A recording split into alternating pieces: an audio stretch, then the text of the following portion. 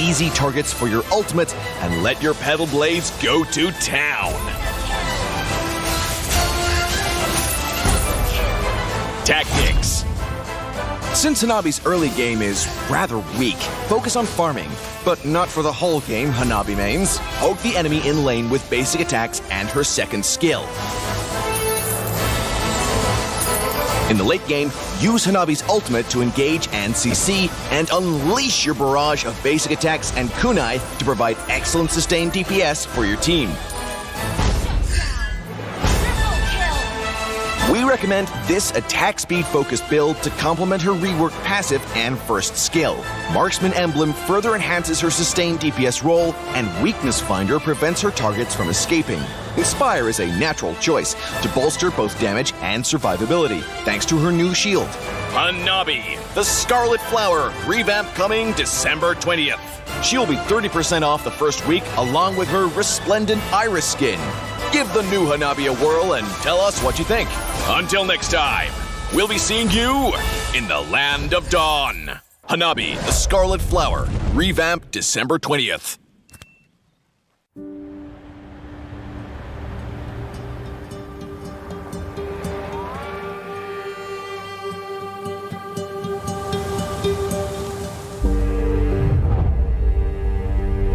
You can travel the world to find yourself.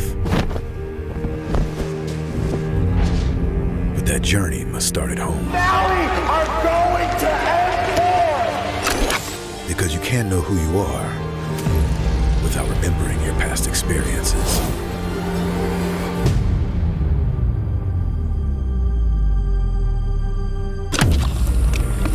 Basic is returning to Asia for his redemption.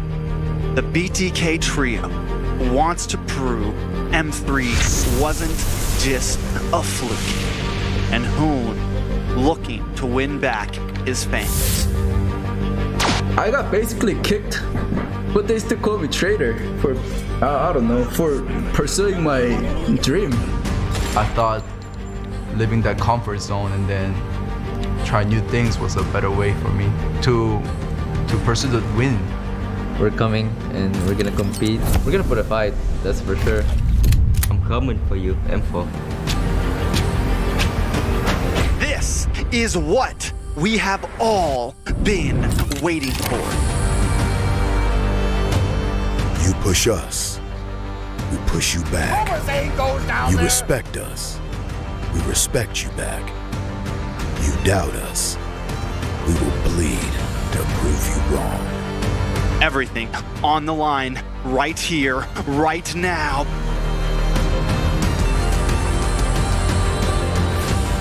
Definitely, they're not underestimating us as much as they did in M3. People probably see us and take us more seriously now, especially considering our accomplishment back then. I want to be the first in the world. I want to win a world championship. And the only way to really do that is day in and day out. There's no relaxing. You have to keep going. Here comes the Valley.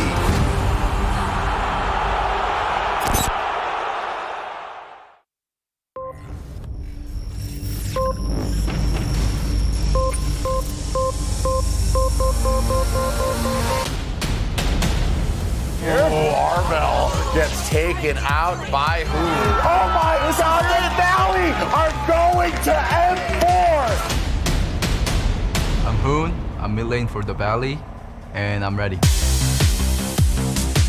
The most thing I like about my team is just how much they care about this whole M4 and then the game itself. The commitment from my team is just exceptional. I think the Valley is gonna have a hard time at first, but it's really up to how well we adapt to the Asian meta or teams that are coming to M4. The Valley definitely is more work. It's not as organized as other teams with the organizations, but I think our team bonding is way greater because we all have like one goal, which is winning. That's what keeps us together pretty much.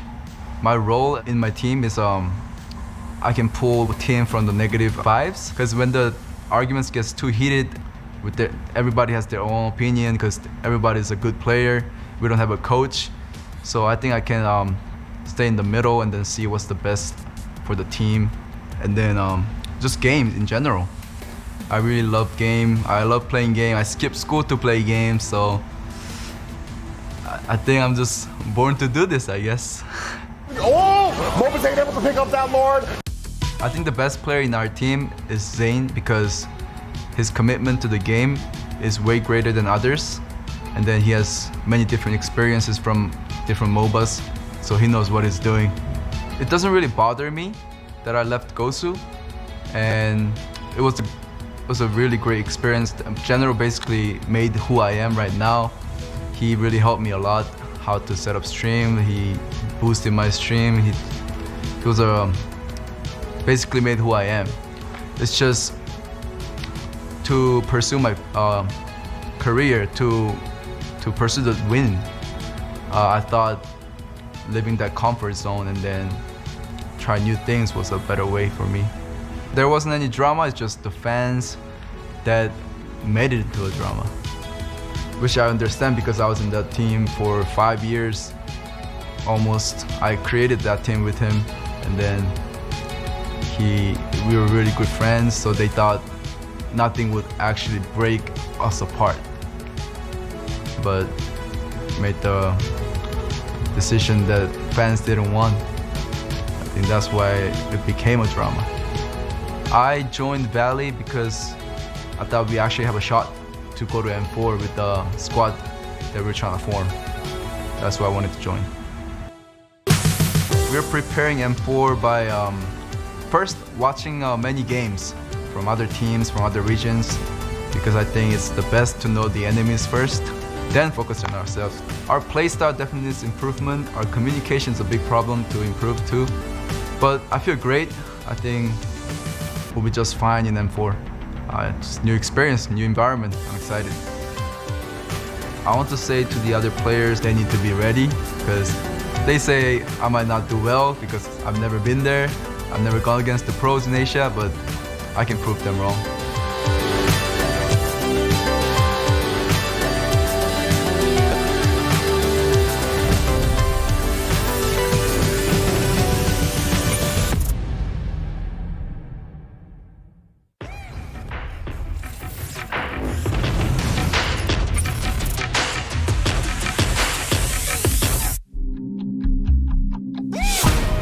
I want to be the first in the world.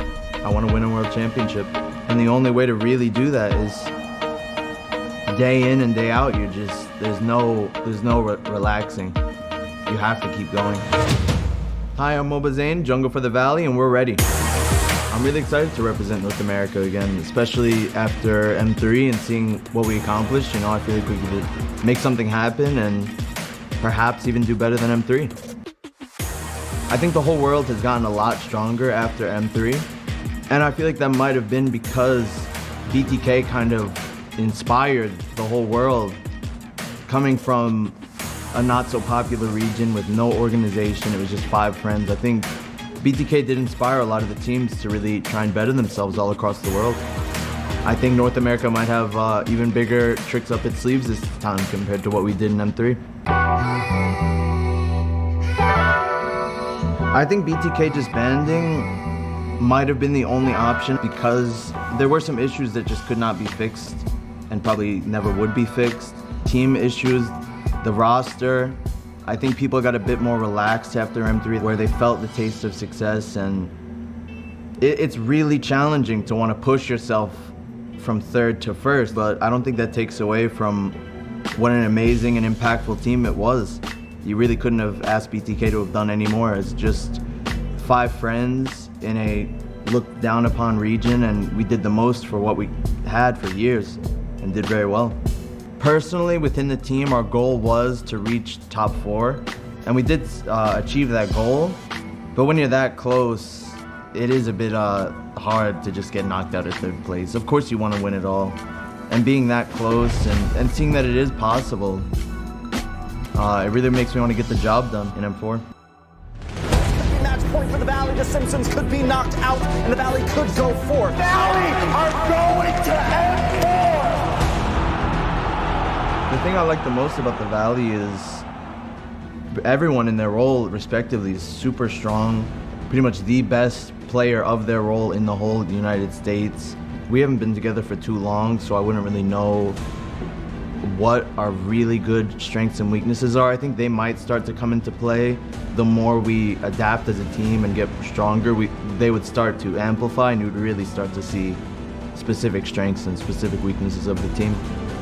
Ever since I joined the Valley, all I've been talking about is M4, M4, M4. So at the end of the day, that's really all that should matter to us at this point. I would say that I probably bring a good amount of work ethic to the team and also make everyone see the bigger picture. Mobazane with the lethal double kill for Mobazane. Mobazane! What is this? He outplays a 1v4 and he's going for the Maniac. What is going on? I think the best player in our team is Zane because his commitment to the game is way greater than others. Mobazane, he wants it! I can rely on him a lot. He definitely proves his worth. You know, I don't have to worry. If there's something wrong with Zane, there's gonna be something wrong with the team, you know? Mobazane, this man, he is untouchable. He's really competitive. Really, he's hungry to win. MVP is going to go to Mobazane. My God, the hype about Mobazane is just way too real, man. What I'm really good at is map control and map awareness and rotations and looking for any advantage I can on the map. I can just find it pretty easy to end up controlling a game if the enemies make one slip up.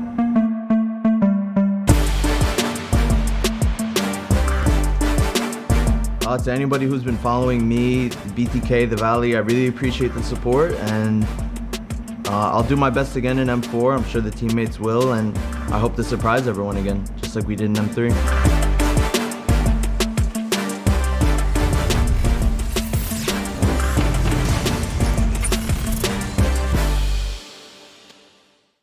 M-Series Flashback, The Dark Horse. Welcome to Mobile Legends! 2019, in Kuala Lumpur, Malaysia. Nobody guessed that Todak, a debutant for MPL Malaysia-Singapore, then would qualify for M1. They topped their group stage with aggressive gameplay. They get a mega kill. They're walking in to win this game. Todak take game 1. And end up being the second runner-up of the first ever M-Series. Fast forward to M2. After dominating the Myanmar MLBB scene for a few seasons, Burmese Ghoul finally shines at the world stage. And they decimate Brand Esports from underneath their own tower. It's gonna be Flaptizi who's gonna get caught out here, stuck against the... That's gonna be GG. Burmese Ghouls take the 5th round. Dominated the competition and extended the grand finals to a full 7-game series. And in M3, North America represents. BTK rises above all expectations when they defeated Blacklist International in the upper bracket. The break 4, they flicker on 4, they find another kill, that's 2, they can get the 3rd. Mobazane, they have done it! And pummeled their way to the lower bracket finals without any coach and team staff. M4 is finally coming. Which team do you think will rise to greatness and be the next dark horse? See you at M4.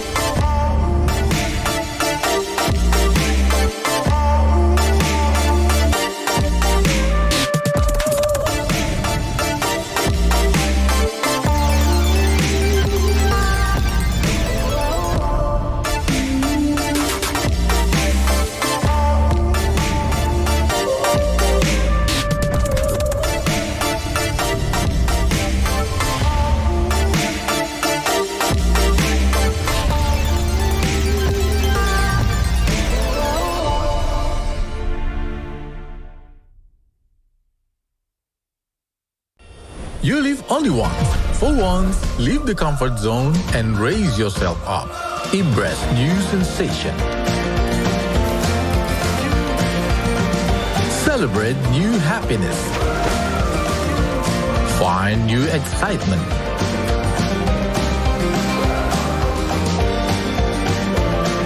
Seek for new tastes. Raise up your life through a wonderful journey.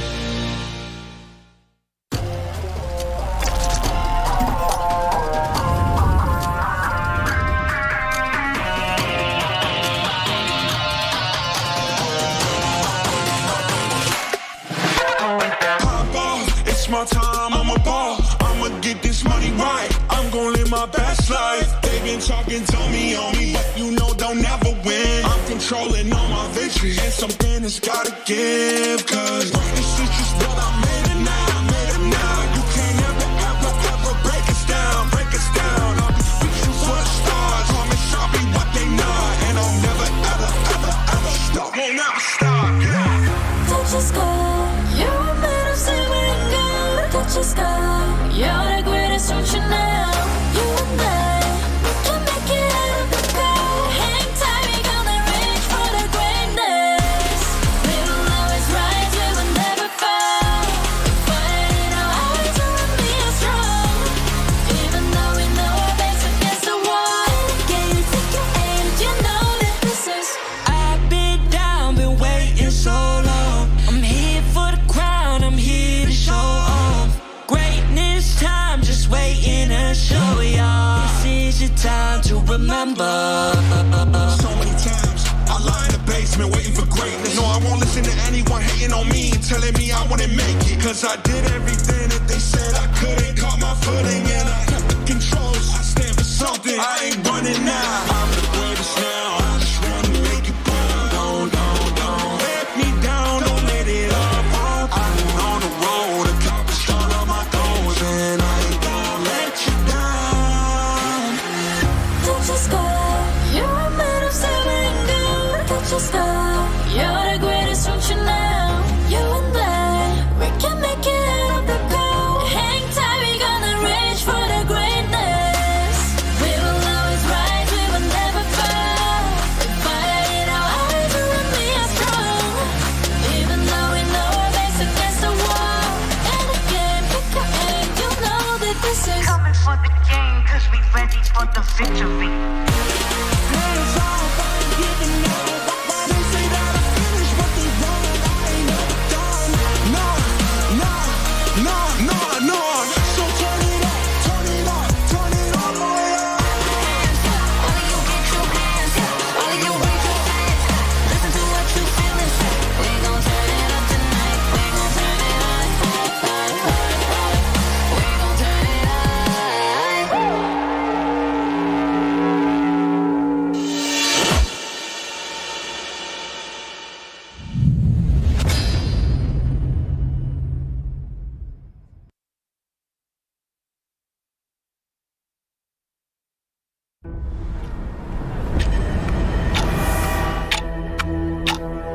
We are getting closer to the ultimate battle in Jakarta. It's an amazing, beautiful tournament. I can't wait to get to the game. Where all eyes are on one stage only. All for that ultimate prize, to be M4 World Champions.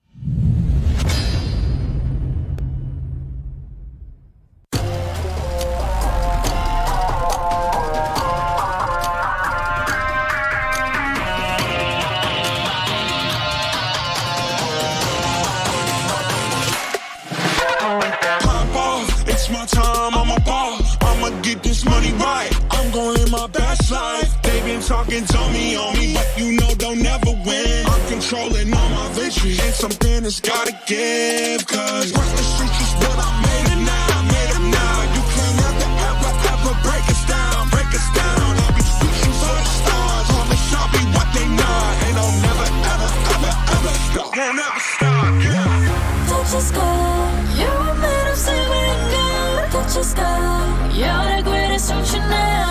You and I, we can make it out of the cold. Hang tight, we gonna reach for the greatness. We will always rise, we will never fall. Fight in our eyes, we will be strong. Even though we know our backs against the wall. Can you take your aim? You know that this is. I've been down, been waiting so long. I'm here for the crown, I'm here to show off. Greatness time, just waiting to show y'all. This is your time to remember. So many times I lie in the basement waiting for greatness. No, I won't listen to anyone hating on me, telling me I wouldn't make it. Cause I did everything that they said I couldn't. Caught my footing and I kept the controls. I stand for something, I ain't running now. I'm the greatest now, I just wanna make it proud. Don't let me down, don't let it all fall. I've been on the road, accomplished all of my goals, and I ain't gonna let you down. Touch your sky, you're a man of silver and gold. Touch your sky, you're the greatest function now. You and I, we can make it up the coast. Hang tight, we gonna reach for the greatness. We will always rise, we will never fall. With fire in our eyes, you and me are strong. Even though we know our backs against the wall. And the game, pick your aim, you know that this is coming for the game, cause we ready for the victory. Hands off, I ain't giving up.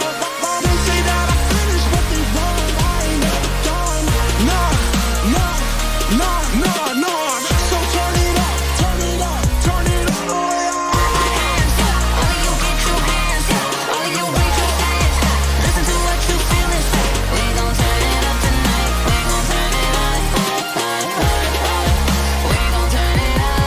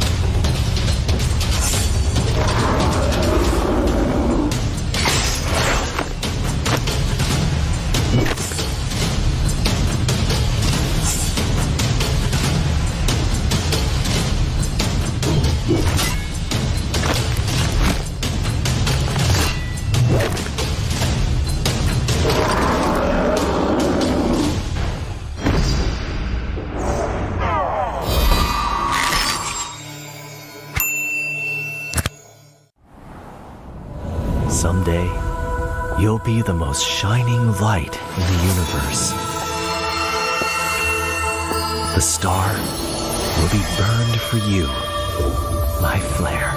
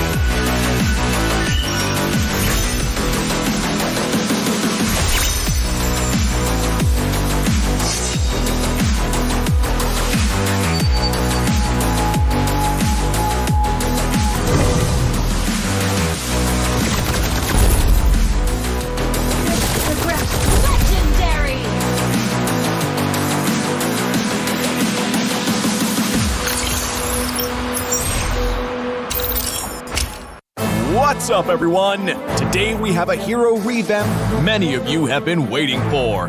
Featuring Hanabi, the Scarlet Flower. The new Hanabi is more mature and confident in herself, as seen in her new intro animation where she finally takes off her veil. Hero skills. Hanabi is a marksman that brings solid DPS and crowd control to a team and known for her bouncing pedal blades.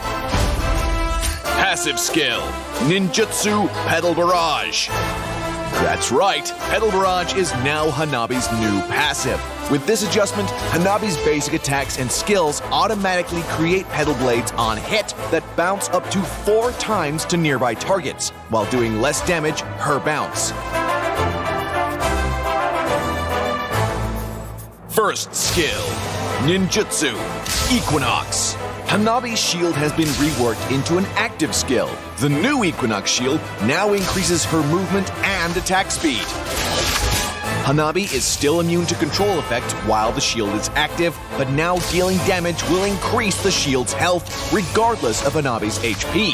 Second skill, Ninjutsu Soul Scroll. Soul Scroll remains a skill shot that damages and slows enemies on hit, now with a new mechanic that marks enemies, causing them to take full damage from the next pedal blade bounce. Ultimate Forbidden Jutsu Higanbana.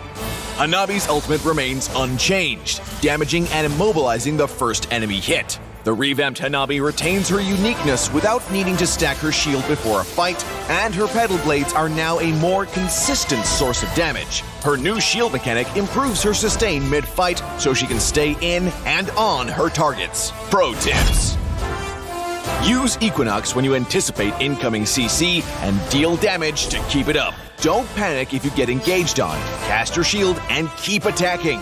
Line up enemies with Soul Scroll to cut their mobility while boosting your damage. And look to use Higanbana when the enemy is grouped up. Combo tips.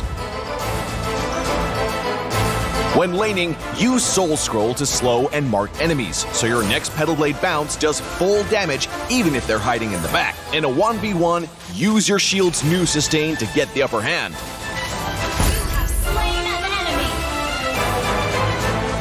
In teamfights, land your second skill first to make the enemy easy targets for your ultimate and let your Petal Blades go to town.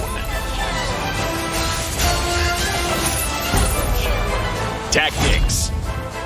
Since Hanabi's early game is rather weak, focus on farming. But not for the whole game, Hanabi mains. Poke the enemy in lane with basic attacks and her second skill. In the late game, use Hanabi's ultimate to engage and CC, and unleash your barrage of basic attacks and kunai to provide excellent sustained DPS for your team.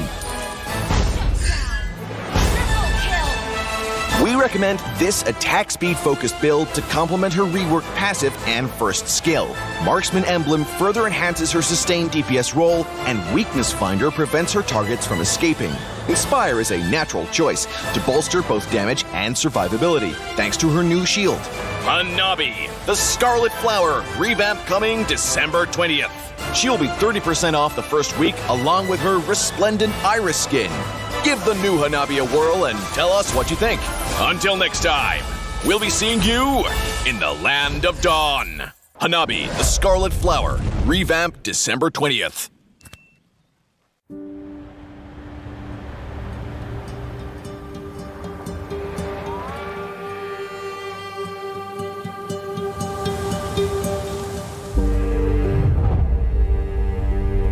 You can travel the world to find yourself. But that journey must start at home. Valley are going to M4! Because you can't know who you are without remembering your past experiences.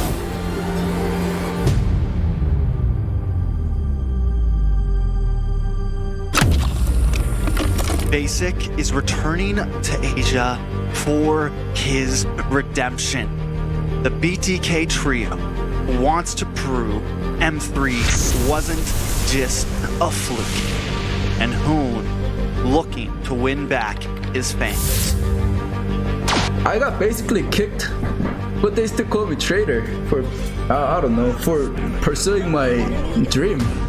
I thought living that comfort zone and then try new things was a better way for me to pursue the win. We're coming and we're gonna compete. We're gonna put a fight, that's for sure. I'm coming for you, M4. This is what we have all been waiting for. You push us, we push you back. You respect us, we respect you back. You doubt us, we will bleed to prove you wrong. Everything on the line, right here, right now.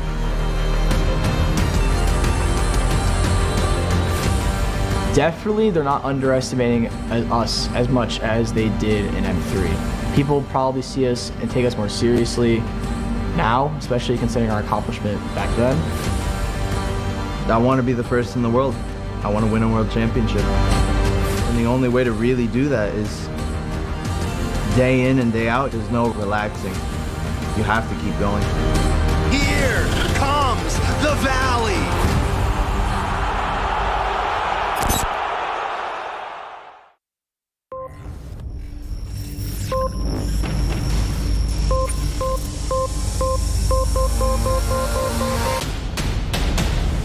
Arvel gets taken out by who? Oh my God, the Valley are going to M4!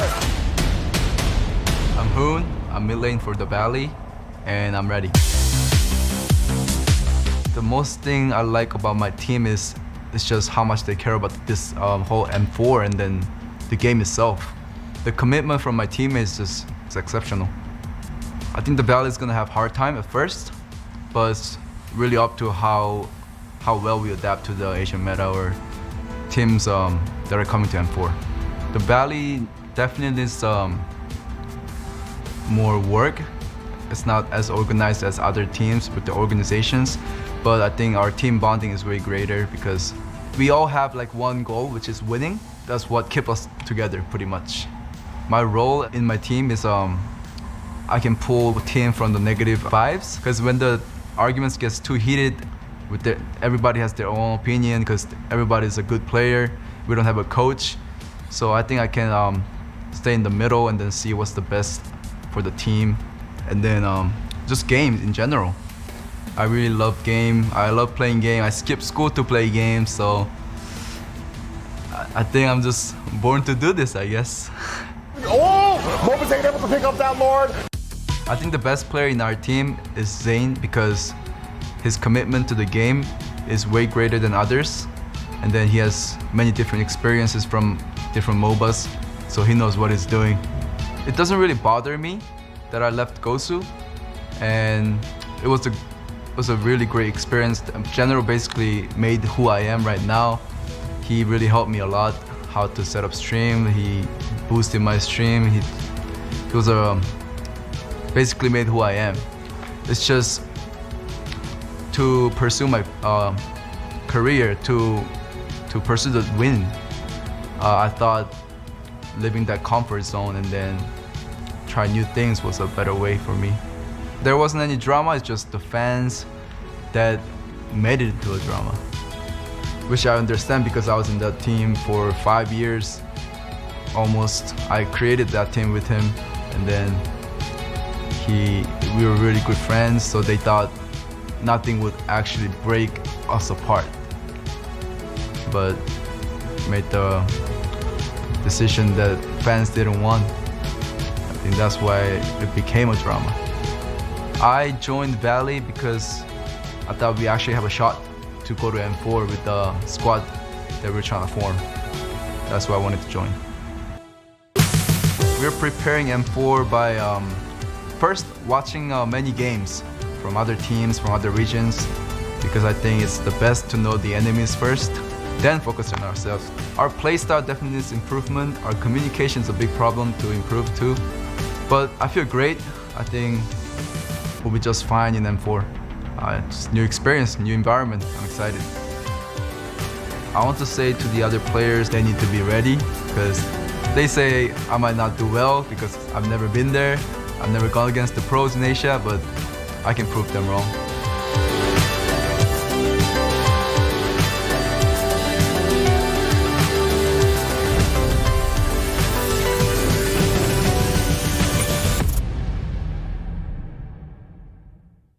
M-Series Flashback, series of the tournament. Welcome to Mobile Legends!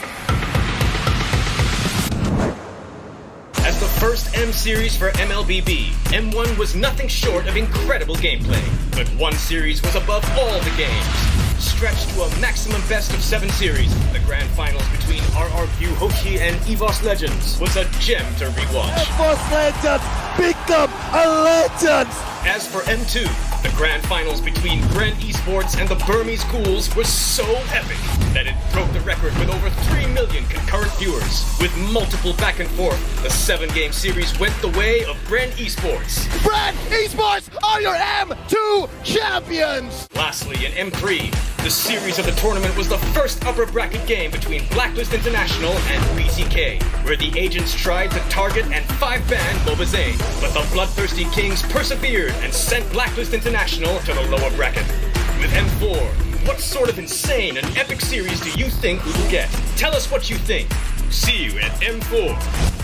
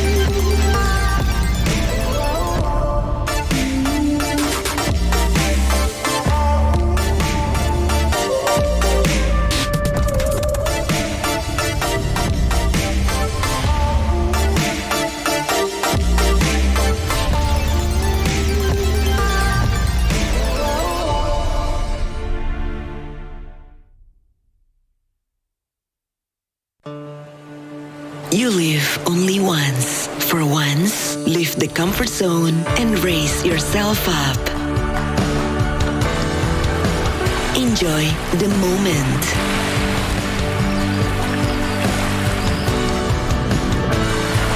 Enhance your creativity. Raise up your life through a wonderful journey.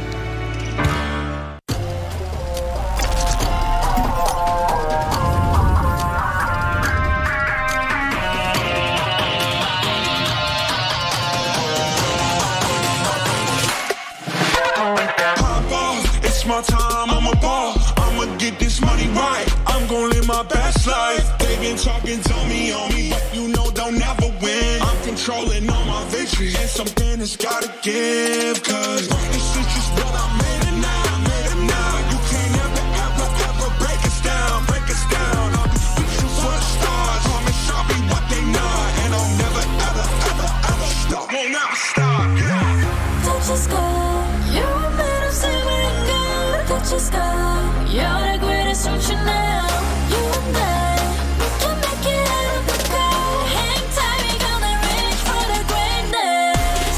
We will always rise, we will never fall. Fighting our eyes and we are strong. Even though we know our backs against the wall. Can you take your hand, you know that this is. I've been down, been waiting so long. I'm here for the crown, I'm here to show off. Greatness time, just waiting to show y'all. This is your time to remember. So many times I lie in the basement waiting for greatness. No, I won't listen to anyone hating on me, telling me I wouldn't make it. Cause I did everything that they said I couldn't. Caught my footing and I kept the controls. I stand for something, I ain't running now. I'm the greatest now, I just wanna make it burn. Don't let me down, don't let it all fall. I've been on the road, accomplished all of my goals, and I ain't gonna let you down. Touch the sky, you're a man of silver and gold. Touch the sky, you're the greatest option now. You and I, we can make it out of the cold. Hang tight, we gonna reach for the greatness. We will always rise, we will never fall. We fight our eyes and we are strong. Even though we know our backs against the wall. And again, pick your aim, you know that this is. Coming for the game, cause we ready for the victory.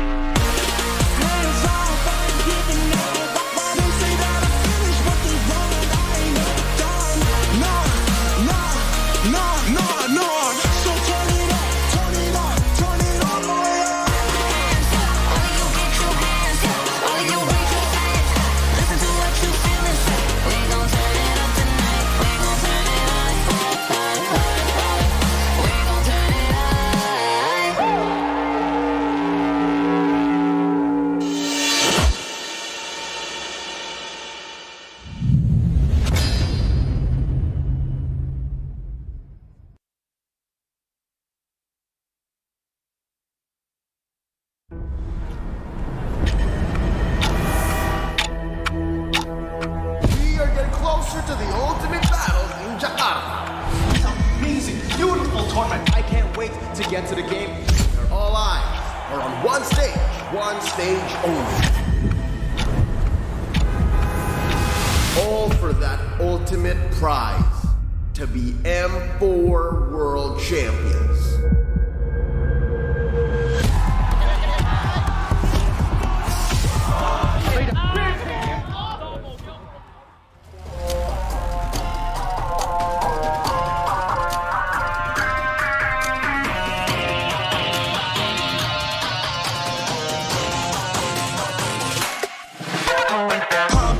It's my time, I'm a ball. I'ma get this money right. I'm gonna live my best life. They been talking, tell me on me, but you know they'll never win. I'm controlling all my victories, and something that's gotta give. Cause this is just what I made it now.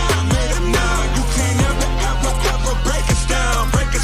I'll be reaching for the stars. Promise I'll be what they not, and I'll never ever stop. Won't ever stop, yeah. Touch the sky, you're a man of silver and gold. Touch the sky, you're the greatest option now. You and I, we can make it out of the cold.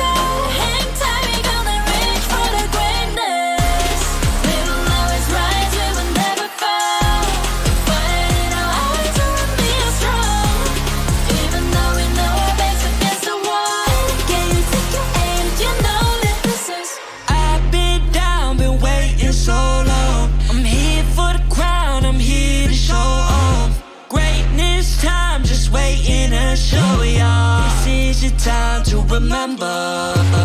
So many times I lie in the basement waiting for greatness. No, I won't listen to anyone hating on me and telling me I wouldn't make it. Cause I did everything that they said I couldn't. Caught my footing and I kept the controls. I stand for something, I ain't running now. I'm the greatest now, I just wanna make you proud. Don't let me down, don't let it all fall. I'm on the road, accomplished all of my goals, and I ain't gonna let you down. Don't just go. You're a man of silver and gold. Don't just go. You're the greatest function now. You and I, we can make it out of the cold. Hang tight, we gonna reach for the greatness. We will always rise, we will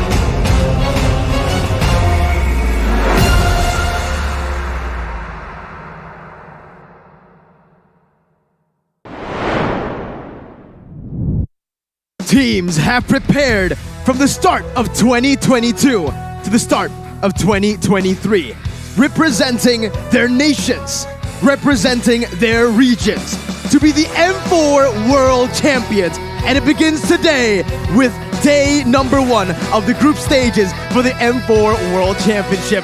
Welcome, ladies and gentlemen, to Jakarta, Indonesia, on the caster desk today with me, Mirko, Lafel, and Gani, which is going to be casting for the first time for a World Championship. How are you feeling before we start, Gani? Mirko, Lafel, I am enthralled to be here. I personally can't wait for the match, but let's thank our sponsors and partners first here, Lafel. Yes, M4 is powered by Moonswan, presented by TikTok, the official content partner, supported by Secret Lab, the official gaming chair, and the Sports Charts as our analytical partner. Gang, our official partner as well, our official merchandise partner. MeWatch, our media partner, and last but not least, our amazing friends from the Ministry of Tourism and Creative Economy of the Republic of Indonesia. Absolutely amazing to be here in Jakarta, Indonesia. But we also have a few more words for you guys. Starting with, obviously, the TikTok Live Carnival. To cheer up M4, watch M4 matches all the way on TikTok and participate in cheering up for M4 activities by watching M4 matches. Once again, you guys can use M4 exclusive customized gifts to cheer for the teams right now. And there will also be a chance to be on TV with abundance of gifts. And we also want to give a special shout out to the chairs we're sitting on right now. And Gani, I think you can give us Ladies and gentlemen, please welcome the official gaming chair partner of M4. We're talking about a built-in lumbar support system that you can adjust to your spine, incredible magnetic memory foam head pillow as well, and brand new fabrics in all sorts of colors and as well as designs. The Secret Lab Time Evo 2022 gaming chair is designed to keep everyone seated in incredible comfort for a very long time.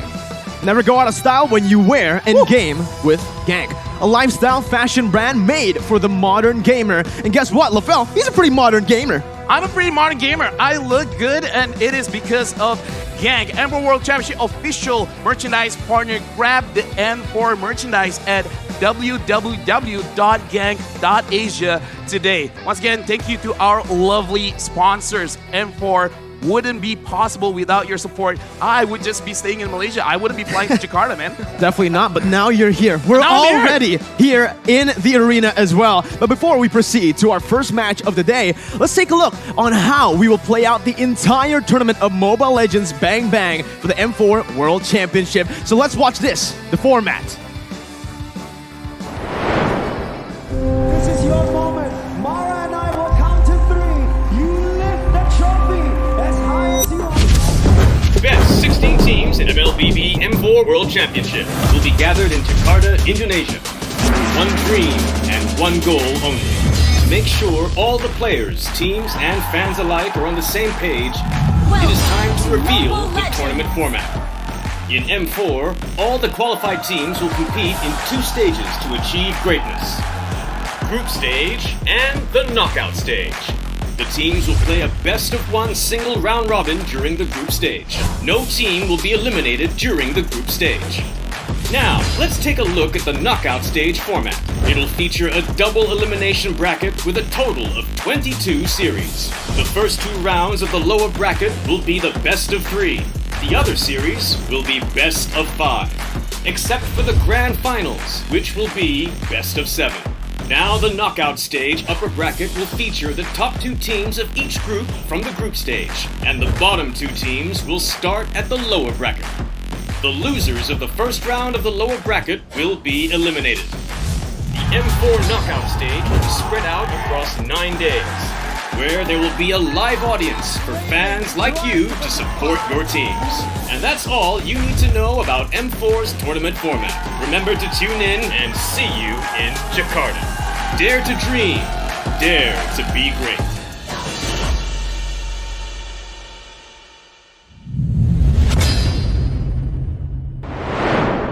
With that said, let's start the group stage with today's schedule, where a total of 6 matches will be played, all best of ones, featuring 3 matches from Group A and Group B, respectively.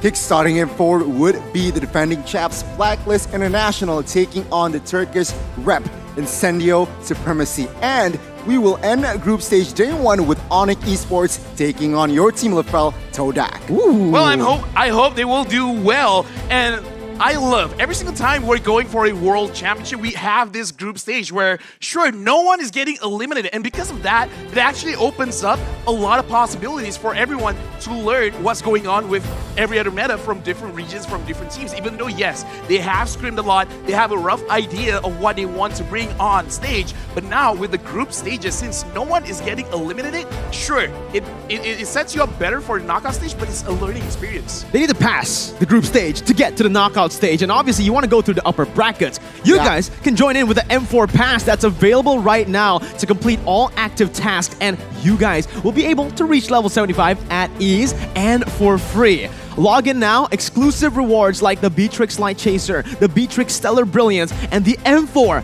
Beatrix figurine are awaiting you guys. Hashtag Moblink is bang bang, hashtag MLBBM4, and hashtag Dare to be great. LaFell, yes, almost got M3 Roger figurine. And now it's Beatrix, man. We gotta get it now. Perhaps this is the time, ladies and gentlemen. LaFell, Mirko, go log in right now. Log in. I've set it up. If we're not gonna get it, one of the figurines that is at the production teams is gonna be gone. We'll share it, all right? But ladies and gentlemen, it's time right now to bring up the team lineup for the first team, Blacklist International. Let's take a look at it right now, LaFell. Yes, Blacklist International. We got Haji Edward, Oheb Wise, and Oh My Venus, the first ever defending world champions, defending their M3 title here. We gotta look whether they have prepared, whether they have adapted towards the new meta with the new patches. Welcome to the stage, legends! Here in the making, the reigning, defending M3 world champions, Blacklist International!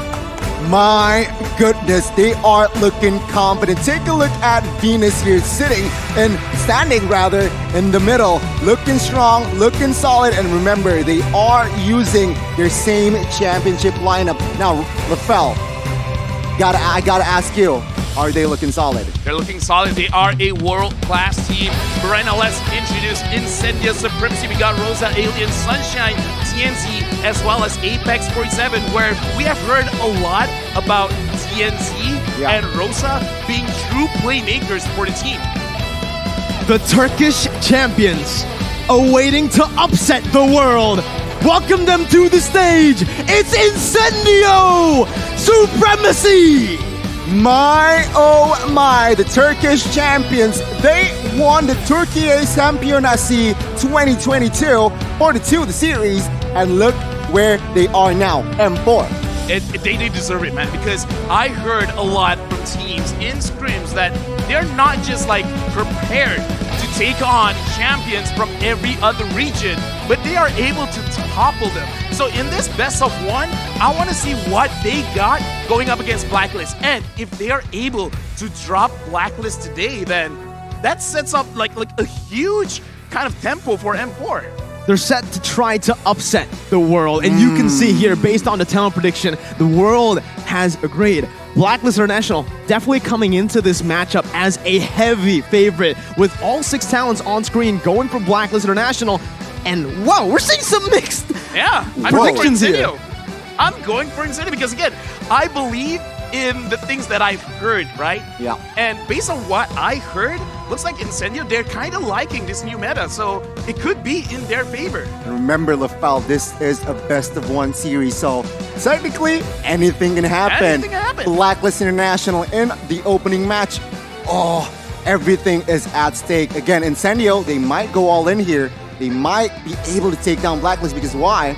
Because I heard, remember, one of their member is also participated in M3. Yeah, we got a whole lot of experience on the stage right now. Alien was in Bedell, if I'm not mistaken, as well as Paranoid, who was the jungler back then for Bedell at M3. But now, I guess it's time for everyone. This is the time we've all been waiting for to get into game number 1. We're gonna get into the drafts for game number 1 for Blacklist International versus Incendio Supremacy. But I have a solid question for you. Go ahead, man. Go ahead. You predicted Incendio Supremacy, Yeah, right? yeah. It's the unpopular vote, No, but it's time for you to explain. I believe in something that people don't believe in. Like, I like to go against the tide. Underdog? The underdog. I honestly don't even feel like there's so much as an underdog because yeah. I trust my friends. If my friends tell me that Incendio, they can surprise us, I believe that. Because the thing is, with patches, some teams get buffs, some teams get nerfs.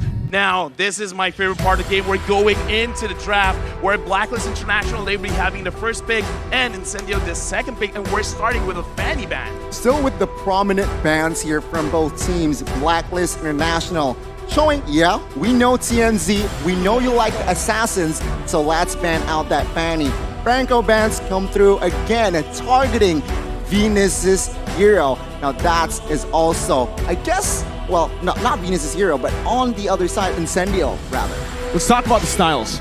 Stylistically, for both these teams, they're the complete and polar opposites. Yeah. For Incendio Supremacy, there's a high prioritization on getting those pick-off heroes, those assassins, to dictate the early game by going for these objective takes and going for early skirmishes. Meanwhile, we know how Blacklist International likes to play. That Ube strat, where they wait for their power spikes, mainly OHEB, to really start snowballing in the game. In this game, I do want to see if Incendio can play around that because they know that Blacklist, they want to group up together. So either find a way to counter when someone's grouping up or just catch, because catching heroes just like Kufra has got a huge buff where when you're in the bush, now you can't hear them engaging. So I want to see if Incendio, which area are they going? Either countering the group up kind of strategy, or you just want to pick them off. And I know for a fact that Apex likes the Kufra, he likes the initiating hero, so that hero in particular might come through in today's match, in this game. So let's see here. The last ban will be that Joy though, but what do you see here, Mirko? Last ban in the first phase. Any thoughts? For me, it's just all respect, right? This is what we've come to expect in the bans, especially considering the team's playstyles. Blacklist International, heavy prioritization on getting these crazy skirmish / pickoff heroes out of the way. And for Incendio, it's quite similar. That Farsa that we've all come to see and love from Haji, the 1-1 that's just heavily respected right now, and the Glue. The Glue that's currently pretty broken, man. It's very broken, but I kind of feel like this is just because they want to try to control Edward. But the thing is, Kaja is an amazing pick. So I kind of feel like Blacklist, they're setting up their own draft by choking out Incendio in what they want to let go, like what they want to go through, because Glue is a terror in the EXP lane, and you don't want to give any advantages to Edward, but they have to let go of the Kaja. So right now, looks like Blacklist, they have two ways to play the game. If they want to group up, they can, because Kaja, the first kill, it can lower the enemy damage. But if they do want, they can pick people off. So, wow, a very early Lunox pick. What do you feel about this, Gani? Lunox, a very strong mid to late game hero. So I guess Incendio, what they're trying to do is trying to find the good, solid early game to get more items for that Lunox. To add to that, they add another physical attack hero here in that Beatrix. So I like it. It's quite balanced, magical, and physical. So let's see the response from Blacklist. In that department, I'll have to agree. But looking at it now, they picked up both of their carries, which are now very susceptible to the counters coming in for Blacklist International. They opt to go for a carry and a Valentina. Two heroes that we've seen before from Blacklist. Both flexible. And that's the thing right now. Carry. Is it going to go to the gold lane or the jungle? Valentina, mid or jungle? Yeah, okay. Very, very interesting. So I want to say Incendio looks like they're securing their win conditions first because they're highly prioritizing the damage dealers, right? Where usually you see the second pick being the one countering the draft, but right now Blacklist International, they're setting up a potential counter for whatever Incendio wants to put up, because Carry is amazing in this patch because of the changes of the corrosion side as well as the golden staff. And picking it up early, it kind of forces Incendio to not pick tanky heroes. You will not survive. You will not survive. I kind of feel like they take it away because like you said, it can't go to the jungle, it can't go to the gold lane. So being a flex pick in the first 3 picks is a very huge play for Blacklist. Well, again, Incendio here. I feel like this Atlas pick is really bold, realizing that they have already Valentina on the opposition. So that Fatal Links could be stolen away. Let's see though. I feel like in the banning phase, Diggy Ban should come through. Yes, straight away. Now, Blacklist, what are they going to target here? Are they going to target the XP or perhaps the jungler? Well, right now, it's exactly how LaFelt put it, right? They're already setting up their win condition, which is currently just team fight. They want to go for those team fights, and the Atlas provides a little bit more for that engage to really set up for the damage output being given out by both the Beatrix and the Lunox. Thing is, they banned out the Diggy, sure, but like you mentioned, that Valentina is going to cause some problems if Incendio Supremacy don't respect that. You can already see, again, the signature Estes pick being banned out by Incendio right now as, hey, they want a team fight. They don't want to meet up against a sustainable hero in the Estes. But it's time for Blacklist International to go for their final ban. Still, right now you can see they're trying to nail the jungler down for Incendio Supremacy with the Hayabusa 2. That's 3 jungle assassin bans. I think everyone knows here that TNZ likes to play the assassins, and that is also why Blacklist International, they opt for assassin bans twice in the second phase. Now though, Incendio taking their time in the first phase or the second phase, I personally feel they should pile more towards the XP. Lapu Lapu is available, but no, they opt for that Youth Song perhaps to catch that carry, you know, more easily. A Yuzong that is definitely a matchup that is somewhat nightmaric for Blacklist International. This was the Yuzong, well, not the exact same Yuzong, but the pick that really gave them a whole lot of trouble.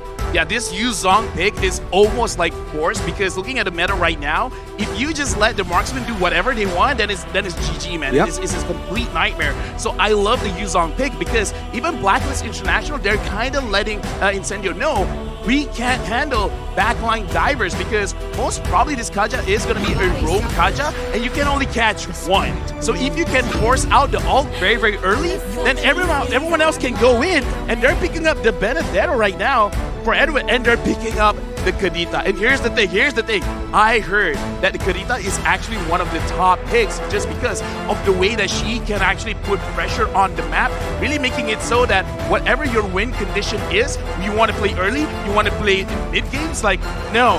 Going up against Kadita, forget about it. You're not going to be able to execute. I mean, to add to that, right, LaFelt, Miracle, take a look at the composition. Crowd control, they have the Divine Judgment, they have Kadita, massive, huge crowd control. Plus, to add to that, they have Valentina that can take the Fatal Links away. So, crowd control, it looks like Blacklist, they want to team fight here, especially after level 4. All they are going to look for is team fight. Whoa, but Incendio responds. What? A Guinevere that's most probably going to the jungle. Wait. We're swinging the stops, and yes, it is TNZ in the jungle, and Wise is bringing out that Valentina in the jungle. Here's the thing, right? Here's the thing, because there are changes in the items as well, where right now basic attacks is looking very, very strong, right? So giving Guinevere that kind of buff, like, it's not a direct buff. It's like I don't know what to call it, right? But you're buffing one thing and then you just subsequently buffing the other. It's a chain. Thing. So this is gonna be interesting. I haven't heard about this Guinevere pick. In the jungle, right? We saw it.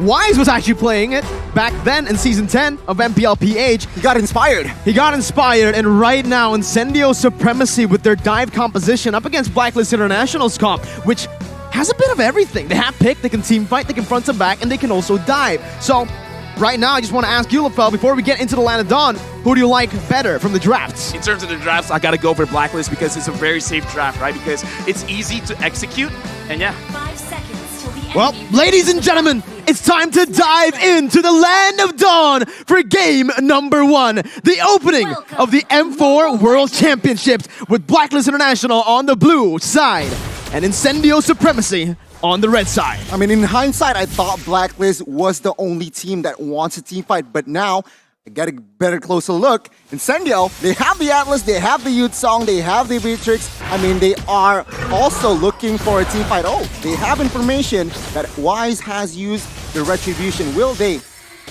take advantage of that?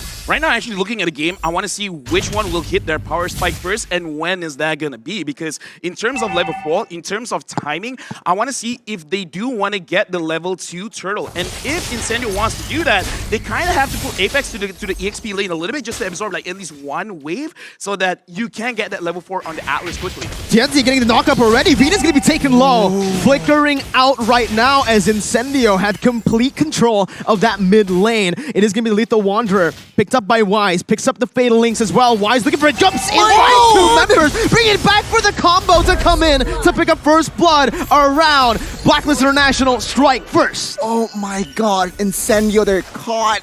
Yeah, a good initiation from, of course, the Valentina Wise there. And yeah, they have to pay the price now. TNZ, taking down once. What do you think, LaFell? Rotations, they're gonna be late. Okay, in terms of rotations, Incendio, what they looked like they were trying to do is they were trying to control mid and trying to transition that into the jungle. But Wise was right because at level 4, he basically has a different kind of dimension that you can play the Valentina. And that's kind of a mistake because you already saw the Valentina first, then you chose to pick up the Atlas. But I like that Blacklist, they were playing like reactionaries, like, oh, you want to play in this area? Let's go, bro, I can do that too. Remember, the carry. He wants to farm as much as possible in the early game. But take a look at this. The space that Blacklist has created, it will be a free turtle in the first 2 minutes. They wasted no time, and that's the turtle slain by Secret Lab. You can already see it here. Blacklist International getting that early control. This is what we've been talking about. When they get to group up and when Oheb is able to clear his lane faster, they go and they group up in towards the mid lane. We're now Wise. He's going to try to take Rosa's ultimate here. Again, it's super flexible for Blacklist International, and they can control the tempo. There's no real need to look for any skirmishes, but they are going to be looking for something in the XP lane. Alien instantly with the Black Dragon form, canceling out the Divine Judgment and getting out. Yeah, right now, looking at how Blacklist is playing, I like that you brought up the tempo because this is what they are doing because they caught Incendio in their mistake of the rotation in mid. So right now, they're trying to force it out on the side lanes, trying to make it so that they're wasting their ult. And right now, looking at this kind of situation, they're just making it so that Incendio, they can't fight. Yeah, the way I see it, Incendio, they need to be careful. They cannot be driven by the tempo that Blacklist has established here. They need to find their own pace. They need to find their own tempo because Blacklist, take a look already. They are leading in rotations and as well as space. Perhaps a gang top side might occur here. Let's see. We'll see. Tianzi, though, jumps in. Perfect movement there from Haji to get out. And in that XP lane, like you mentioned, Alien's gonna be caught. Wise picks up a kill, and that's 2 on the board for the Filipino champions. Blacklist International now controlling that XP lane, and even the gold lane with a gank here. Sunshine gonna be picked off, and Incendio Supremacy currently are getting outclassed with Venus, getting brought back to the team. That's finally a trade back towards Incendio. I mean, take a look at the spells here. 2 Petrifies with a lot of CC. Blacklist, they're ready to party, but take a look at TNZ. TNZ, right now, caught in the midst of it all. Right now, is Edwards able to actually dish out so much damage. Wise picks up the orange buff. Alien jumps in for the damage as well, but Wise comes out, gets out with a Black Dragon form. Edward is not really going to be at risk of dying here unless that damage comes in. Edward looks for the Petrify, will fall to the hands of Rosa, and it gives that turtle control back to Incendio. Incendio. 2 things I do want to say because we brought it up where Blacklist, they've already won that small skirmish in mid and they transitioned to both the EXP as well as the gold lane. So right now they're playing textbook, but they made a mistake where they tried to overcommit going into the jungle of Incendio, and they got to be careful. And speaking of careful, Sunshine has sat down. Sit down, boy! Again, the pickoff coming in. Tianzi's gonna be caught! Oh my goodness!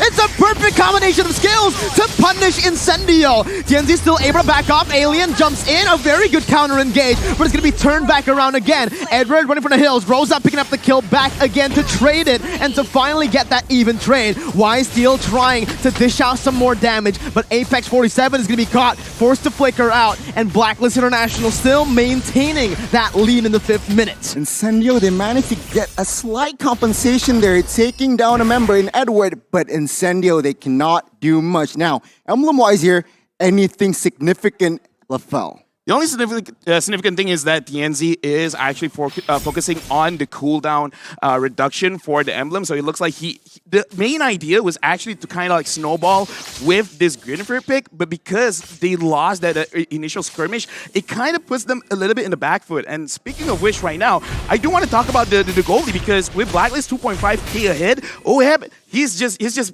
putting a like he's shutting this game down, because at the point Incendio, it looks like they can come back. I think this carry is just going to pop off and it's going to be game over. Yeah, I mean, you're right. Take a look at the items here. Talking about carry, DHS has built, Corrosion Scythe is next. So expect a lot of movement speed, but take a look at the maneuvers in the mid side. A good offense, but a better defense, it seems like. Taking a look at the items as well. What do you see? No, honestly, for me, it's very interesting that Alien, he's not really prioritizing on Spell Them just yet. He wants the Hunter Strike so that even if he dies, it's totally fine as long as he can get a kill. And I feel like this is a good idea. If you're behind, try to get kills, try to slow the game. That's great. And speaking of which, oh my Venus got caught. That's the pickup that Incendio wants to look for. They're looking for the skirmishes already, and Wise is forced to back up. We can already see the positioning coming in as Incendio tries to get the mid-control. Petrify with the final blow popped in by Edward. No real follow-up. Haji's gonna jump in for Apex. Finds the Fatal Links onto two members. Edward running for the hills, getting dished out by the damage coming from Alien as Sunshine gets the damage on towards Haji. Oh, half right for the hills. He's gonna fall, and it's a 3-4-0 for Incendio Supremacy. Venus jumping in, looking for the Divine Judgment, but will not be able to find it. Incendio equalize with a massive team fight going in their favor. Amazing, amazing execution. Now, the turtle fight here. Oh my Venus still opening up the map, but it seems like the turtle will be comfortably taken by TNZ. No casualties earlier, but man, Incendio, what a response. Wow. Yeah, I just gotta say, right? Because we see the shift in tempo. Yeah. Once we see they completed one item, one of their core items, they're like, yeah, let's fight it out. And I kind of feel like this is showing the growth of Incendio. It's like, we're not gonna force fights. We're gonna fight when we have the items, and TNZ goes in. What a read by TNZ. Just going full Chad mode there, jumping into the bush. But yeah, I like what you mentioned. They picked up the damage dealer's first pick, right? Those were the two first picks for Incendio, and they know exactly how to play this composition. Rosa, Sunshine, they were just waiting to get those item power spikes. Despite Sunshine being caught off early, he's still able to actually get those items right on time for that crazy skirmish. Take a look at Rosa, 304 stats. So as a Lunox, that's what you want, right? Number 8. Perhaps on his way to third item. And of course, Blacklist, they felt this Oh My Venus could not face check as much as he wants now. That Lunox going to deal a lot of damage. Just one small point I want to bring up as well, where for Incendio, Sunshine over here, every single time there's a fight, he uses the Bandit's Rage. So it looks like it's an interesting way of playing the Beatrix, and it does show that they want to group up together and they want to play team fight. So they're kind of like challenging Blacklist, like, you want to Ube? Ube ahead. I'm going to drop bombs on your head. Ooh, I like that. Thank you. It rhymes, man. I love your rhymes. I try. Rapper LaFell. But man, again, I agree with you. There's so much CC, there's so much AoE damage coming in from Incendio that it kind of forces Blacklist International to split up in these fights. And guess what? That's not what they want to do. Blacklist International, with their signature Ube, they want to stick together.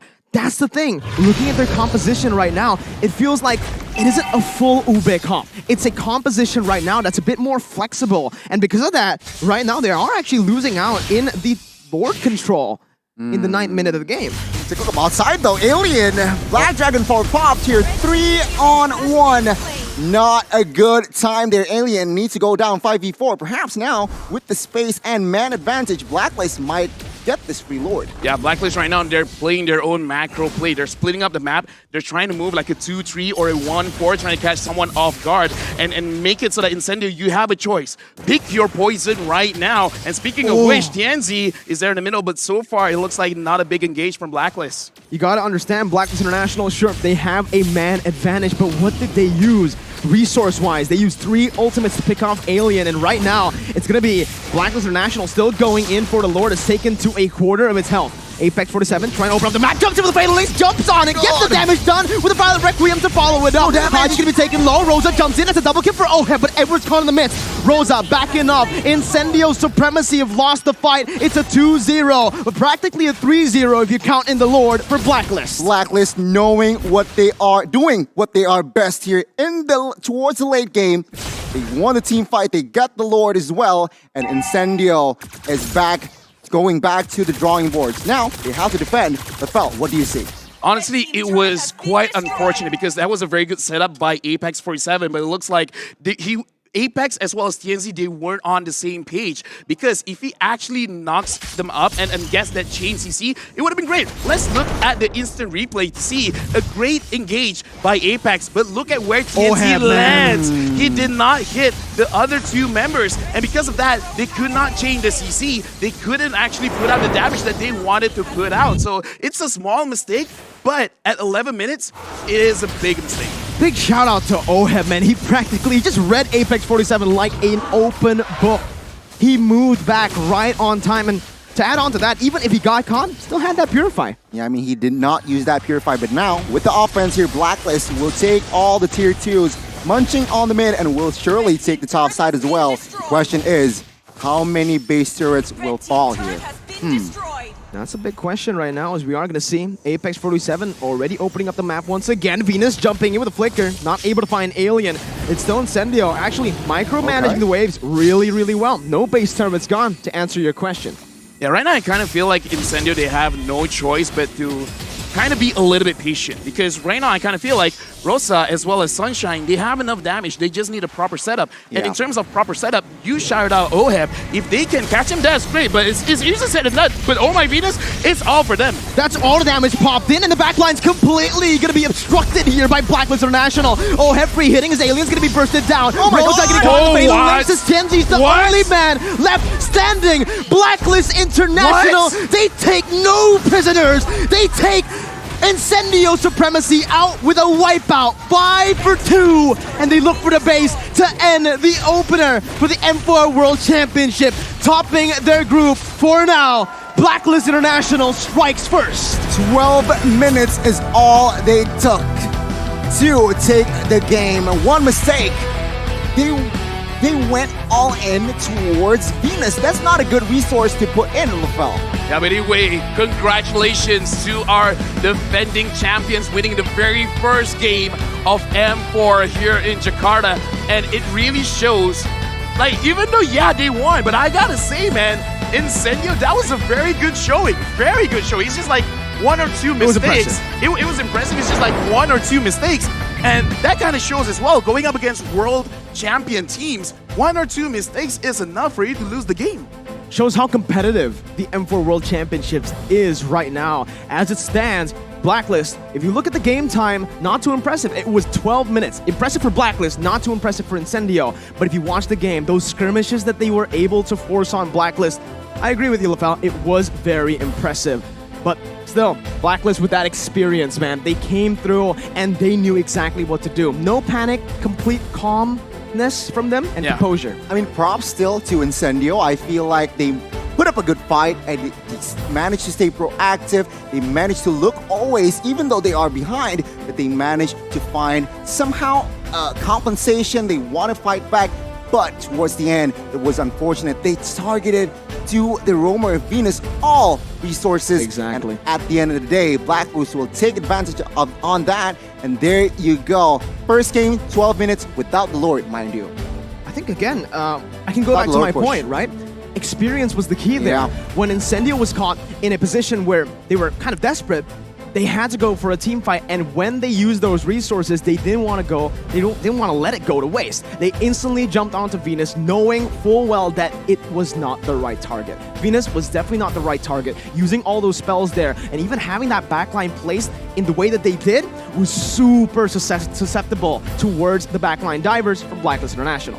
Well, right now, my name is Phil. I'm the analyst, and I actually got a few points that I want to talk about, because when we dissect the game, we got to look at the draft and we got to look at the gameplay, because I kind of feel like in this particular game, it is very important, because Incendio, the way that they did it in terms of the draft is it requires a lot of things to align properly for them to really execute their strategy. Because for them to get their proper win condition, ABC needs to happen. If any of those letters did not happen, it really doesn't help their case. We're going to look at itemization as well as the hero picks for both teams, where Marco, you even asked me, and I said Blacklist, they have a safer draft when compared to Incendio, because again, the way that they want to play, they want to win in the mid lane, transition the mid lane win going into the jungle of Blacklist International, and Blacklist stopped that, and that kind of stopped them in their tracks, because looking at the heroes of here, for Incendio, it was very, very clear their win condition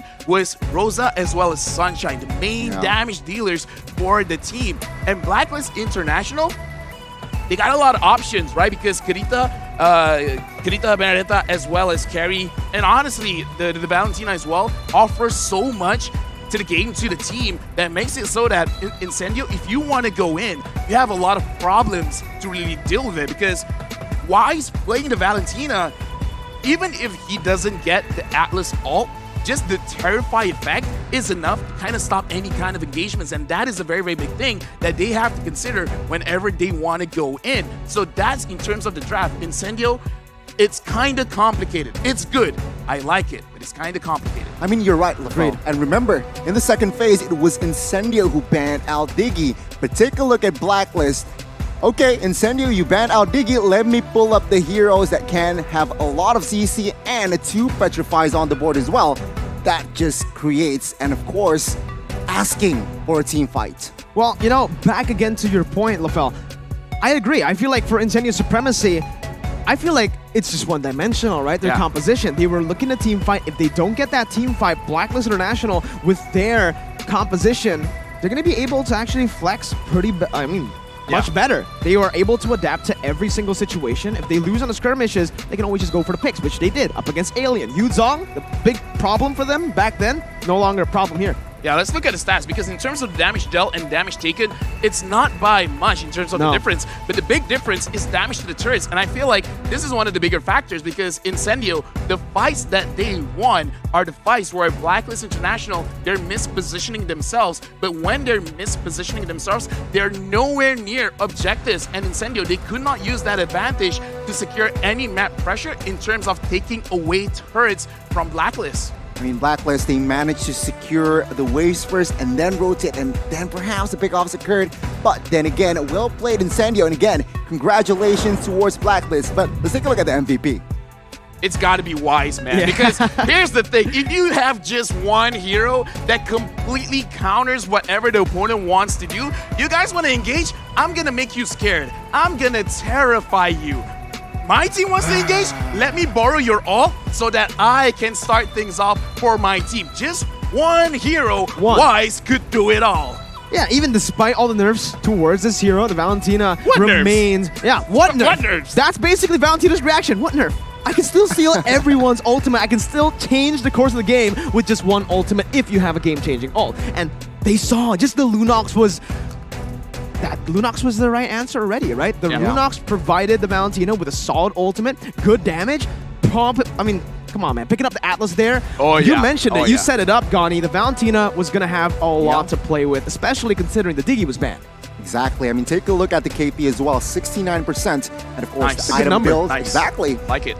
Divine Glaive, Glowing Wand. Man, it's just all magic power and penetration. Let's take a look at the highlights, shall we? Yeah, looking at the highlights, again, I'm going to bring up where Incendio, they have a clear idea what they're supposed to do. This is where Blacklist completely understands, all right, you guys want to fight mid, you guys want to control the jungle, we're going to go in. And Blacklist, they know if they can stop Incendio from getting any side and objectives, it's going to be great. So they want the XP, they want the gold. They're just slowly setting up a checkmate for themselves. And Incendio, the kills that they get, they can't really capitalize on it. So you said it, like experience.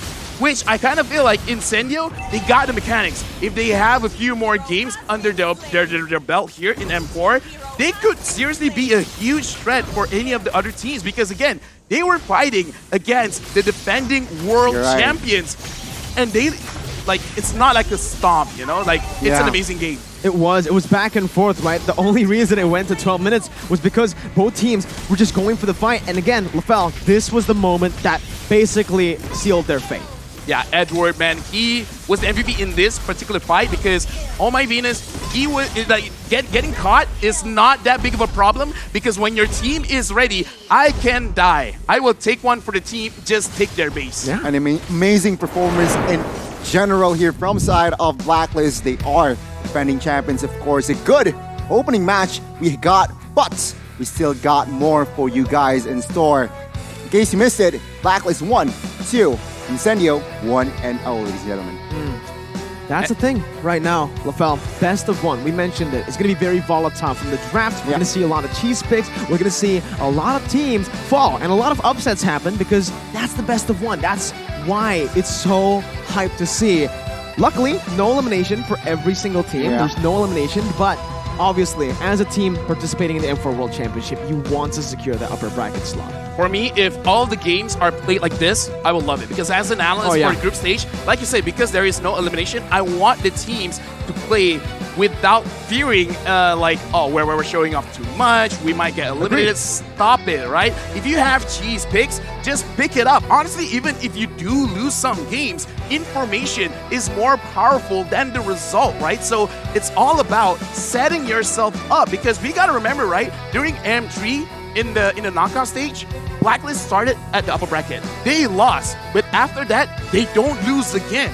So I really feel like for World Championships, during the group stages, even if you do lose, it's fine. As long as you get the proper setup to build your path on the way to the grand finals, that is worth it. That is completely worth it. In the group stage, they don't lose. The only L's they take are learns.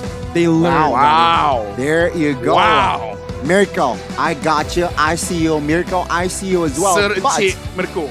But I do. Taking a risk, sure, because again, you won't get eliminated just yet.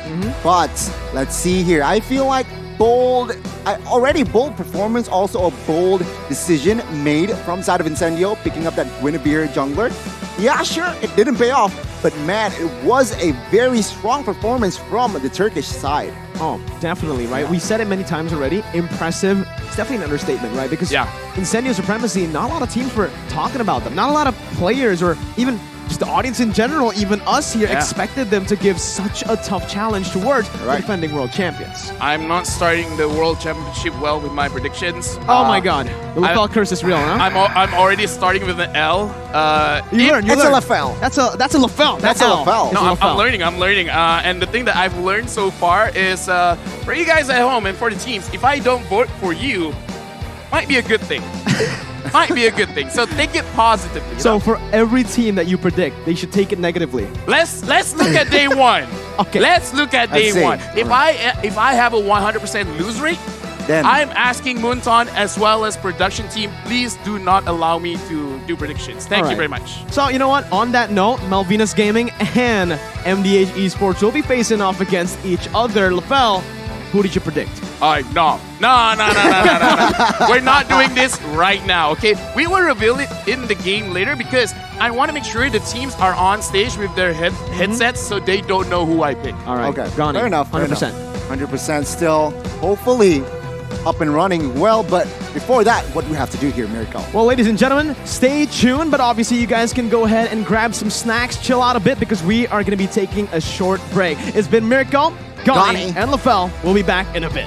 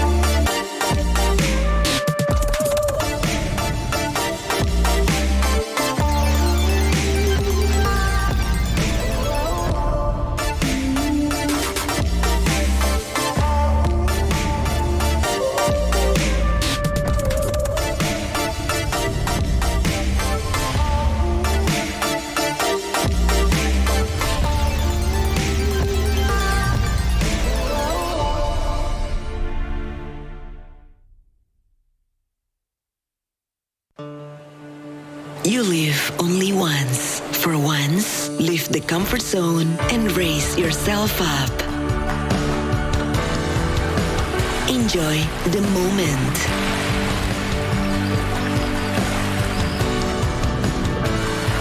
Enhance your creativity. Raise up your life through a wonderful journey.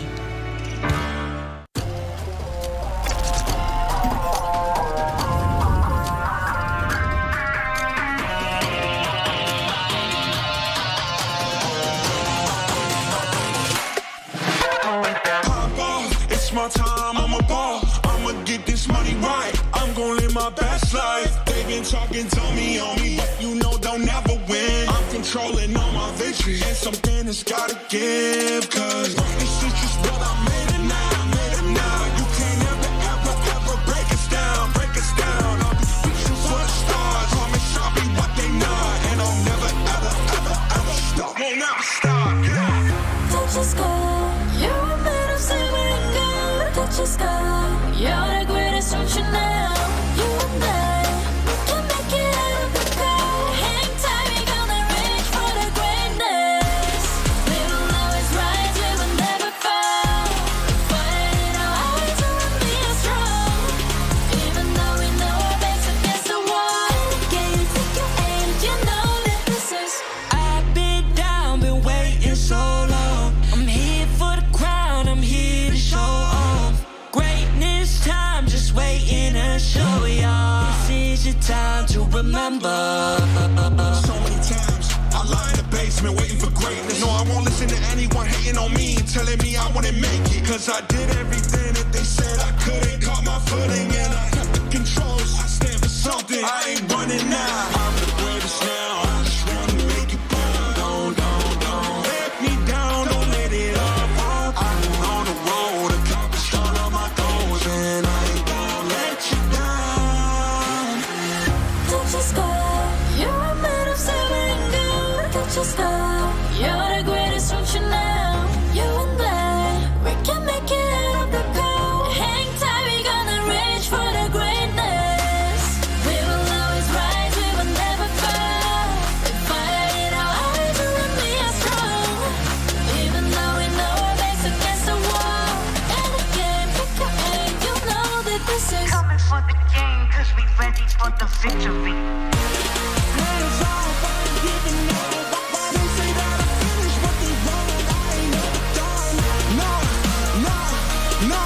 No. So turn it up, oh yeah. All you get your hands up, all you raise your hands up. Listen to what you feel inside. We gon' turn it up tonight. We gon' turn it on. We gon' turn it on.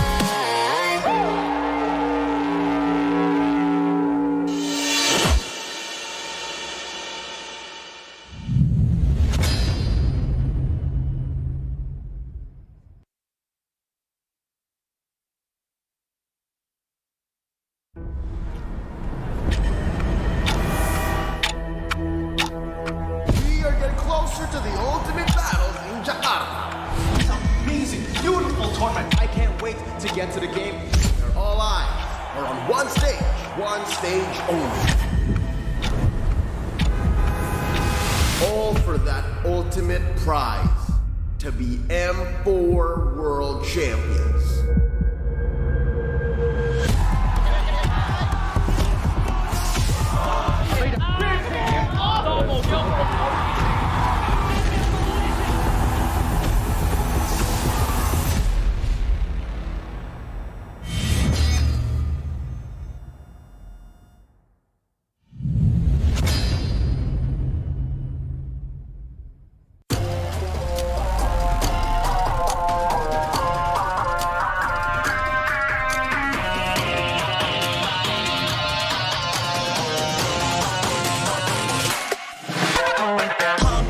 It's my time, I'm a ball. I'ma get this money right. I'm gon' live my best life. They been talking to me on me, but you know they'll never win. I'm controlling all my victories, and something has gotta give. Cause this is just what I made it now.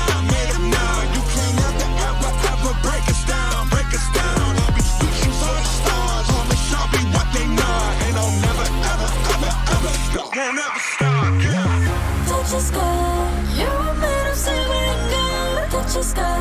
You're the greatest option now.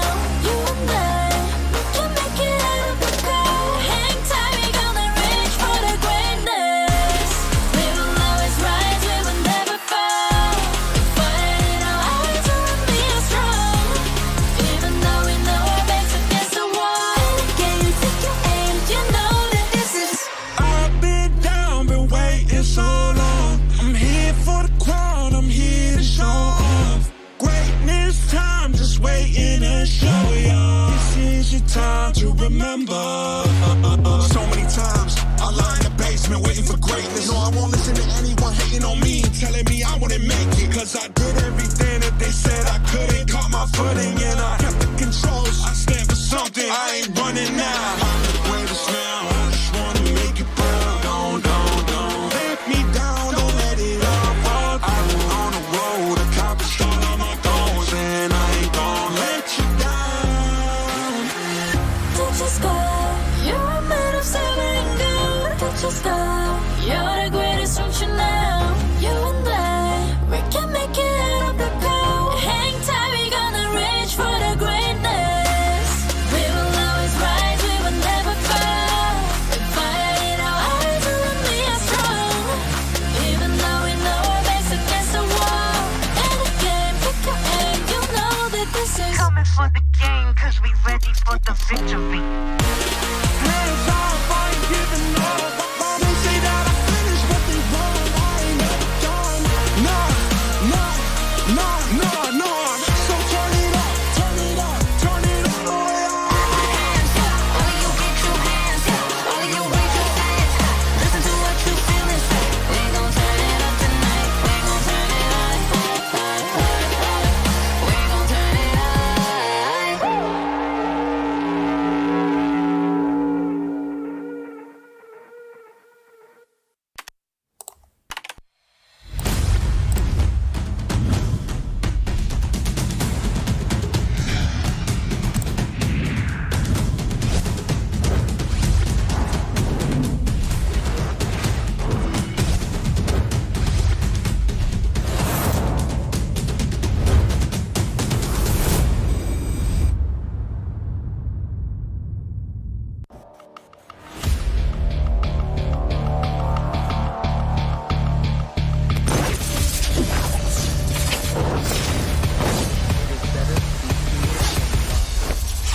If you cannot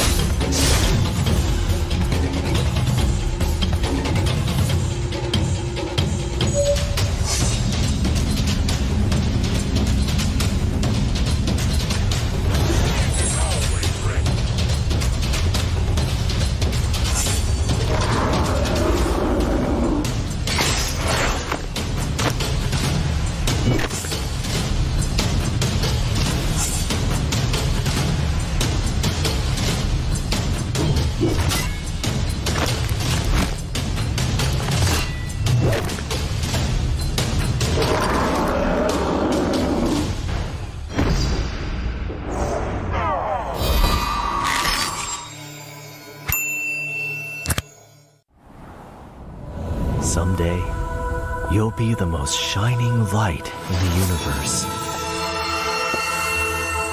The star will be burned for you, my flare.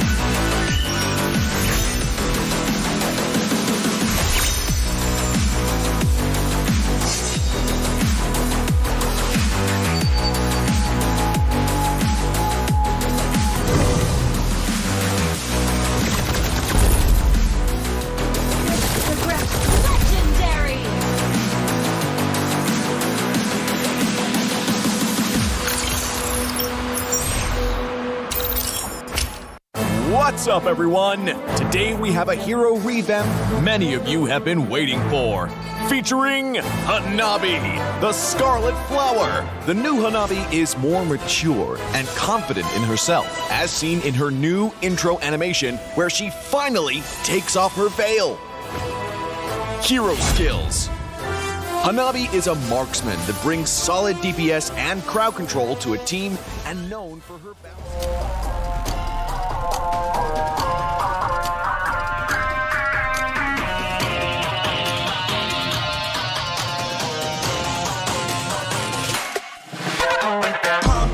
It's my time, I'm a ball. I'ma get this money right. I'm gonna live my best life. They been talking, tell me on me, but you know they'll never win. I'm controlling all my victories, and something has gotta give. Cause this is just what I made it now, You can't ever break us down, I'll be reaching for the stars. Promise I'll be what they not, and I'll never ever stop. Won't never stop, yeah.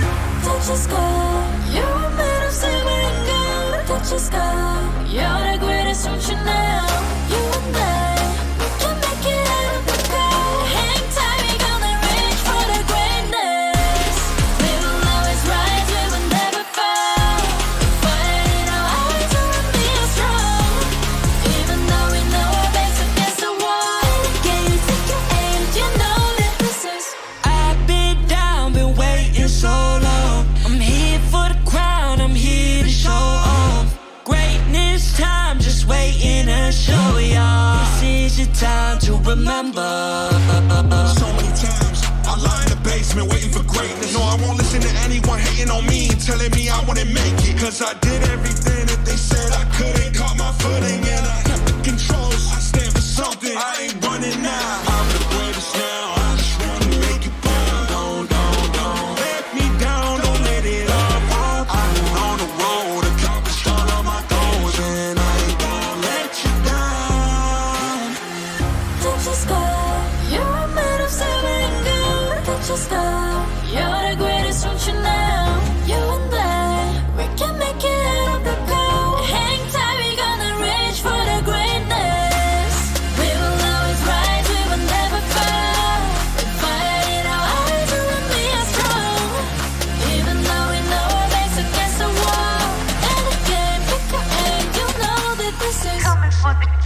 cause we ready for the victory.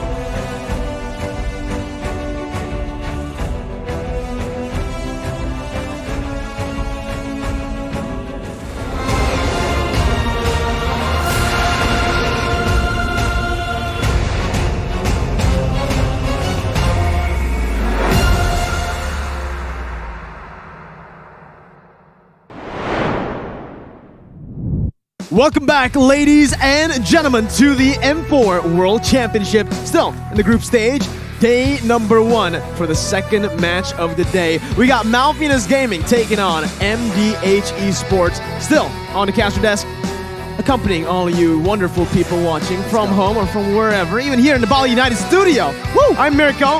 On my right is Gani. And we got Lafel. Selamat datang, everyone. Welcome to M4. And we started today with an amazing match between Blacklist going up against Incendio. So if we keep this up, it's going to be pretty high because going up, both teams, they're very different in a way, right? Because one really likes to take it as fast as they can, and the other one, they're very patient.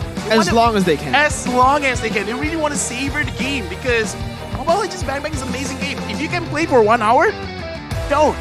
Try to keep it around half an hour. That's great. That's like, a sweet spot. That's the maximum sweet spot. Exactly. That's the maximum sweet spot, right? Personally, Mirko Lafel, I cannot wait to jump into Be a the little game. bit patient then. But before we start our second match, we would like to thank our sponsors. M4 is powered by Moonton and presented to you by TikTok, the official content partner, supported by Secret Lab, the official gaming chair and esports charts, our analytical partner Gank, our official merchandise partner MeWatch, our media partner, and last but not least, Ministry of Tourism and Creative Economy of the Republic of Indonesia. Once again, thank you for all of your support for Mobile Legends Bang Bang for the M4 World Championships. But let's take a quick recap, because if you guys missed Game 1, we got today's schedule right here on the screen to provide everything you missed, and even more to come later on. Let's take a look at it right now. Yeah, and talking about today's games, right, I want to look at the drafts because, again, today, the very, very first game of the day, we already saw a Guinevere in the jungle. I want to see a lot of returning heroes that we haven't seen in a while, right? I want to see, like the Harif, the Zas. I'm not too sure about the Zas, but the Harif might come in. The Harris? Do you want the Harif to come in? Of course. Of course I do, right? Thank I you want very much. all the heroes to come in right now. I like it when you guys agree with me, because at least I don't feel alone. Well, you know, we'll always agree with you. We'll always agree. You're never going to be alone, buddy. But when I predict a team, you guys pick something else. Oh, that you're alone. Yeah, all right. So yeah, he is alone sometimes, but it's fine. Most of the times you're not, right? Like on the desk right now for the second game of the day. But Gani, what are you expecting from this match? And Malvinas Gaming, of course. But before that, let's talk about the group standings for Group A. Blacklist with that dub earlier, they will take the top spot. Meanwhile, Incendio Supremacy will have to be satisfied for the 4th spot for now. Yeah, because learning how to win is important, but learning how to accept a loss is more important. Ooh. That is how you grow as a person. Right. If you only win and you never understand how to accept defeat, you will never grow. You will just stay there. And that's not a good place to stay. No, you can never stagnate, right? You always want to learn. The game W-L. W stands for win, L doesn't stand for lose. It stands for learn. Learning. All right? But you can, if you really like Lafel, by the way, hey. I really like you too. Hey, he likes everyone. We like everyone. Hey, fist bump, boys. But again, MVG and MDH. Let's talk about the M4 pass though, because they're gonna have to pass each other up as well. You guys can log in, and it's already available all the way from December 20th. The exclusive rewards like the Beatrix Light Chaser skin, the Beatrix Stellar Brilliant skin, which I'm going for, and the beautiful M4 Beatrix figurine, emotes, sacred statues, spawn effect, recall effect, everything. Everything's here for you guys. We keep on giving. We keep on giving, man. We keep on giving, and all you need to do is log in to claim those rewards and play the game to get more done, right? Well, pal, can you ask for more? I always ask for more. Okay. Everyone at home, always ask for more. Never be satisfied. Never. Follow your dreams. Hungry. Follow your dreams. Always hungry. Never satisfied. Eat enough. Not too much, not too less. I agree. That's a solid, life I want to advice. Like we want to give gifts. We want to give advice. We want to give you guys great games because we love you guys. Without you guys at home supporting the M4 World Championship, and honestly, bad things could happen. Okay, bad things can happen, but good things can happen even more. With the M4 support chest, you guys will also be able to actually open it to get loads of M4 Pass XP and stand a chance to receive a mysterious gift. Ooh, we're adding a little bit of mystery here. On a day of the M4 Finals, happening on the 15th of January, expect to get an avatar border for free. Man, free! For free! It's free, man! It's a giveaway. It's a giveaway. And in the M4 Battle Night event, you can unlock a skin chest by completing tasks, and you guys gotta pick a skin of your choice within the chest, man. Just use the hashtag Mobile Legends Bang Bang, hashtag MLBBM4, and hashtag Dare to be Great. You can choose? You can choose. I never usually get to choose. If I choose, I have to give up money. This is like this is great. That is great. Don't laugh at me. That's a great deal. It is a great deal. You have You're to a log great in. deal. I am. Thank you so much, LaFell. I appreciate that. But Mirko, there is also another campaign here. Are you serious? Oh my god. Again, M4 Pass is available now. Complete all active tasks and you will reach level 75 at ease. Ease? And again, for free. Log in now. Exclusive rewards like Beatrix, Flight Chaser, Stellar Brilliance, and M4 Beatrix figurine are waiting for you. Hashtags Mobile Legends Bang Bang, MLBBM4, hashtag Dare to be Great. I love that we're just trying to trip each other like while we're doing the sponsors. It's like, just insert it. It's like, can you take it? And you can. And we took all the dubs, right? But ladies and gentlemen, once again, we are going to be ready to take a look at the team lineup, starting with Malvinas Gaming. LaFell, take it away. I will take it. And we are going to introduce Harley Dragon, Joel Crew, Prince Fran, and Steffi for Malvinas Gaming. The team from Peru, they were the runners-up. I mean, S11 Gaming took the throne, but let's see them walking to the stage. Welcome, ladies and gentlemen, the Peruvian Warriors, Malvinas Gaming. They can't wait to jump into that secret lab, and let's take a look at the face of the members. They're feeling confident here, LaFell. Yeah, they're looking very confident. I kind of feel like this is one of those times where you kind of do want to show a poker face because you don't want to show too much emotions. This is game day. This is the death stares that they want to give to their opponents and be like, you scared, bro? I want you to be scared. And speaking of which, I'm not scared to introduce MDH Esports. Need my help? Yes, I do. Do you want the king? There's the king. As well as Joga and Gunnar. Gunnar, he is a total veteran here.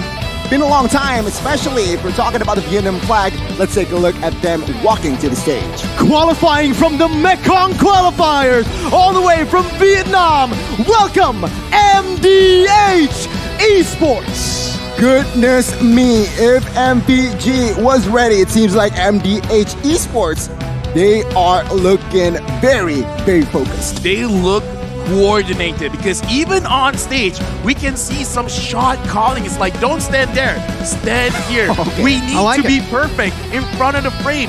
Having this kind of awareness of what's happening in front of you, this shows what's going to happen in game because MDH, they are a late game kind of team, right? Yeah. So with that being said, they need to be able to have tolls, speed bumps, anything to slow down the enemy team, making sure that they can play while they just scale up. Shows leadership, shows chemistry as well. And now let's talk about the teams.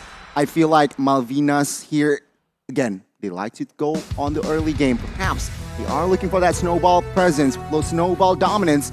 But the question is, can MDH hold that early aggression? We mentioned the styles from both of the teams, right? Obviously, MDH, you said it, likes to prolong the game. The longer the game goes, the more it favors MDH. Meanwhile, for Malvinas, they like to actually look for that snowball. Again, the gold laner, notorious for actually roaming towards the turtle side even early on, sacrificing sometimes his own turret, but to be able to get a few more objectives on the board. I do want to talk a little bit about outside of the game, though, because for both Malvinas and MDH, there's also been a difference in the way that they've been, facing off in M4, just enjoying their time. For MDH, they've been really just heavily scrimming. I rarely see them even in the hotel. Wow. But for Malvinas, sure, they scrim, they practice, but they enjoy themselves and their time here together as a team. They're trying to get the work-life balance in check because if you're to focus on one thing and sacrificing everything else, it might not help you out. Yeah, the imbalance might cause you to strain within the game. So I like the approach because an MDH, I kind of feel like they didn't have a choice because after their own qualifiers, it has not looked good for them in other tournaments. Well, we're going to take a look at the audience prediction here for both MVG and MDH, and most regions have opted to go for MVG. Well, except for Vietnam, of course. Of with course. 80%. Of course. But then again, a minutes to the draft here, I expect same. MDH, they like the long game. Perhaps they might pick up the Sicilian hero, a marksman that is also going. Bruno, maybe? Leslie? We'll have to see. But on the other side, a total different approach. Malvinas, they might pick up an assassin early, and perhaps a hero that is already giving damage. Rhodey. Well, yeah, exactly. Speaking of that goal laner who's very active around the map, wants to rotate, wants to get stuff done, especially in the team fights, you can expect Malvinas to draft these early game-centric heroes in the gold lane. Now, we've been mentioning the Harith, the skirmishing heroes, even sometimes those fighters back in the gold lane, like the Ruby, Cho. Maybe Malvinas might be able to pull that off here. Here's the thing, right? I feel like it's easier for you to draft against a team that wants to go to the late game against going up against a team that really wants to go to the early game. Because if you're really focusing on the early game, you could just commit like 3 heroes to really secure you that early game stage, and just have at least one hero that skills up really well. So even if you go like 20 minutes, 25 minutes, it's not like you're completely out of options. In comparison to the late game from MDH, I'm really looking at their mid duo, their roamer, as well as their mid laner. What heroes can they use to slow down the rotation? Because if we're talking about early games, it's about their rotations. How fast do you get from your laning phase towards the turtle, towards getting pickoffs from the opponents? I mean, you're right. They need to control their pacing. They need to control their tempo. The late game is somehow harder to have that composure. But let's talk about the drafts here as we are now entering match number 2 for today. The crowd's ready. You can already hear it there. Well, ladies and gentlemen, once again, Bali United Studio. Let's give them a round of applause for the drafts right now as they get onto it. Blue side, Malvinas. MDH on the red with the Kaja and the Fanny both banned out. Again, it's pretty similar to game 1. I kind of feel like this is just because it is a best of 1. You're not entirely sure what the opponent wants to prioritize, so just go for this very, very safe bans. The Fannies, the Kajas, the 1-1. And 1-1 is one of those heroes that Mirko has trained so much on. Yes. And you have been rewarded because this 1-1, this marksman, it looks like nerfs are there, but they're like, so what, you know? Nerfs, I'm 1-1. I keep on 1-1ing, like winning, but like 1-1ing, you know? You tried. I respect the effort. The effort is more important than the result, okay? I agree. Sometimes, right? But I mean, obviously, the 1-1. She takes those nerfs, and it's a suggestion to like her. a boss, yeah. It's a suggestion. It's just a suggestion. Oh, a boss move, you know? It's a boss move. 1-1 has been a boss for so long, and I agree. I put the right amount of time to the right hero, but you could see 2 games, 2 1-1 bans, despite the nerf that I even thought was going to be pretty massive, pretty big, right? No more stun from that first ability. When it comes back, it's only an immobilize. But here, you can already see, obviously, that early game-centric ban towards, from MDH towards Malvinas. The Hayabusa on the assassin, but the glue was left out. And okay, why is glue dangerous? The skill number 1, I mean, no cooldown practically. You just hit it, and then you just come to the animation and no cooldown. So it's just semi-broken, but we'll see here. In match 1, remember, it was banned out in the first phase. Now, MDH, what are they going to answer with? It is going to be the hero that is the signature for the mid lane. No, here's the thing, man. Like a straight up counter. Yeah. Like glue, you want to split up? Sure, man, split up. Faramis is gonna use the Ghost Buster and exercise the glue, because the glue is dangerous because you keep on. It's like trying to kill someone with a spoon. It's annoying, and eventually you will die, right? You just hit him a bit, hit him a bit, hit him a bit. And I kind of feel like a lot of people are still like underestimating the damage of the glue, just like you said. Like you just keep on coming to his first kill, which is not the best thing that you want to do, right? But because they have the Faramis in the early stage of the game, during the laning phase, it's not going to be a great time. But when it comes to the team fight, the Faramis will be smiling big. Smiling big up until he sees the picks coming in from Malvinas, because the Lolita really does stop that momentum that the Faramis has. When you're clumped up like that, especially now with the ultimate being changed a bit, where you need to be inside of the radius of that cult altar, the Lolita is an even bigger counter towards it. Especially when you add on the Yeet with the real world inflation now, and just the utility that she has without the Ice Queen 1. That's the revamp, or that's the adjustment that they made towards Yeet. Still though, you can already see from the side of MDH, they know that they can't just go for this super crazy stick pumped up team fight. They go for a Ling just to provide a little bit more of that side lane presence, maybe a split push threat. A solid pick as well. I mean, a good target for that Ling is that Eve, which is viable, and perhaps the marksman for that second phase. But now you can see from side of MDH, they are trying to limit the option for Joel Crew. Beatrix has been banned out. Perhaps they might commit to another marksman for their last ban. For now, I just want to have a brief talk about the first 3 picks for both teams. For MDH, they have a lot of single target ways to pick people off because the Cho, very notorious with the weight of dragon, and the Link, as an assassin, can solo someone out. And yes, the Ghostbusters can attack a lot of people, but using the Shadow Stampede just to pull someone out. So right now, in terms of how things are setting up, MDH, they have a clear way if they want to go for a pick-off composition, but I kind of feel like they need a way to be able to run away from a fight or get some AoE damage, because looking at Malvinas Gaming MVG, they already have a lot of AoE. They got the clue that you know, the first kill can hit multiple people, but he will single someone out with the split. But more importantly, the Lolita, whenever people are clumped up, which you want to do when you have a Paramis, is going to get punished. Same thing with the Eve. So right now, we're talking about clashing of styles. Single target pickoffs going up against AoE damage and control.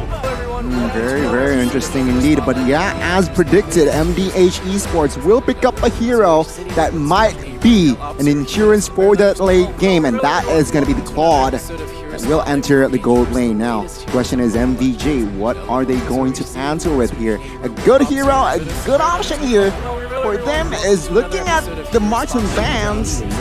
Not a lot of options, but Fredrin will be picked up for. Oh my god, Fredrin Jungler, of course. Joel Crew will pick up the carry. Wow, the carry up against this composition, that's very brave. Yeah, it's very brave. It's a very brave option to go for, but now with the Lapu Lapu, you can kind of understand, right? You can look at the carry and can actually melt down some of the frontliners here coming in from MDH. Yeah, here's the thing, right?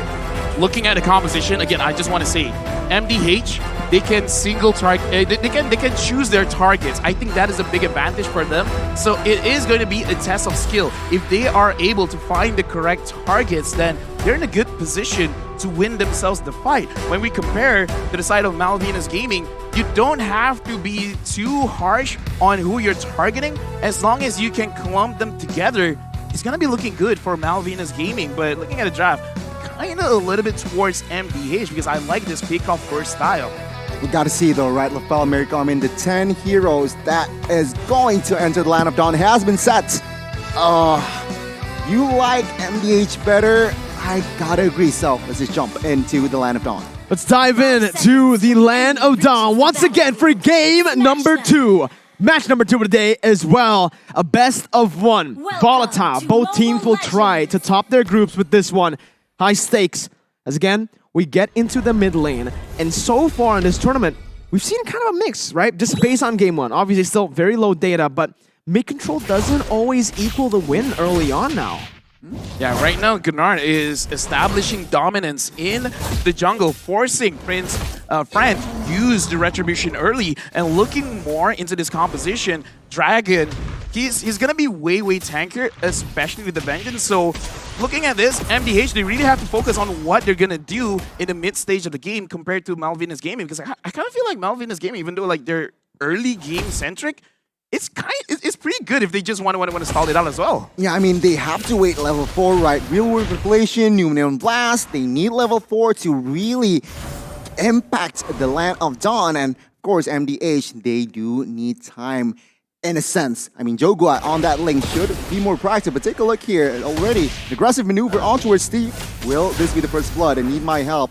Will not pop that flicker just yet. No first blood in the first minute. Yeah, you know, both teams, again, just respecting each other. Not even a flicker or just a battle spell burnt out there. You can see both teams, they're just trying to play it slow. But in the XP lane, Dragon here already doing so much early on the glue. And Joga is going to be forced to back off. Even though they kind of traded, right? The Lapu, the King, was able to clear it out, getting a bit more pressure to set up for the Turtle. So that's the question we have to start asking now. who's going to start it up and where is the countermeasure from the enemy team? For me, I would kind of say MDH should really try to force this out because Gunnar as the Joe doesn't really need the level 4 to have a lot of crowd control. So I kind of feel like if they can push the pressure a little bit earlier, it would be benefiting them. MVG, if they can fight it out, then that's great as well.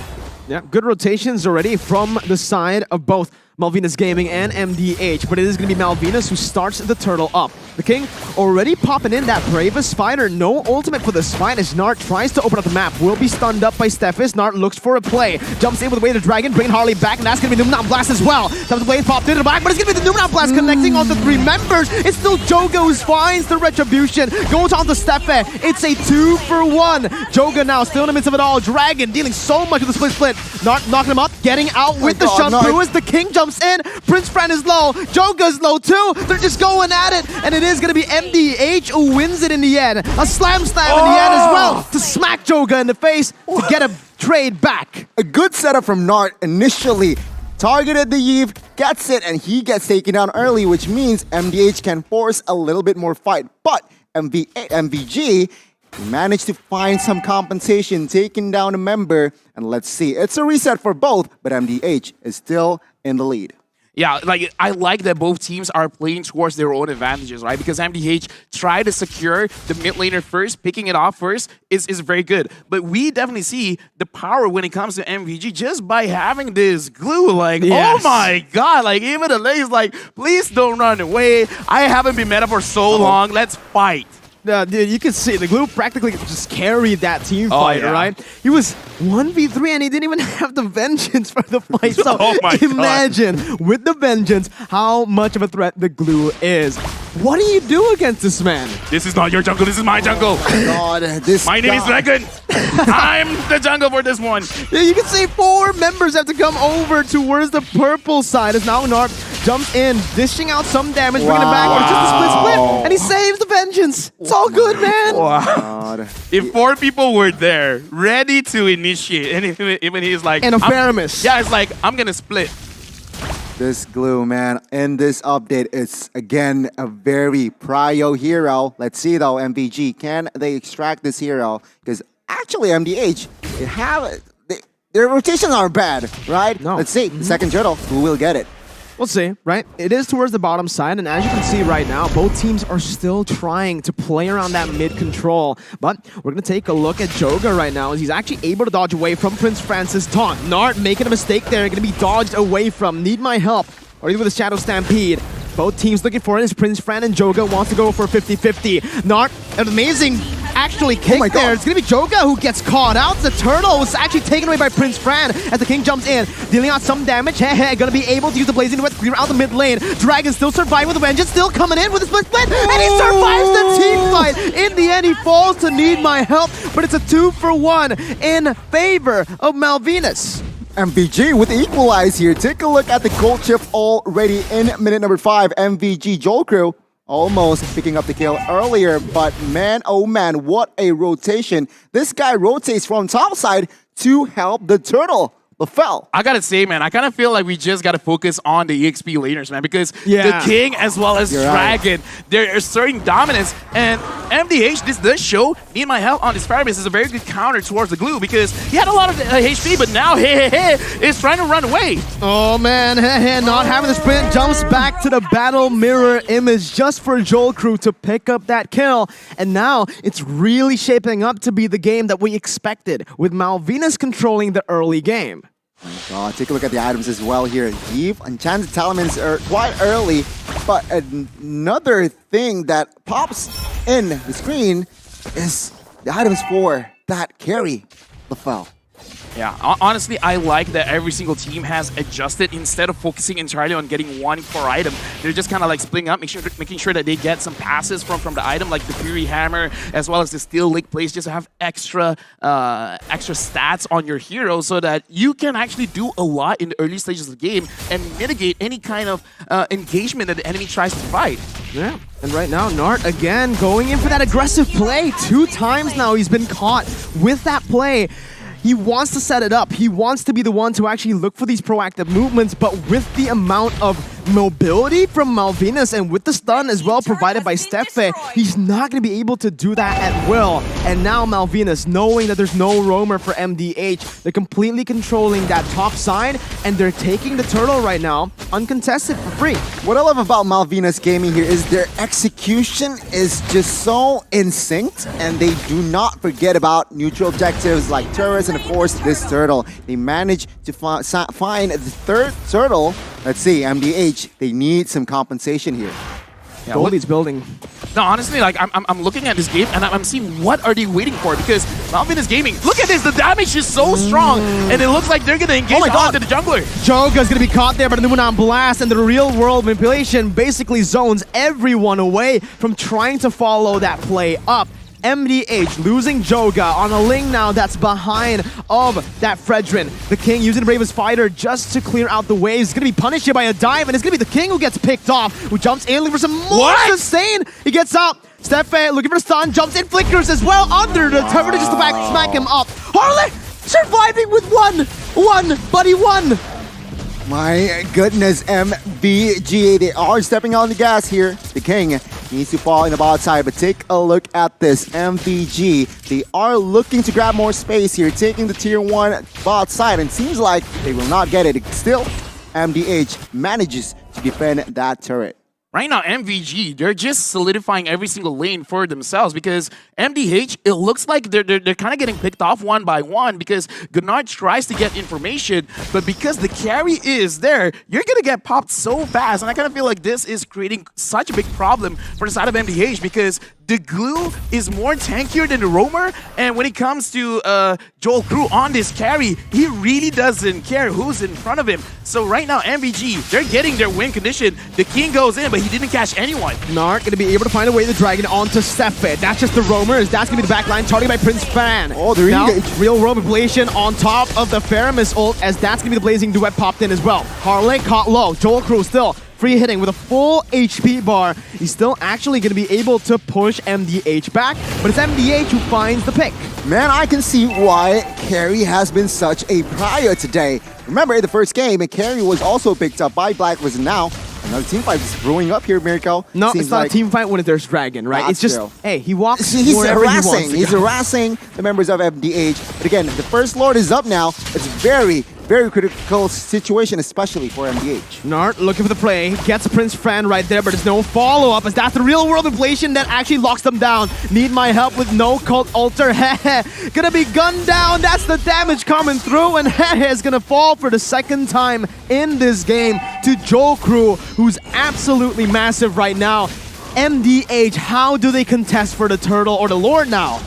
Honestly, I kind of feel like they gotta slow things down a little bit, because they've been, okay, even in the fight where they're all clumped up together, somehow MVG forces MDH to go left and right, never together.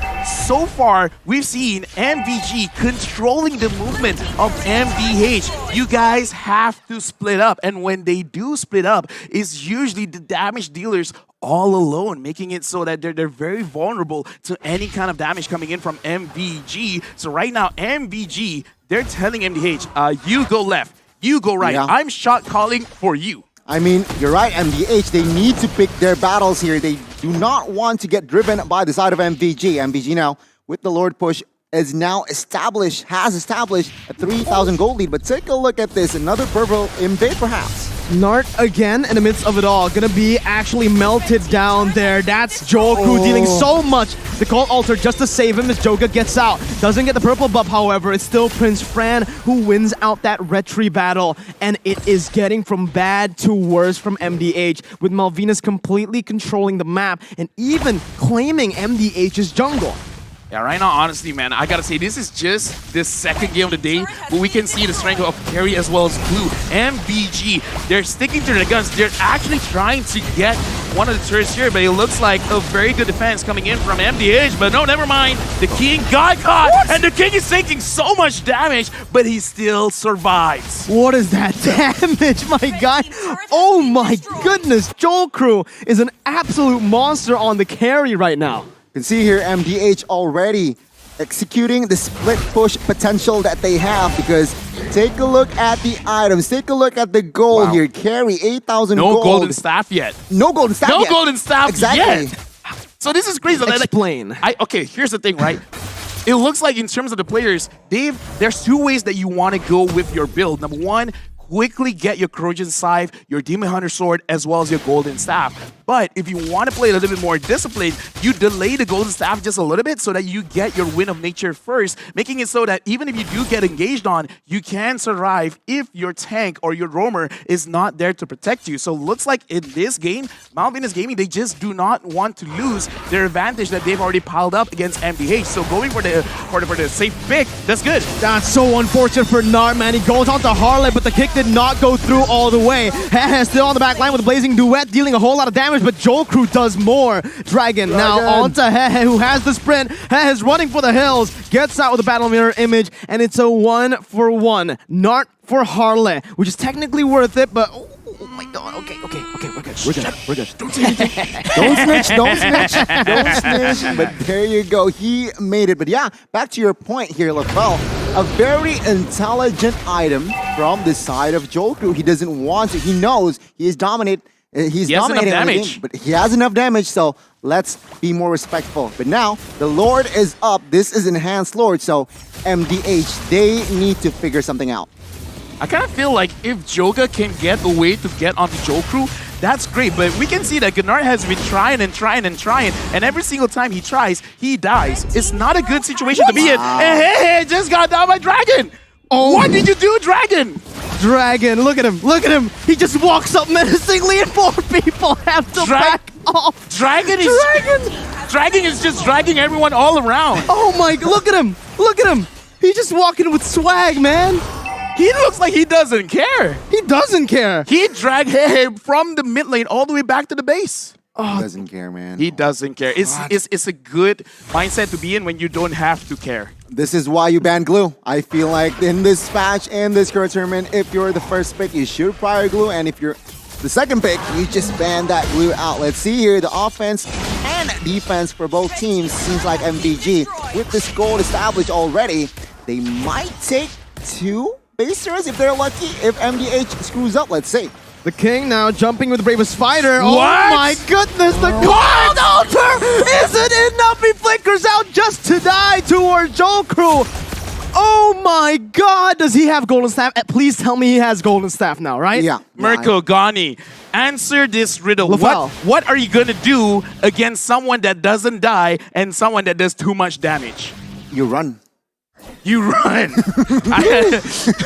Thank you very much. I do agree. You run. That's okay. It's a good riddle. It's a logical answer. That's a logical answer. Yeah. Exactly. But let's it's not the answer I'm looking for, but it's logical. Okay. What's the answer you're looking for? I'm looking for an engage by MVG. And they are doing it right now. Need my help. Gonna be taken down. Nart now still trying to zone the other members away. Jumps in with the G Kundo, but is not gonna be able to find the way to Dragon as the King jumps in with the Bravest Fighter. But again, it's just a Cult Altar defensively. There's no counterplay right now towards what Malvinas are doing. They're even just walking into turret range of the base turret, dishing out some damage, sieging it down with no minion waves. They are absolutely controlling this game. Looking bleak for MDH. They are now behind 6,000 gold. Oh my god, another engage. Again, Dragon here. He just jumps in and he is going to be able to zone Hehe away with a nature pop, but that's the magic damage coming through. Joel Crew, free hitting on the back, getting the double. The King, who has the damage reduction, will not be able to survive this. That's the mid-base turret taken out without a minion.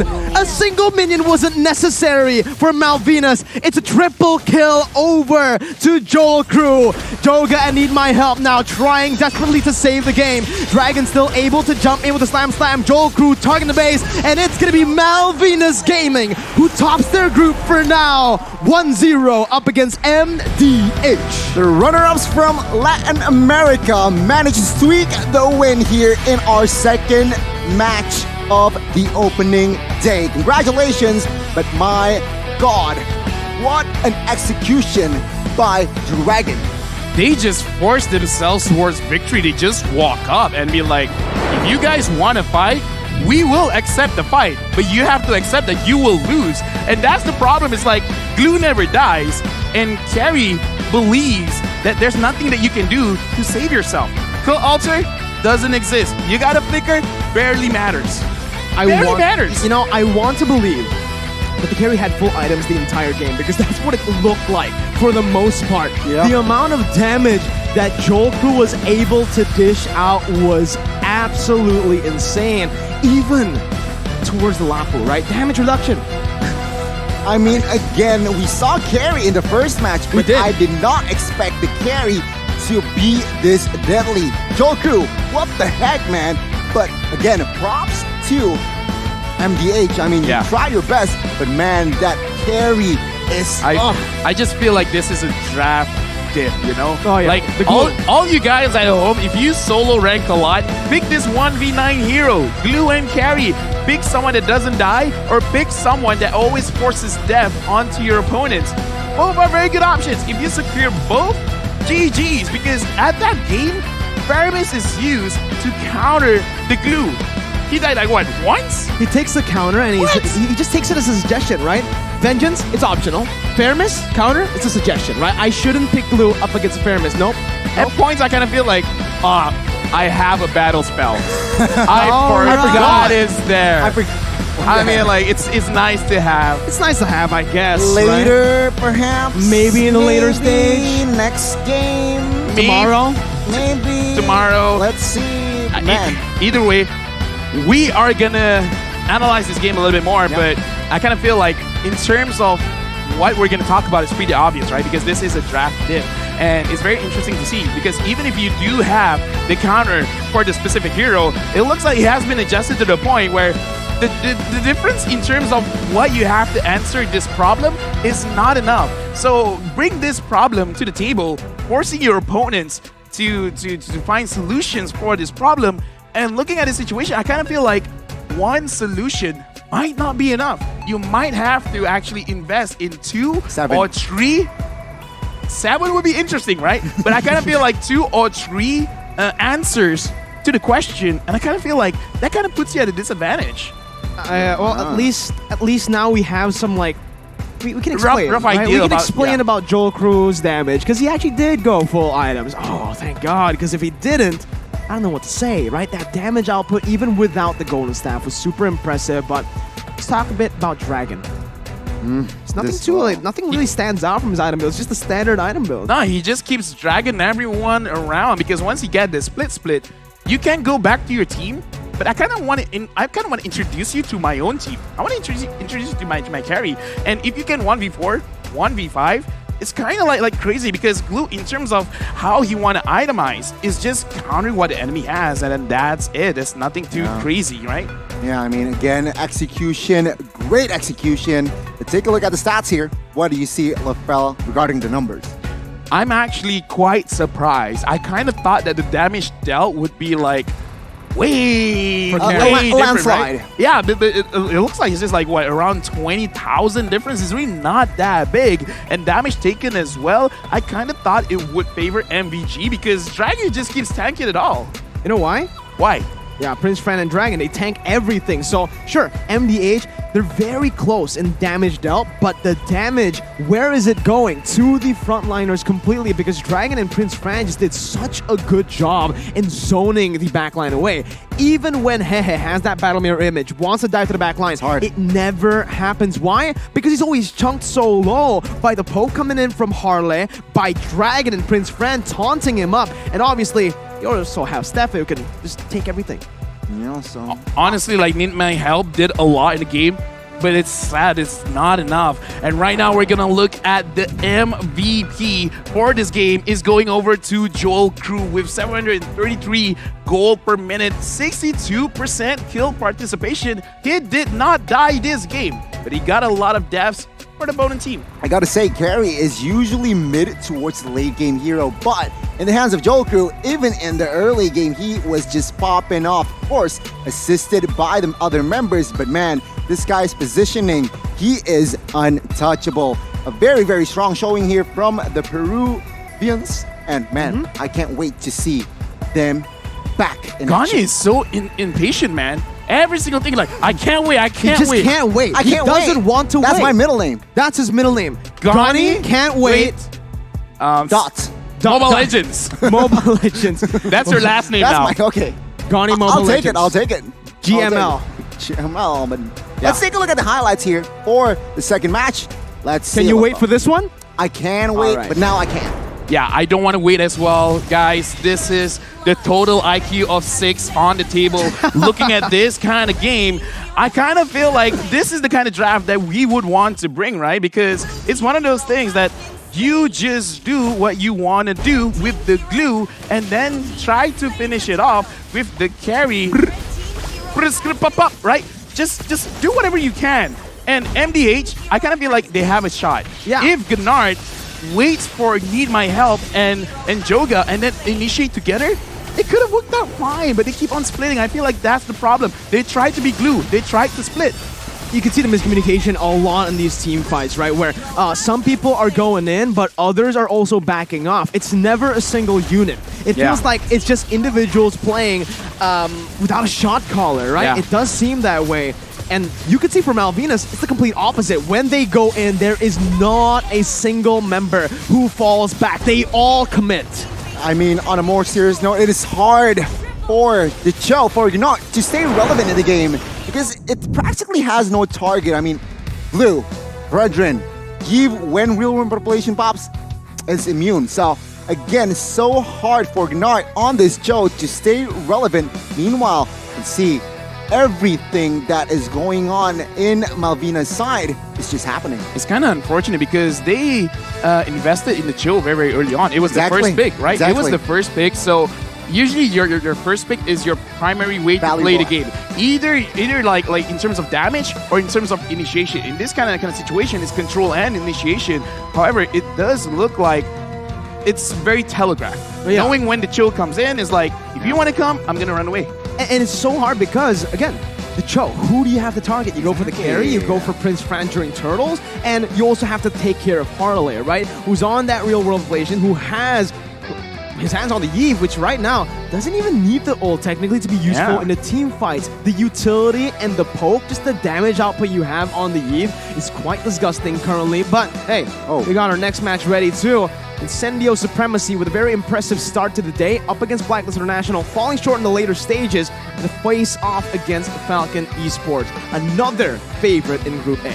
Well, I can't wait. Oh my God. Okay, this one, I will agree with you. I cannot wait as well. Okay. Let's not go to break.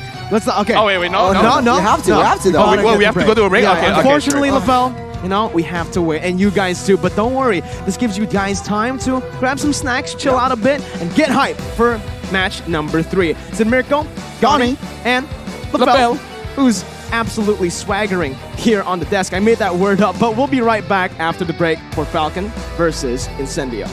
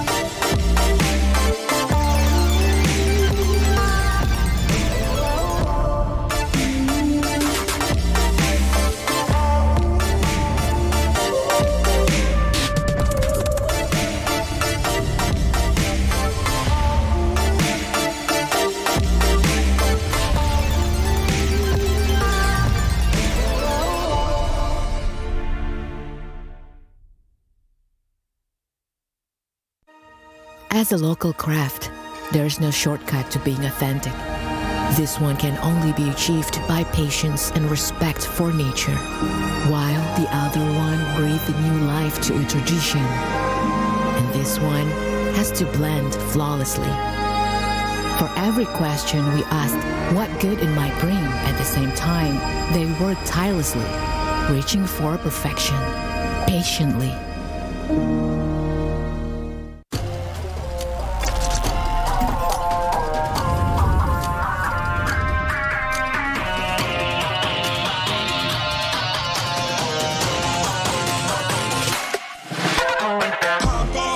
my time, I'm a ball. I'ma get this money right. I'm gon' live my best life. They been talking to me on me, but you know they'll never win. I'm controlling all my victories, and something has gotta give. Cause this is just what I made it now, made it now. You can't ever break us down, break us down. I'll be reaching for the stars. Promise I'll be what they not, and I'll never ever stop. Won't never stop. Touch the sky, you're a man of silver and gold. Touch the sky, you're the greatest function now. You and I, we can make it out of the cold. Hang tight, we gonna reach for the greatness. We will always rise, we will never fall. Fighting our eyes on me are strong. Even though we know our backs against the wall. Can you take your aim? You know that this is. I've been down, been waiting so long. I'm here for the crown, I'm here to show off. Greatness time, just waiting to show y'all. This is your time to remember. So many times I lie in the basement waiting for greatness. No, I won't listen to anyone hating on me, telling me I wouldn't make it. Cause I did everything that they said I couldn't. Caught my footing and I kept the controls. I stand for something, I ain't running now. I'm the greatest now, I just wanna make it burn. Don't let me down, don't let it up. I'm on the road, accomplish all of my goals, and I ain't gonna let you down. Touch the sky, you're a man of silver and gold. Touch the sky, you're the greatest function now. You and I, we can make it out of the cold. Hang tight, we gonna reach for the greatness. We will always rise, we will never fall. We fight our eyes on me are strong. Even though we know our backs against the wall. And again, pick your aim, you know that this is. Coming for the game, cause we ready for the victory. Hands off, I ain't giving up. They say that I finished, but they wrong. I ain't never done. No. So turn it up, turn it up, turn it up, boy. Only you get your hands up, only you raise your hands up. Listen to what you feel and say. We gon' turn it up tonight. We gon' turn it up. We gon' turn it up.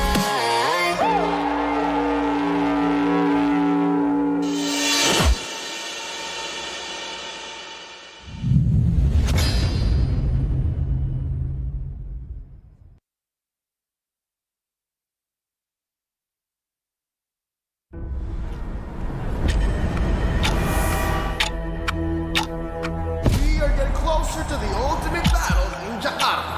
It's an amazing, beautiful tournament. I can't wait to get to the game. Where all eyes are on one stage only. All for that ultimate prize, to be M4 World Champions.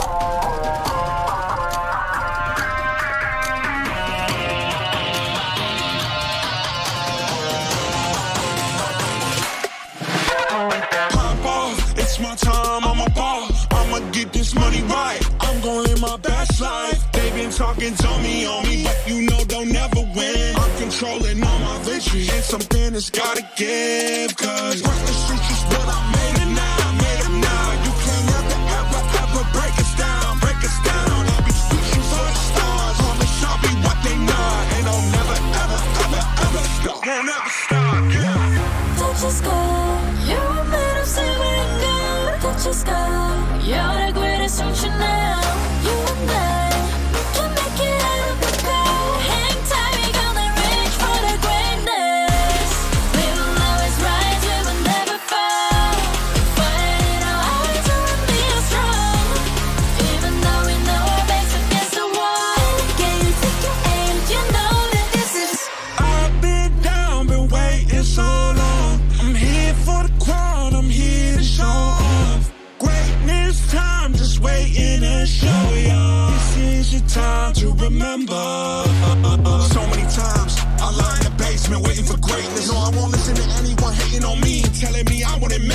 Cause I did everything that they said I couldn't. Caught my footing and I kept the controls. I stand for something, I ain't running now. I'm the greatest now, I just wanna make you proud. Don't let me down, don't let it all fall. I've been on the road, accomplished all of my goals, and I ain't gonna let you down. Touch your sky, you're made of silver and gold. Touch your sky, you're the greatest function now. You and I, we can make it out of the cold. Hang tight, we're gonna reach for the greatness. We will always rise, we will never fall. The fire in our eyes, you and me are strong.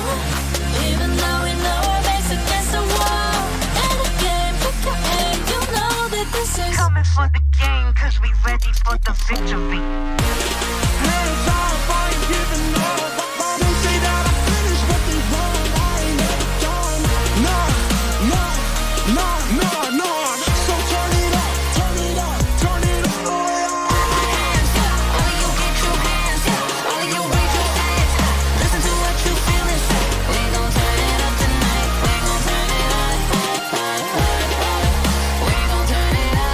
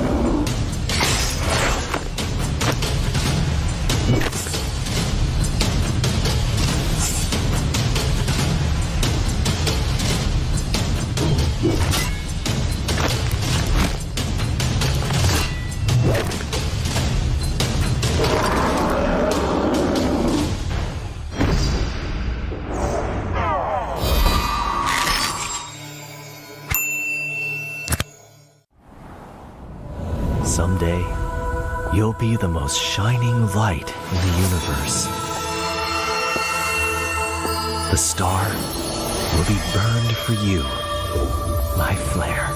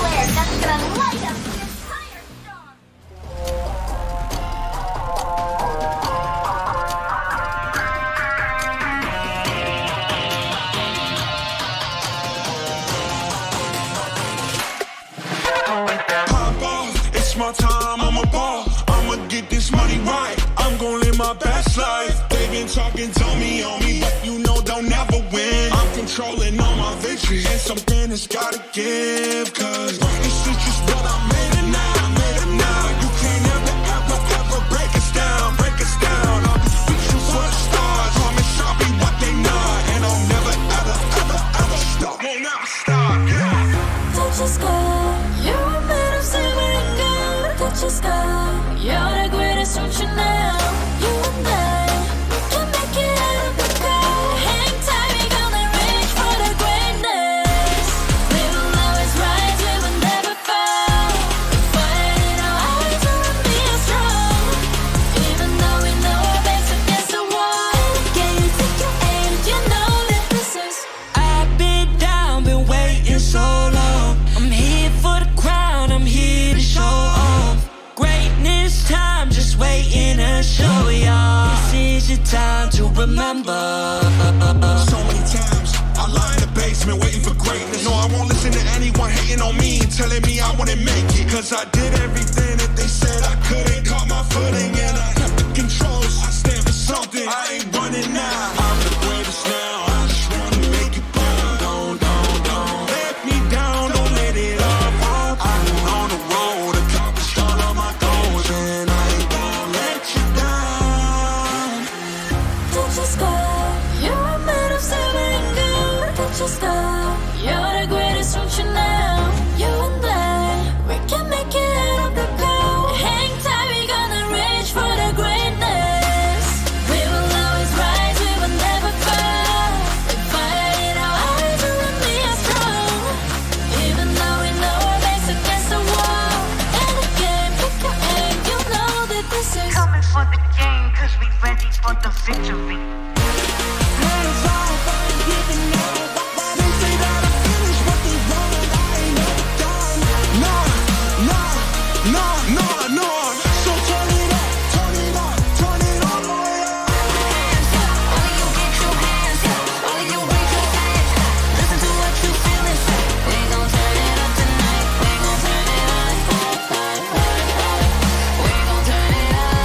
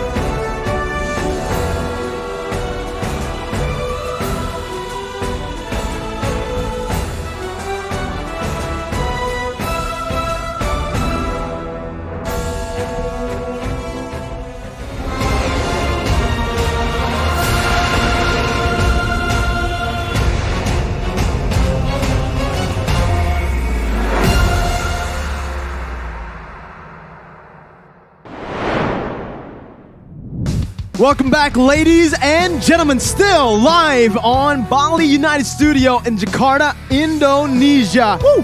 We're back for the third match of the day. Going back to Group A. Falcon Esports versus Incendio Supremacy. As you can see, it's a full packed house. We got a lot of people waiting for this match. We're still on the desk here, accompanying all you guys for the final match. This for us, final match for us. Still me, Miracle. We got LaFell. And we got Gani. Actually, you gotta introduce yourself as the full name. Full name. Gani can't wait, bang bang. That's my new nickname. Skip the Mobile Legends, but hey, yeah, it's completely fine, right? Welcome to the 6 IQ desk, where let me just tell you, the 6 IQ is not spread out evenly. You're right. I'm the one. I'm the one. I'm the 3, he's the 2. All right. Well, nice. All right, ladies and gentlemen, though, before we get started, we want to thank all of our sponsors, obviously. Right. M4 is powered by Moontom, presented by TikTok, the official content partner. We are supported by Secret Lab, the official gaming chair, and Esport Charts, our analytical partner. Gank, our official merchandise partner. MeWatch, our media partner, and last but not least, the Ministry of Tourism and Creative Economy of the Republic of Indonesia. Hey, good job, Marco. You're welcome, man. I said good job. You memorized that all. Yeah, I love how you're very thankful.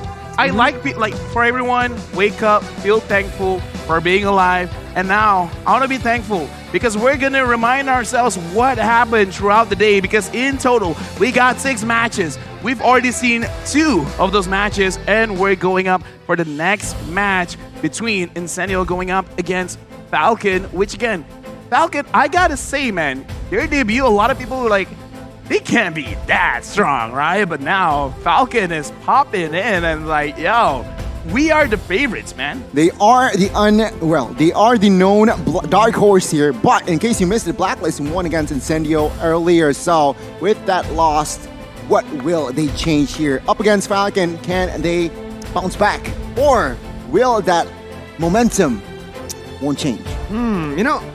Let's actually talk about this, because we mentioned in match number 1 that LaFell's prediction is a curse, but hey, it's 50-50 now. You know what? I'll take the 50-50. And yeah, let's talk about it, right? Where Malvin's Gaming right now, they are on top in Group B. Toda Onyx hasn't played yet. MDH, rocky start. But again, it's not how you start. It's how you finish. Exactly. Why did you have to finish my sentence, man? Because he wants to finish well. You really can't wait, can you? Sorry. You know what's coming up and you still want to take it. Sorry. That's the Gani way, bro. That's the Gani way. I respect. Did you forget his name? The Bang Bang. Gani can't wait, bang bang. There you go. But right now, we're gonna go back to Group A, right? Blacklist International sitting pretty comfortably up top. So Falcon Esports will look to try to equalize that by getting a dub against Incendio Supremacy, who, again, in Game 1, surprised all of us with their heavy skirmish style and their team fighting presence, which was absolutely phenomenal. If you really ask me, I feel like, does it really surprise you? I mean, Blacklist, they are the defending champions, and again, a solid opening match. But now, let's shift our focus to Incendio Supremacy, because I feel like that first game, it was solid, it was bold as well regarding the draft picks, but now, what are they going to bring to the table? Safe picks against Falcon, realizing they lost the first game. What do you think, LaFell? Actually, I want to shift the conversation for our viewers, because the M4 Pass is available now. Complete all active tasks and get your level up to 75. Complete your responsibility. Because we as humans, we have our task. We have what we can do day by day to inch ourselves to victory. And the way that you guys can do it is participate, and you guys will get a lot of prizes. Beatrix, Light Chaser, Beatrix, Stellar Brilliance, and M4 Beatrix figurine are awaiting you. Hashtag Mobile Legends Bang Bang. Hashtag MLBBN4. Hashtag Dare to be Great. Hashtag 6IQ Squad up in the desk. I agree. Right? I mean, that's not part of the script, but, you know, it's whatever, man. That's a 6IQ, and just, you know, we're showing it right now. And, actually, you know, LaFell? Yes? Have you been playing ML? You have? Now, have you been playing? Oh, yes. No, I thought you said. What a surprise, though. I played ML. So okay. Yeah, well, if you have, you probably should. Well, you probably have guessed a few of the matches even in the game. M4 Guest is now live, and you guys can join the guest from December 26th to January 15th to get up to 10,000 pass XP, Wow! which would be enough to upgrade the pass by 10 levels. Don't miss out, and again, get yourself the chance to get to level 75. What level Did are you really say 10 levels? 10 levels. 10? Wow. 10,000? 10,000 10,000 XP. levels. That's equivalent Wow. to 10 levels. Yeah.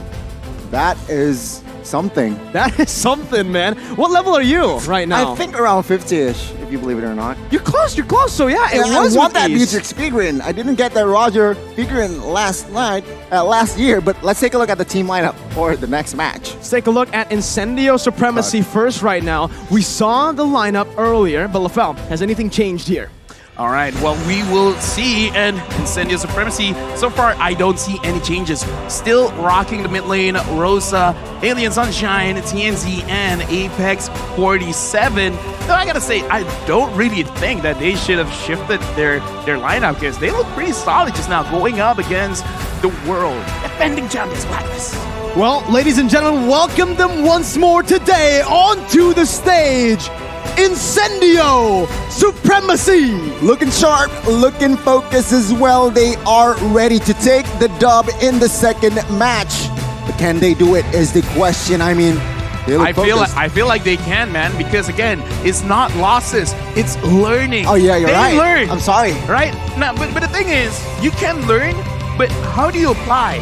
Like for exams, if you learn for 3 weeks straight, but when you see the paper, everything goes blank, it doesn't matter. But what matters is the lineup of Falcon. Let's introduce. I love this man. He looks like a Japanese villain.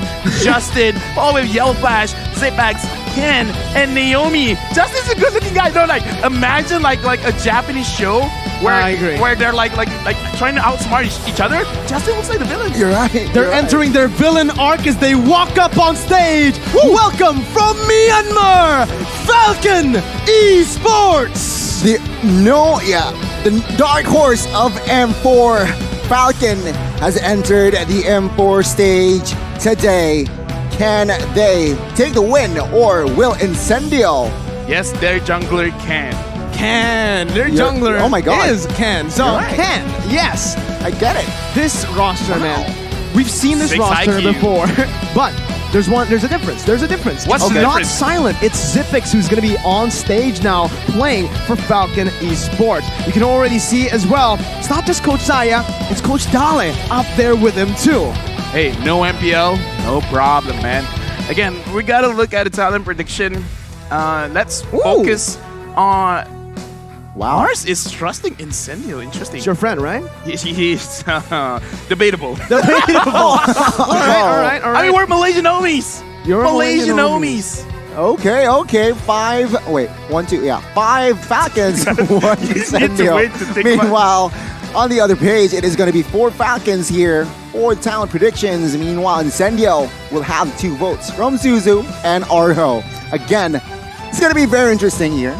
Did you see his face trying to count at 1, 2, 3, 4? I saw that. I was making sure. That's All why right? you're the one I don't want to make a mistake by miscounting, so I counted my head. I respect that. There you go, right? Yeah. You gotta use Bring your a head. calculator. And I especially need to for these players. use my brain here. You do. Every single Sometimes. player, every single coach needs to use their brain as well coming into this matchup, because we saw that Incendio Supremacy was able to actually draft really well. I think we had a talk backstage as well that we all came to an agreement that it was not the draft that was a mistake. It was not a problem. It was mainly the execution.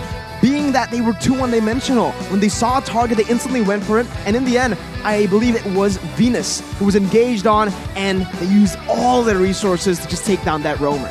It's not a fun thing to bring up, but being nervous on stage is definitely a thing, right? Even as casters, the first few minutes, like it's very nerve-wracking, right? And then once you get used to it, then you start playing the way that you want to play. Last night I was so nervous to cast for day 1, but now I'm feeling okay. So there you go. Let's see. Did you sleep? Did you sleep? Debatable. Good question. Good question. 1.5 minutes to the first drafts. to the drafts here for Incendio Supremacy and as well as Falcon. Now let's talk about Falcon here. I gotta ask you, Miracle. I know you know a lot of Falcon, so why Zipix over Ken? Why? I know a lot of Falcons. I agree, right? I know every single Falcon on stage right now. This guy is Yellow Flash. Okay. He's a solid XP laner. Honestly, this team, you guys still call him the Dark Horse. You still call this team the Dark Horse. I don't. We don't call it the Dark we don't Horse, call. but a lot of people still We call do. them Falcon. I call them Falcon, but I also call them one of the favorites in this tournament because of the way they play the game. In MSC, we saw how volatile they were, how they like to take these skirmishes early on. But firstly, let's talk about Incendio Supremacy's keys to victory. Lafel. Yes, one Zip pops up here. Alien must dominate and abduct the XP lane. Abduct. I like that. Abduct, right? Okay, It's I like it. Yellow Flash, you gotta be careful, man. It's not enough to win. You gotta... Really abduct the player. Just go over to the other side of the stage and abduct Yellow Flash. Yes. Not saying that we are encouraging such actions on stage, but you guys get the message, right? It's not enough to be like skirmishing a little bit, but you gotta make sure that you, Yellow Flash, do not do anything this game. But if any of the EXP leaders get glue, then I don't know, man. It's kind of hard to abduct the glue. It's very, very difficult, It's right? very But hard. Back to the point, Falcon, right? Just take a look at the keys to victory here. Justin's deadly rotations always secures kills. Zipping to zip past through laning phase. I love that. Dictate each team fight's locations and timings, and Naomi will dominate with his map control. So let's talk about Naomi a bit more here. He's a very flashy roamer. He likes to play these engage heavy, the initiation heavy heroes. And right now, we know the changes that they have made. Moonsan made to the game in the last patch. You can no longer get those sound cues when you don't have vision, and Naomi excels so much at flanking and finding the right angle to actually just catch the back line. I gotta say, this patch really favors Falcon because they can play into it and they can counter as well. Because you're talking about Naomi. One of the picks that he actually still flexes is his Natalia pick. And it's really good to go up against heroes like Carrie, which is like unstoppable. But Naomi is one of those players, you can nerf the Natalia however you want, but I kind of don't care. So I will still bring it. Yeah, so let's see here. The drafts here for our match number 3, for our third match for group stage day 1.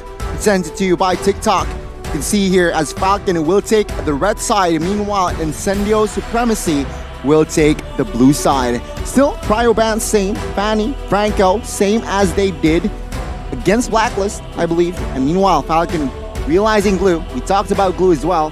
They listened to us. They banned this purple hero.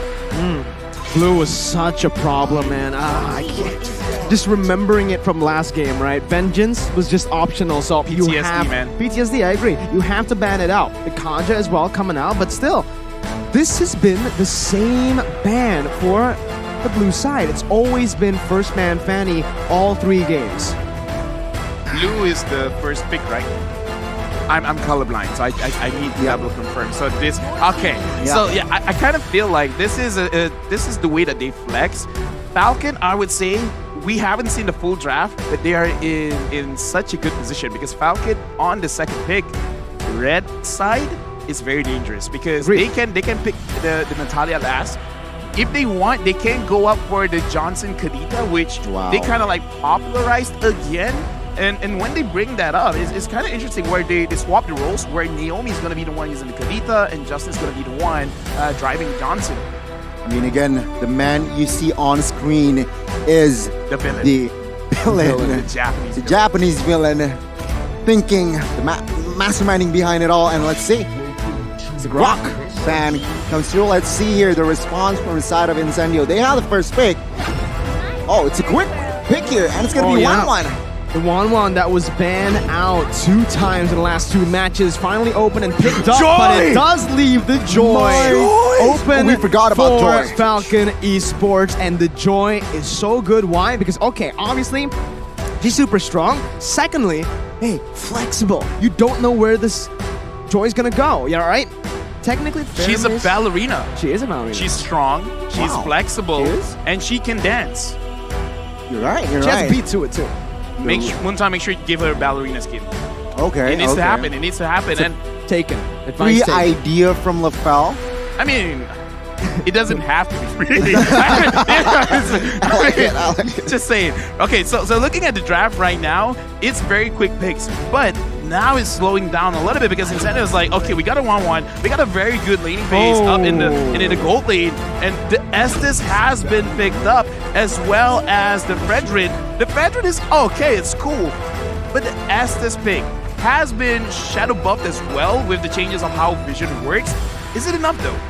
I think it might here, Mirko. Looking at the 3 compositions that Incendio picked up, you have an idea. They want to clump up, but take a look at the response. Lolita. Again, a very good counter for that Estes. Not just for the Estes, but also the Wanwan, right? With the shield that she has, that crossbow attack, and even the first ability is going to have, for sure, looking at it, Incendio's going to have a hard time popping the crossbow attack and even getting some damage, even if he gets the weakness points. So now, we can already see a respect band towards Incendio. Falcon Esports know that Rosa loves picking the Lunox and also the Feramis. So now, with the Feramis picked up, the Lunox ban, they might actually be forcing Incendio to pick up an uncomfortable hero for Rosa. We got to talk about the first 3 picks for both teams. For Sada Falcon, it looks like if they want to go aggressive, they can, because they have a lot of ways to engage fight with the Paramis as well as the Lolita. And not because we see the Lolita, we see the Paramis, we got to assume that Joy is going to be a jungler here. So once she has both buffs, maybe she just can initiate. Dance around. Yeah, dance around, like trying to make sure that Incendio can't really move forward, because in terms of how Incendio wants to play, they got good sustainability with both the Fredrin as well as the Estes, but we talked about it. If you guys want to clump up, it's kind of advantageous for Falcon. I think it might actually go to the XP lane instead of the jungle, right? We know that right now, the Vengeance is so good on Joy, and it's either going to be the mid or the XP. I'm leaning more towards XP because Justin's signature is that Feramis. We've seen him make those crazy plays by initiating team fights on that Feramis. So we'll see. Now, again, that's the Yeep ban. They're really starting to nail down on Rosa's hero pool as Incendio look for their final ban. Looking at Falcon, the jungle still open with the gold lane too.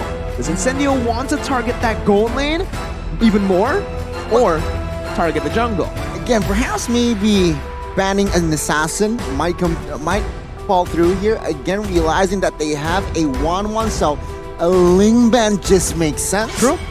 But no, it's gonna be another. They committed to a gold lane ban here in that Leslie, so opening up an assassin to be picked up from side of Falcon. Now, Falcon will not pick up an assassin immediately. They will secure that Erythel, so I guess they are going front to back. Instantly think about 1-1, right? Even before the nerfs, she was heavily countered by the Erythel. The movement that Erythel has while she's able to basic attack, it is a nightmare for 1-1 to deal with. It's almost impossible to win, right? You really need help early on. They do have that Estes, but still, Erythel now, especially considering that the 1-1 has been nerfed, where her first ability can no longer stun, but it's just an immobility, Erythel can punish her even more. So we'll see how this lane plays out. Obviously, you got to count the fact that they have the roamers. They're constantly going to be roaming, rotating across towards the gold lane too. But whoa! Incendio Supremacy, the big of the Farsa, and a Khalid. Okay, a very strong lane here within that Khalid. I guess it's a signature. It's a comfortable hero for the XP for Alien. But I love that Farsa pick. Why? They need magical burst, and that Farsa pick just adds more dimensions to it. Yeah, we mentioned about that lane earlier, and there you go. Link comes in to the side of Falcon. Now, looking at the 10 heroes, I gotta say, it's quite even. Hero power-wise. Yeah, it looks like, Mirko, you got it right. Yellow Flash will be using the Joy. How appropriate, Yellow Flash, Joy. So, do you feel good about yourself? I do, man. Right? Called it. Yellow hero. He's Yellow Flash. He got it from Naruto. Yeah, I like Minato as well. What about you, Gom? The Flying Raijin. I like Naruto. Joy's a fast character. It's very fast. I'm like, whenever she moves, I'm like, whoa, that's fast. That is fast. That is fast. You know what? Give me a flash prediction while you're at it for the match. Okay, Falcon, that was really fast. Goni, I can't wait for you. Oh, Falcon. Okay, well, I'll give mine, right? I do think Falcon too. Looking at the drafts, they have a solid composition that's really flexible. And tat-a-tat, yeah, they have Joy too. Incendio Supremacy, however, also have a pretty solid composition, so we'll just have to see the execution from both of the teams as we dive into the land of Dawn for game and match number 3, best of 1 for Group A. Let's see, ladies and gentlemen. Falcon and as well as Incendio, it looks like that Khalid will have the execute, so a very aggressive Khalid I expect coming from that EXP lane. We'll have to see. Meanwhile, other than that, it's just 2 Purifies on the board for the side of Incendio Supremacy. Yeah, right now I'm actually looking at the EXP as well, and Yellow Flash is trading a little bit aggressively here against the Kali. Has to be careful because, yeah, like you said, the execute is there. So if he catches him slipping, then he can die as fast as Flash. Oh man, I like I'm that. so sorry. Almost. I'm so sorry. Like the execution, like obviously, okay. right? And you know, the pickoff game here from the Khalid, right? Alien can definitely abduct Yellow Flash in that XP lane, but you can see right now the duel's happening just in towards the XP lane as Rose is going to be caught, has the wings by wings, good maneuverability to get out of that one. And in the early game, just like you mentioned, Alien's going to have a better time.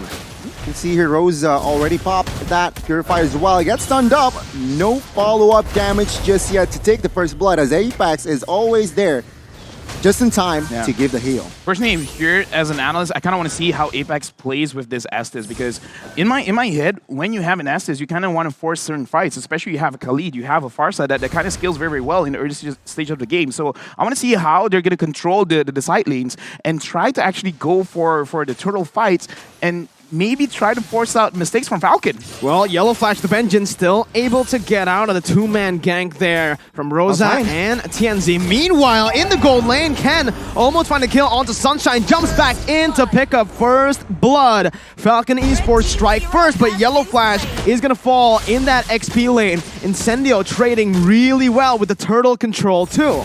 My god, whippling down for Senzi will take that first turtle, no problem. It looks like Incendio, they will pick their battles. They will not go for another fight, but now they will manage their lanes better because now they will shift their focus towards the gold lane. I have a question, right? In this current patch, LaFell, is it more worth to get the gold turret or the turtle? Personally, for me, I kind of still feel like it's the turtle because the snowball effect of this game is actually very, very strong. So if you can get an extra shield and force it out, it's going to look great. Rosa gets a kill onto Naomi, and TNZ gets one onto Justin. And this is what I want to see. Pick up the pace. Try to put pressure onto Falcon. Man, Incendio Supremacy here with a Blacklist Evo too. They're styling really good in the early stage of the game. And Ken, he's still not going to be able to actually look for more towards that gold lane just because there's no mid control. And Zipix, he might be caught here. No sprint, no battle spell. Incendio trying to sandwich him under the tier 1. TNZ jumping in onto Naomi as Apex 47 jumps in as well onto Zipix. Zipix using the ultimate right now, but Sunshine's going to be able to dish out some damage with the Cult Ulcer placed. That's the Appraiser's Wrath, and that's Zipix taken down. The killing spree for Rosa as he's absolutely massive here. Ken finally rotating towards that top lane. Sunshine gonna be targeted by Ken right now, but that's gonna be the damage coming through to pick Justin off. Some of the blades popped in. Ken looking for more, dashing in, but it's still the sustainability from Incendio. Not going to be able to get anything on the board for Falcon, and it's Incendio again showing the team fight masterclass. A great setup, but a sharp execution. Incendio Supremacy. What the heck? They managed to take down top lane, and looks like they will get that early snowball. What can they take advantage from this space that they have, LaFell? Well, like we brought up earlier, right? Like in terms of draft, yeah, we gave it over to Falcon, but the way that you use the draft, like I said, I want to see how they use this Estes. Try to force out fights because Falcon, they need some time to scale up. And right now, Incendio, they're using their draft to the best of their abilities. And right now, Falcon, it was beautiful. Naomi tried to catch them, but TNZ making sure that Naomi can't get multiple hits with the ult. The Numenon Blast, once again, like you mentioned, LaFell, not really going to be able to connect onto anyone as Yellow Flash just backs off using the ultimate defensively. A big resource spent, 2 resources spent. 2 massive ultimates. As Ken is still looking for the steal, jumps in, not going to be able to find it right now. So Ken's going to be taken low. TNZ looking for the damage as Ken still able to get out of the Raging Sandstorm. But still, it's Incendio picking up that free turtle. good attempt, good effort to steal that turtle away, but Incendio still with the clutch retributions as of now. Hitter number 5 here, Zipix, is just focusing on farm because he realizes that he is slightly behind on Wanwan Sunshine here, but let's say, TNZ still managed to get the gold buff, but as of now, it is 5-1.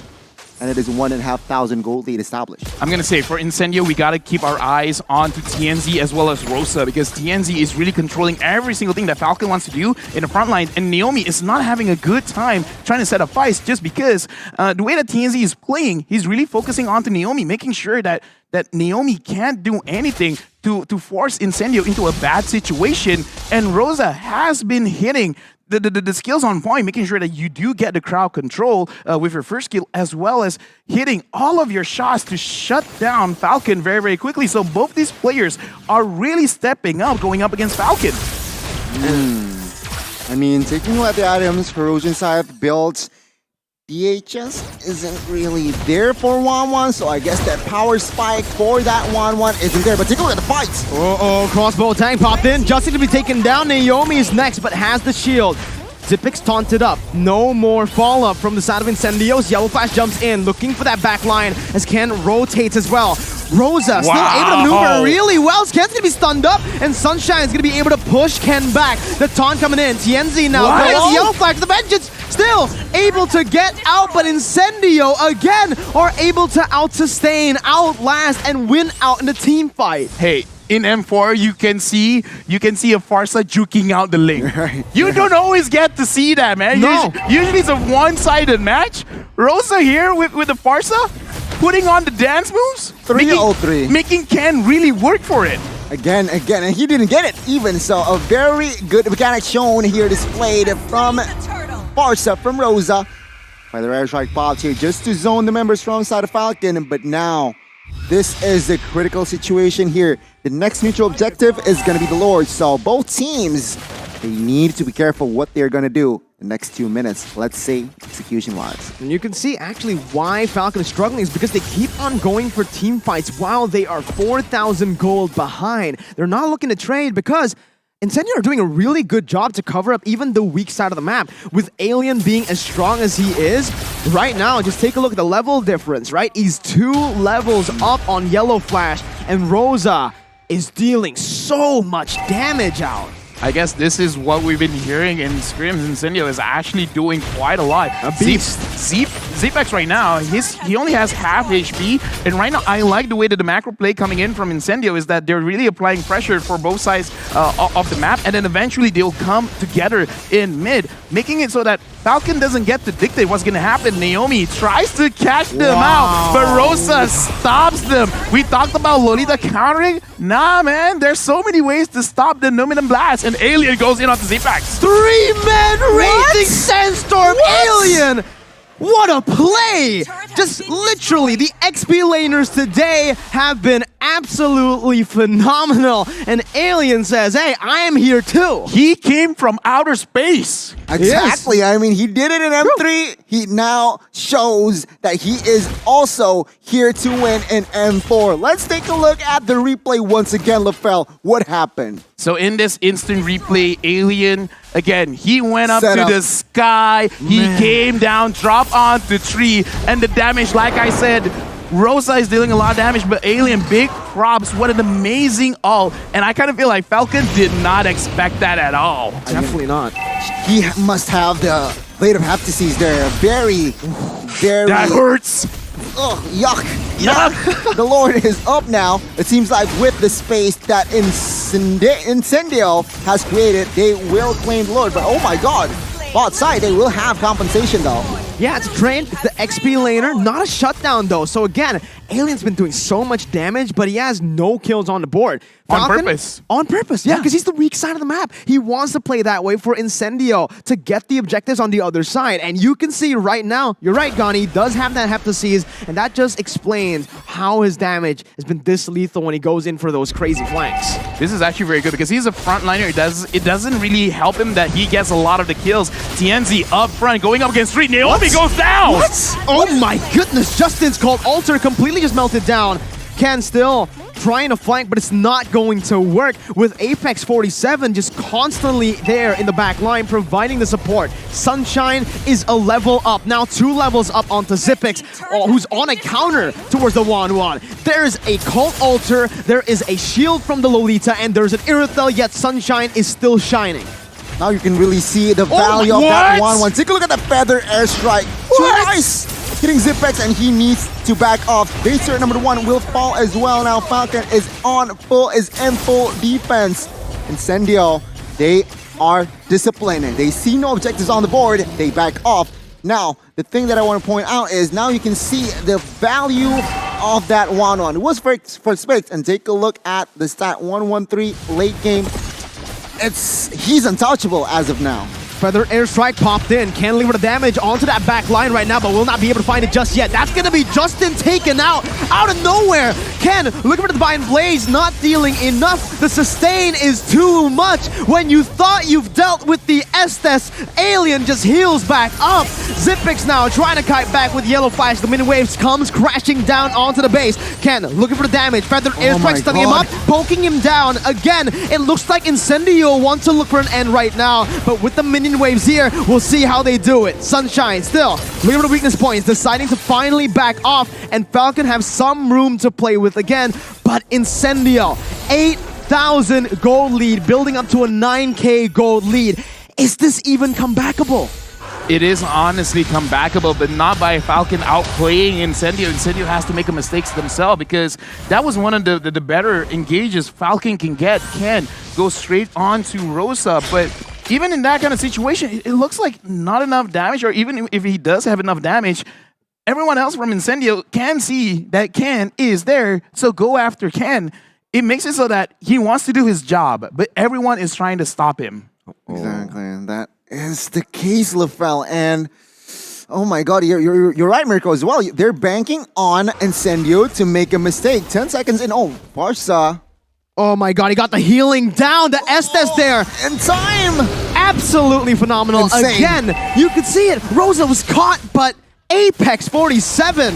That's why he's an Apex. That's why he's always there. He knows when his teammates need him. And right now, because Ken is low, because he's used that Temple of the Blaze, Falcon Esports, they have no way to try to contest this. Yellow Flash still trying to force it as he dashes in, back and forth in the jungle. Looking for the ultimate right now, dealing out a whole lot of damage with Vengeance popped in. Sunshine not able to find the weakness points as Zipix deals out the damage, front to back currently. Justin going to be silenced, going to be taken down, but Luminant Blast not connecting on anyone will mean that Alien can execute Naomi. It's a 2 for 0. Zipix now to target, and it's a double for Sunshine. It's an absolute disaster for Falcon Esports, but Ken saves the day, clearing out most of the minions in the mid lane. Yellow Flash gonna have to deal more. Justin flickering out the safety from that Feather Airstrike as Alien just tries to run him down, and Justin will fall. The team from Turkey will not back down. They are now angry after the first match loss, and it seems like Falcon is the casualty. Lord is up. It's quite freely here as Ling will not be able to do anything in the Land of Dawn now, and it is going to be free Lord. LaFell, the base is quite exposed. Can they end the game? Well, right now they are looking at Ken, hoping that he can clear all the ways, but now with no energy, Alien goes in. Ken tries to run away. That was just an enhanced basic attack. Ken going up against Rosa, going against Sunshine. It's a manhunt. And right now it looks like he is able to survive because Incendio's like, nah, we got the Lord. We're going to end this right now. This could possibly be the final skirmish where Incendio could end this game with a 10K gold lead. 13-2. It's not a close game so far. Incendio have been completely dominating. And Zipix, with one feathered airstrike shot, loses almost of his HP. With the Lord marching in still, it's going to be Falcon Esports over the defense. Space is going to be targeted down by Sunshine as that's going to be the damage coming through to the Zipix. And it's an upset here with the crossbow tang. The mini wave is still there. Incendio Supremacy take Falcon Esports down. The team from Turkey strikes back, equalizing here in Group A. And my goodness, what a thriller match. Unfortunately for the team from Myanmar, they have to take the learn. I mean, We've been talking. congratulations to Incendio, yeah. Congratulations indeed. What? Yeah. Well, Here's the thing, right? Caster Curse might be too much. All three of us said Falcon. You said Incendio. I did vote for Incendio, but you asked for the draft, and I was like, oh yeah, Falcon. Right. And this kind of does show 6 total IQ. What do we know, right? What do we know? What do we know? What does everyone know, right? Falcon Esports coming into this tournament. Again, they were the dark horse for MSC. True. They were looking as one of the favorites. They were looking to be one of the favorites. We kept on asking, who's the dark horse? Who's the dark horse? Right now, Incendio, dude, man. Here's the thing, right? We got to readjust our power rankings, Oh, yeah. man. Oh, yeah. Because look at Blacklist going up against Incendio. Close match. we saw glimpses, right? We saw did. glimpses against Blacklist and against this team. Boy, they executed Oh my God. to perfection. What was the score? 15-2, perhaps? This is the first day. This is the first day, and we're already getting an upset, Wow. right? They were close to upsetting Blacklist, and yeah, you're right. It was 15-2. It wasn't close. It was not close in game number 3. I am still, quite honestly, speechless, but now we're going to get, again, to dissect the item build and to dissect this game. Incendio, how do they do it? Mikasi Mirko, we're going to look at the draft first before we look at the items, because I kind of feel like the draft really dictates what you want to do in the game. I brought it up in the first minutes of the game, right?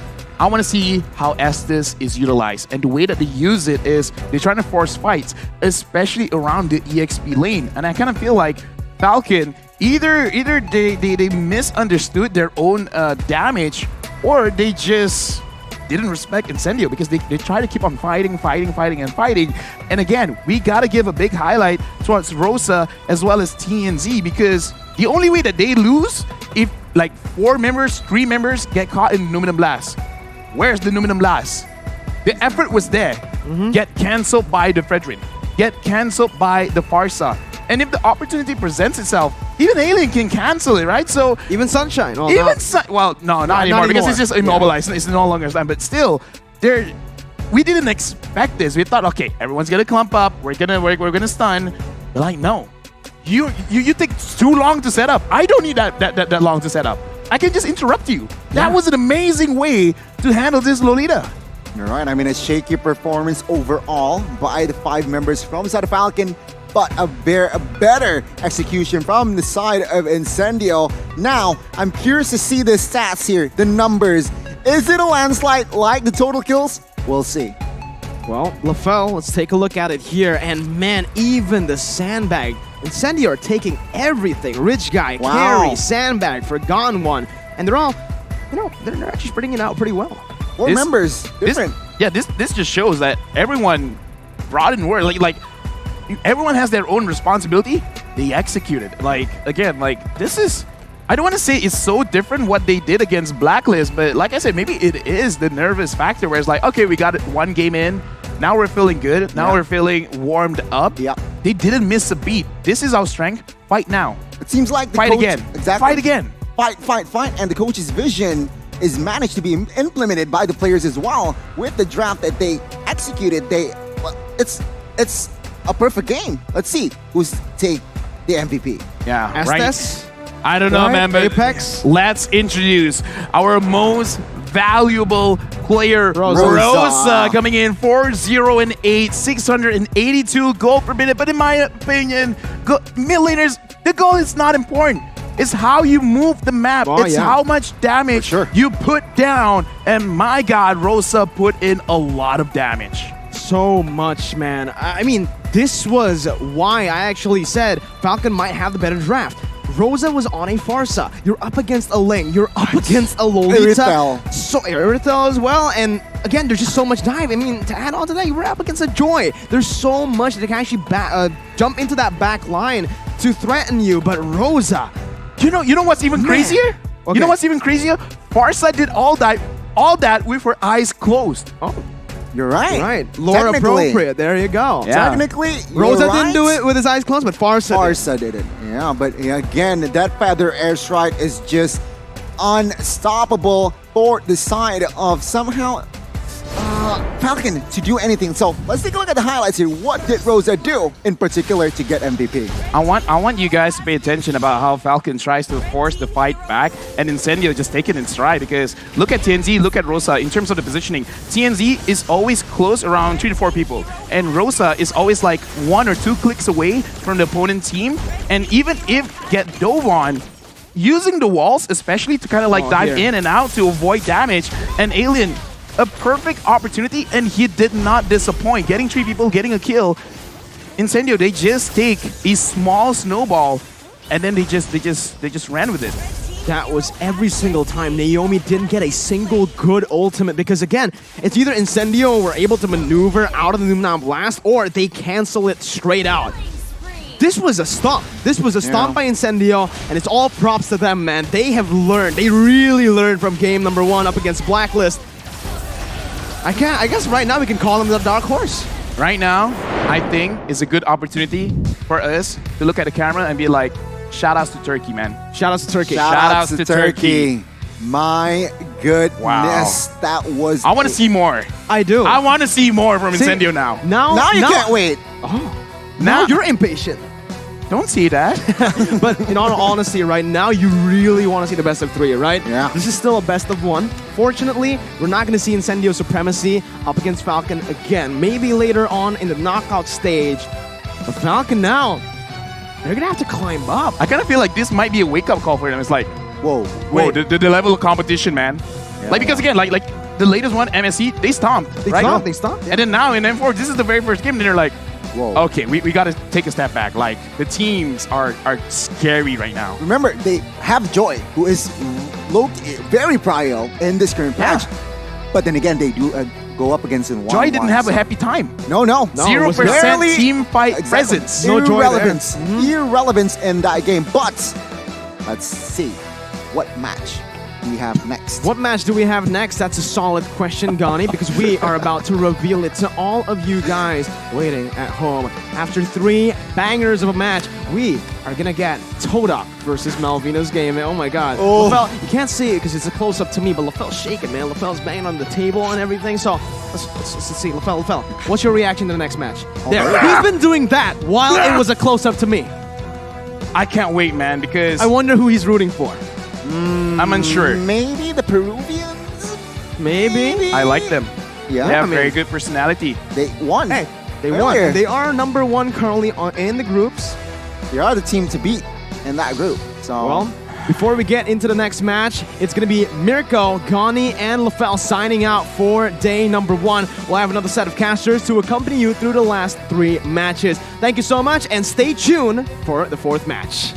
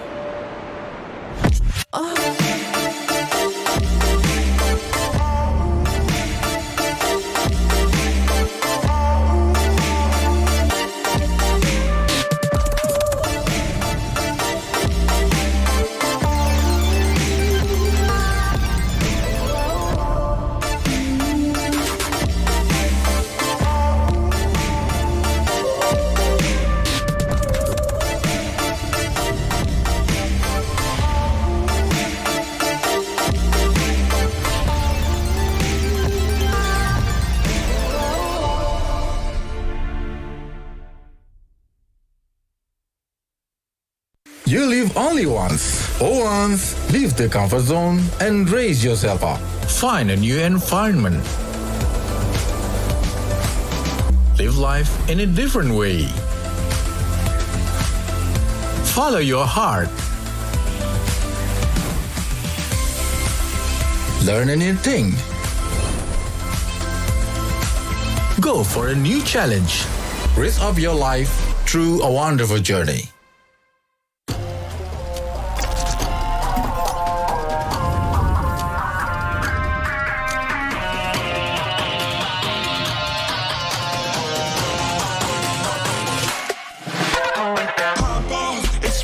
time, I'm a ball. I'ma get this money right. I'm gon' live my best life. They been talking, tell me on me, but you know they'll never win. I'm controlling all my victories, and something that's gotta give. Cause this is just what I made it now, made it now. You can't ever, ever, ever break us down, break us down. I'll be reaching for the stars, promise I'll be what they not. And I'll never, ever, ever, ever stop, won't never stop, yeah. Touch the sky, you're made of silver and gold. Touch the sky, you're the greatest option now.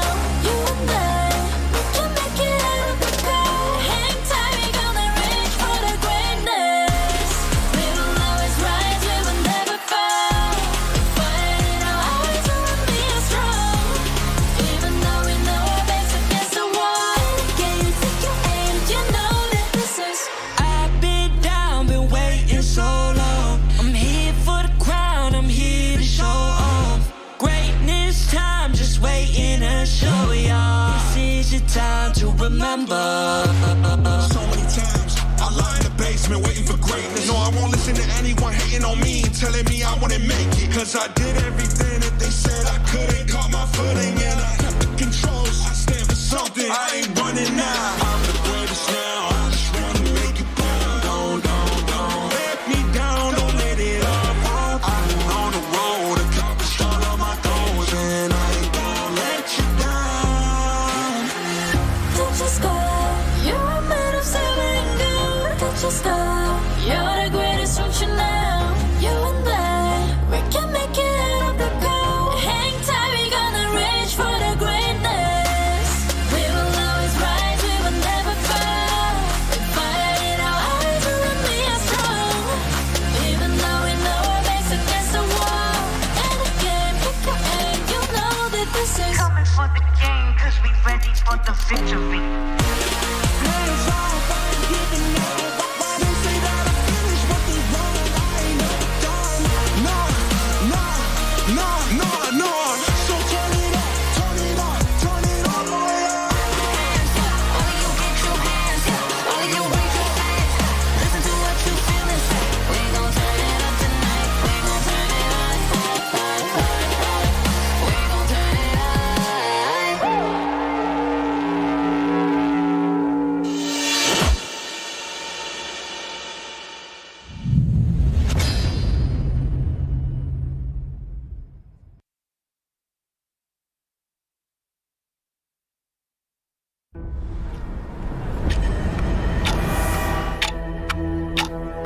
We are getting closer to the ultimate battle in Jakarta. It's an amazing, beautiful tournament. I can't wait to get to the game.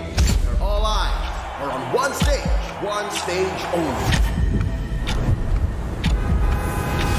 All for that ultimate prize, to be M4 World Champions.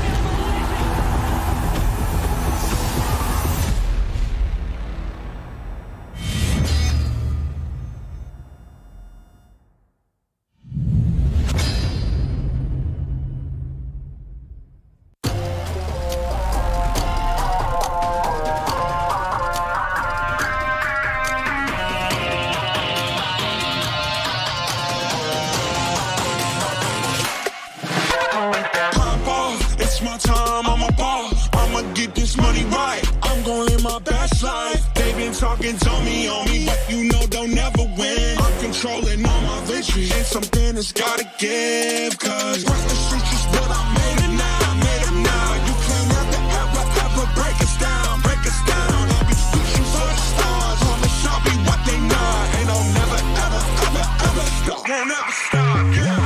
Touch the sky, you're made of silver and gold. Touch the sky, you're the greatest option now. You and I, we can make it out of the cold. Hang tight, we gonna reach for the greatness. We will always rise, we will never fall.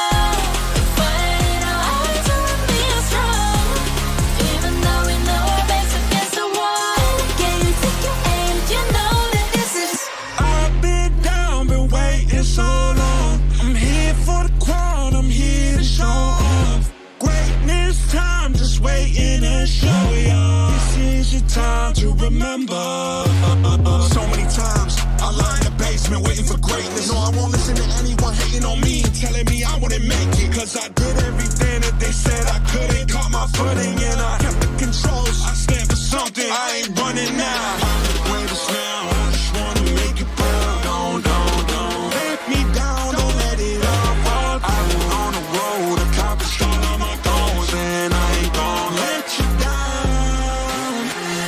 Touch your sky, you're a man of silver and gold. Touch your sky, you're the greatest function now. You and I, we can make it out of the cold. Hang tight, we gonna reach for the greatness. We will always rise, we will never fall. With fire in our eyes, you and me are strong. Even though we know our backs against the wall. And again, pick your aim, you know that this is coming for the game, cause we ready for the victory. Hands off, I ain't giving up. They say that I finished what they want. I ain't never done. No. So turn it up, turn it all the way up. hands up. All of you get your hands up. All of you raise your hands up. Listen to what you feel inside. We gon' turn it up tonight. We gon' turn it up. We gon' turn it up.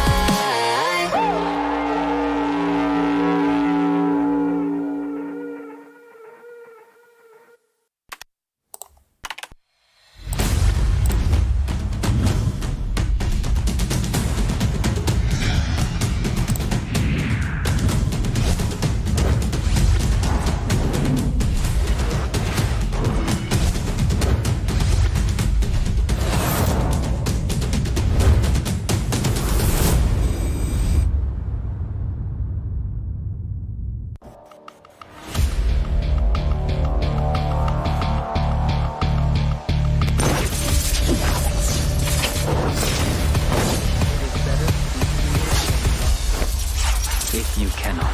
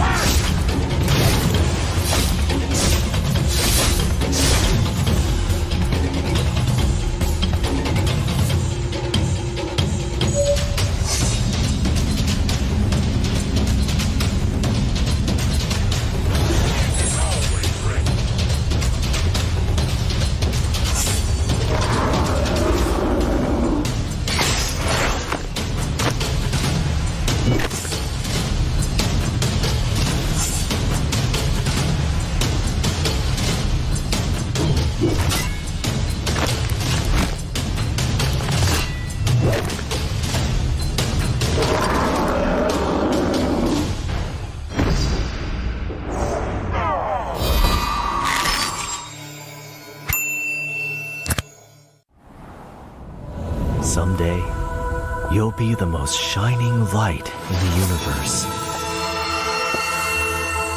The star will be burned for you.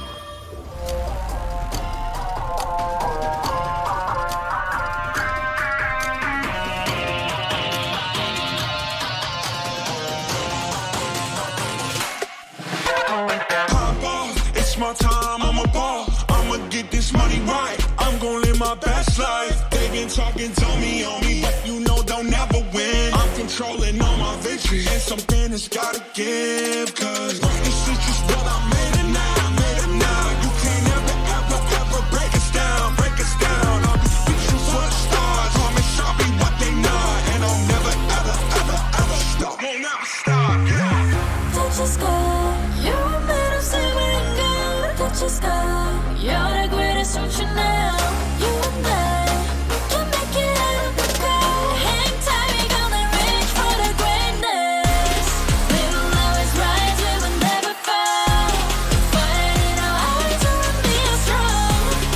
Even though we know our backs against the wall. Can you take your aim? You know that this is. I've been down, been waiting so long. I'm here for the crown, I'm here to show off. Greatness time, just waiting to show y'all. This is your time to remember.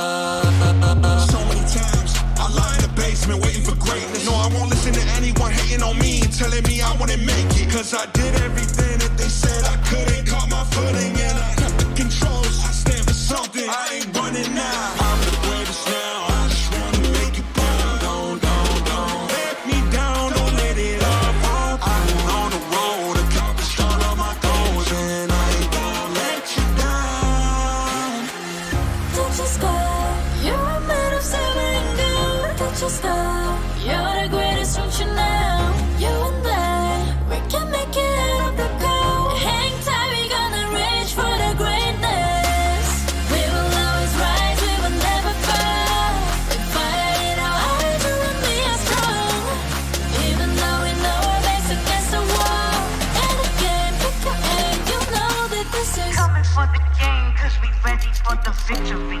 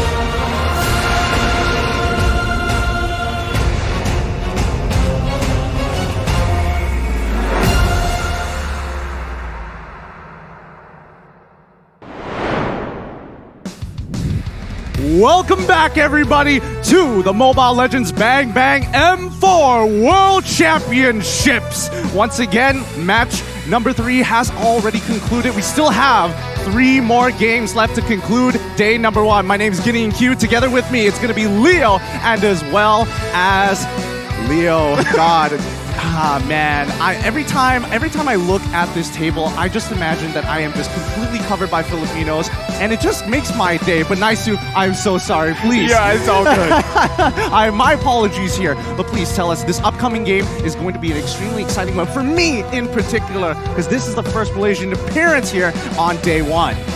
Todak, Malvinas, who we've already seen play, right? And actually do really well. More than I feel like there's always expectations, right, for a lot of these teams. Day number 1, you can put it to, hey, they're working through their jitters, they're working through a couple things, but still some surprises. And I know you're excited to watch Todak play. Yep, but so far, I mean, when I'm looking at other regions, they're catching up way too fast. I'm sweating here. No, that makes 2 of us. I am a big fan of Todak. No secret that I love me some Moon. And I'm glad to see that here today. We just checked them out. They were testing out the equipment and whatnot. Moon is playing, can't confirm. So that makes 2 of us Todak fans here on the desk. All right. We've got more Todak fans on the table. I didn't expect that. But guys, just in case you were wondering, M4 is powered by Monton, presented by TikTok, the official content partner, supported by Secret Lab, the official gaming chair, the ones that we're sitting on right now, and Esports Charts, our analytical partner to get us all the stats that we need. Gank, our official merchandise partner, MeWatch, our media partner, and last but not least, Ministry of Tourism and Creative Economy of the Republic of Indonesia. Thank you so much for making this happen. The stage behind us is great. The table is amazing. But we need to jump right into these games because right now I'm a little shaken because in Group B itself, Malvinas Gaming sitting at the top so far. That could easily change throughout the day. Yeah, I think, it's kind of crazy to think, too, we're already halfway through day number 1. I mean, it is quick, right? These are best of ones here. And I feel like all the teams so far holding no punches, right? They've had plenty of time to scrim against each other. And hey, we're going to have to see how more of this unfolds for us today. Yep. With 3 games already down, 3 more to go. Let there be a reminder, and let's pull up the schedule so we can really explain it to you because nobody is going to get eliminated. They are playing for seeding. With today's schedule here, our upcoming game is going to be Todak versus Malvinas Gaming after Incendio, and Falcon has finished. Incendio being able to claim back a point. Up next would be Falcon versus Burn X Flash, but before then, we have to conclude this game. Now, these best of ones have been really interesting, right? And I know, Leo, you've got a lot of thoughts about this because if this was to be a best of 3 or best of 5, I think that these results would have been so much more different. Oh yeah, for some of these matches, again, best of ones, especially for Group A that we just saw, Incendio versus Falcon. The room just changed. The venue, the mood, and the expectations across the world. I can feel it. Again, I got some people from home messaging me like, what's happening with Group A? And we just saw exactly how that happened. 2 matches have been played by Incendio, and score-wise, they're tied with Blacklist, who they suffered a loss against.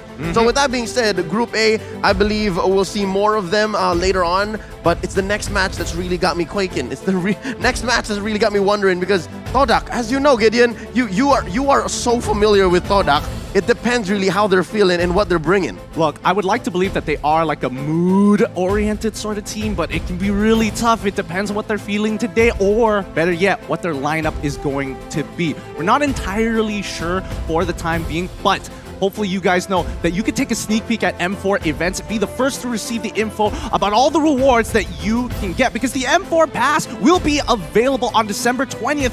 Exclusive rewards like the Beatrix Light Chaser, as well as Beatrix Stellar Brilliance, M4 Beatrix figurine, emotes, sacred statues, spawn effects, recall effects, avatar border, and trail effects await you, and you can get the All Special Skin War Lion for free by completing the tasks too. But Naisu, on the 24th of December, what's going on? M4 support chest will also be available in the game. Open it to get loads of M4 Pass XP and stand a chance to receive a mysterious gift. I'm wondering, what is that mysterious gift here? That could be anything, but that's not all. Even January the 15th, we've got special stuff, Leo. On the grand finals of M4, you can expect to get a free avatar border. And again, that's free of charge. Just check in to the Battle Pass and you'll get it. The M4 Battle Night event is also happening. You can unlock a skin chest by completing tasks, and You can pick a skin of your choice within the chest. All of this happening in celebration of Mobile Legends Bang Bang M4 World Championships. Dare to be great. Don't forget to use those hashtags Mobile Legends Bang Bang, MLBB M4, and Dare to be great. The M4 Pass card is already available, so quickly grab all of it as much as you can. And I know that M3, that Roger figurine, that was so hard to get, so I'm very curious to see who's going to be able to get the Beatrix one this time around. Yeah, I mean, I'm falling behind on my pass, so this is perfect, right, for people like me. With that being said, looks like the games are about to begin very, very shortly. Let's bring out the teams. First off, it's going to be Todak with Moon, Momo, Chiku Guy's rival, Aryumski. Moonatics established 2021 Rejoice. Indonesia, Malaysia, Manila, everywhere around the world. He's coming back in mid. I remember MPL, MY, S10. He was in and out, but now here in Jakarta, he's coming out to play. They have never missed a single M series. Chiku Guys and Moon are 2 out of the 3 players that attended all. An incredible difficult team to draft against, as all these players can play any hero at any position. It's Todak. That is an understatement. I mean, this is one of the teams that is flex. Like, if you could give them one word, it's flexibility. And we're going to see it, I'm sure, unfold in the best of one. But just even the meta that we've seen established, it could work so well in their favor. It's all about greatness here, and Malvinas Gaming looking to break into the top 3 at the very least by the end of the tournament. It's going to be Harley, Dragon, Joel Cruel, Prince Ron, and Steffi. I got my eyes on the Peruvian Dragon here. He owned the first game that they played, upsetting the Vietnamese squad MDH, and here as they make their entrance, their second game in day 1, it looks like they're in high spirits. I'm loving it. They are so great, and they continue to improve. The overall team likes to orchestrate these 5-man rotations. Hit hard, hit fast. And they do it so well. And at the same time, we got to keep an eye on Joel Crew, right? Joel Crew has been a staple so far from what we saw in the previous performance. And gold laners are hot right now, but in a different way from what we're seeing, right? Especially if they can get that 5-man rotation working for them, allow their even gold laners to pop off later on. That's where the crucial point is for these gold laners. And Joel Crew, keep your eye on him. Yeah, the Peruvians is something to keep an eye on for sure. They've got the best cuisine as rated by the world. But let's look at the talent predictions so far, and vast majority on Todak. Oh, yes. Chantel, Sunfrost, Noise, Holy, Kid, Heebs. They're making the right calls here. I do believe Todak came in fresh, and I'm liking Moon's new cut. Again, guys, just get used to it. I'm going to call on Moon a lot. And there are 2 predictions going over for Zuzu and Gerst. They're saying Malvinas. They're saying Malvinas. I don't think we can count Malvinas out for sure, considering how much they've actually improved over the time, since M3 all the way up to MSC, all the way up to now. They're just getting better and better. Not just again, going off their previous match earlier, right? They did really, really well here. And I think a lot of people are naturally going to say Todak, right? Because how long was Todak dominant in that region, right? And yes, they're not number 1 anymore, but still, they're here to make a point, right? Maybe they've got some revenge on their minds as well. And again, it starts here, right? Their first game for the day. I feel like with all the major regions, all the teams who have been naturally dominating come to the same mindset of, all right, we've dominated the local scene. It's time for internationals. As long as we get that ticket, that's what matters. And they're here. Again, talking about Todak, their keys to victory, they have to figure out how exactly to use Yums. He's the only one really that stays put alongside Moon in mid. And here there's another question that comes up. How will they get to that W if we're not sure exactly where Chico Guys is going to be? I think it really depends on that draft, and that's what's so scary, because even though it says, oh yeah, he's in this lane, for all we know, they could change things up. I'm glad it's only a best of 1, but let's look to the keys to victory for Malvinas. Keys to victory here, beware of Todak's signature split push, and that's part of it, right? And Joel Crew's objective rotations must work. High risk, high reward. Again, I think that's one of the best ways to paint this picture for the meta. None of this would be possible if it wasn't for Harley and I'd say Steffi in mid. If they cannot hold down that main artery, none of this high risk, high reward is going to happen. Joel Crew, being one of the younger members of their team, has to keep that wild fire in him in check. And that's why these M3 veterans, Steffi and Harley, are going to have to hold it down. But here's the problem. A lot of their strategy is coming around 5 people have to make that rotation. And then they also have to worry about this famous split push coming in from Kodak. We don't know what angles that they're going to take, but Malvinas really need to make sure that they are efficient and make sure that they can maintain the pressure all across the map. Last I checked, they needed 4 Mays more often than not to get that split push in. That's why I love them when 4 Mays was around. And that's why I love them even more, because they're now showing us a new flavor. And it's looking like they have some favorites here. Yes, Peruvian cuisine. But when it comes to MLBB, it looks like the Malaysians have it down. Yeah, I mean, Malaysians have it down, but even Turkey, I mean, the extra 3% coming in from Malvinas is going to be enough, even though Todak somehow had 50. But in the end of the day, it's a best of one, and this is all for seeding.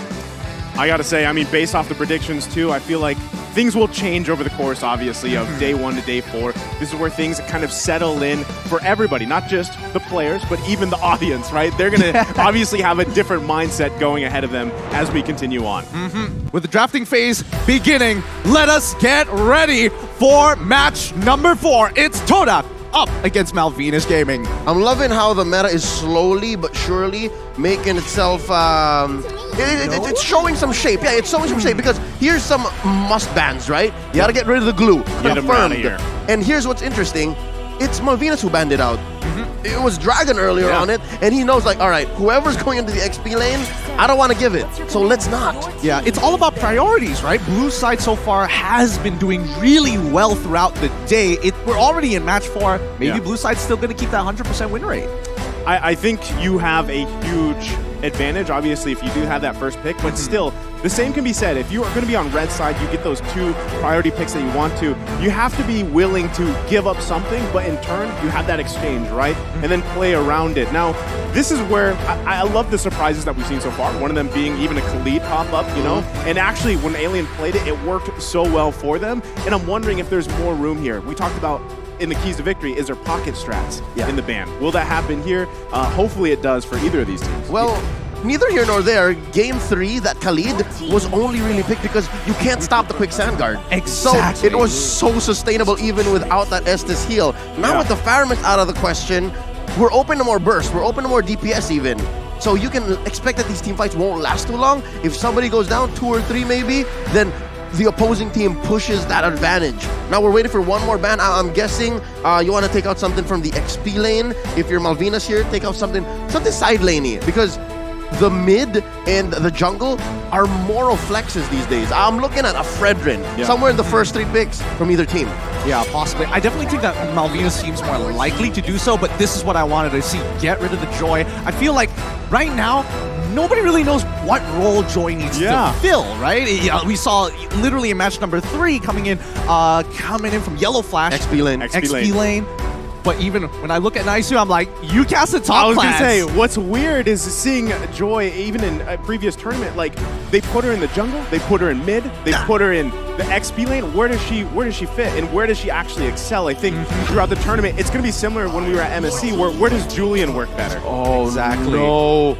Here we go. The Kaja is a roamer, I believe, going into the hands of Yumski, and now swinging over, I'd say the Fredrin's still good here. I think Fredrin overall is going to be good, even if you do get hit by the Kaja. At the very least, you have enough HP to kind of hunker down. You don't mind. Yeah, and I think at this stage of the game, Malvinas Gaming have a really good opportunity to punish. There's still a lot of priority picks. The Farsa, for an example, a really good one to distance their opponents, but they even get the carry, and I've heard a lot of things about this attack speed carry shredding through the entirety of Mobile Legends. They got buffed. Carry got buffed recently, and I believe today alone, Carrie has been going bonkers. I think that's what the kids say. That she's been going bonkers. That's. I think that's around the sayings here, right? So we'll see if Pinwheels go bonkers in this game. But still, you already have so much damage just in these 2 picks alone. You want to make sure you can protect that damage, right? On the other side here, Todak going to lock in one of my favorite jungle picks here, going to be the Hayabusa, but they also taken the Valentina. I thought for a moment there it was going to be the Valentina that was going to be your favorite, but then I remembered Gord, and I was like very confused for a moment there. But don't worry about it. The Hayabusa is going to be quite an interesting position, right? Because again, it's quite dive heavy, and you need to take out this carry or maybe even the Farsa. Yeah, that's a clear answer by Todak. Is saying you pick the softies. All right, we're gonna go ahead and get the natural predator here. And I like the Valentina. It really doesn't say anything. Can still go into a side lane. Again, it's Todak we're talking about here. So they can do that or keep it in mid. So there's so much still going on for Todak.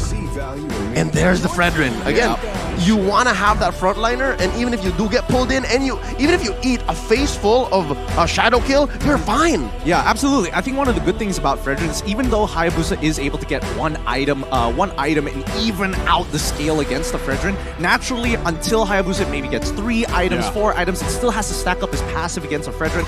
He gets to walk away for free. Fredrin can do what he wants to do. Again, that's why I think we have, first pick, that Kaja allows him to have that Divine Judgment. You can hopefully get the right targets to pick off that you want to. And then again, you have Valentina too, right? So if you want to go Feathered Airstrike to Feathered Airstrike, have that burst potential on both sides, find a lockdown, and then by that time, Hayabusa's online, ready to go, that could work. And so far, that's the only win that Todak has on the Valentina. Yeah. So far, I'd say, save for the flex, again, the fact that it's Todak, comes with the territory, the Valentina isn't worth it yet, personally. There's not much he's picking up here. I think it's also to change the mentality of how Malvinas Gaming is going to draft, right? Yes. They don't want to give high-value ultimates over to Todak from this stage onwards in the second part of the draft. I mean, look at the ban so far. Malvinas Gaming is like, no gold lane, get rid of one of the strongest ones, all right? We've already got the carry. Naturally, Beatrix is going to go.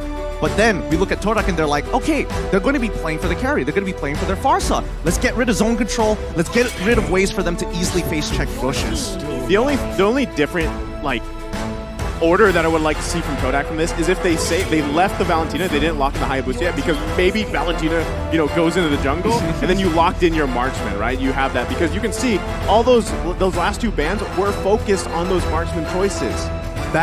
You bring up a really good point here. There is a good chance that Hayabusa might get chucked down into the gold lane to try and trade against someone who's naturally short range like a carry. Or an XP lane. Yeah, or an XP lane.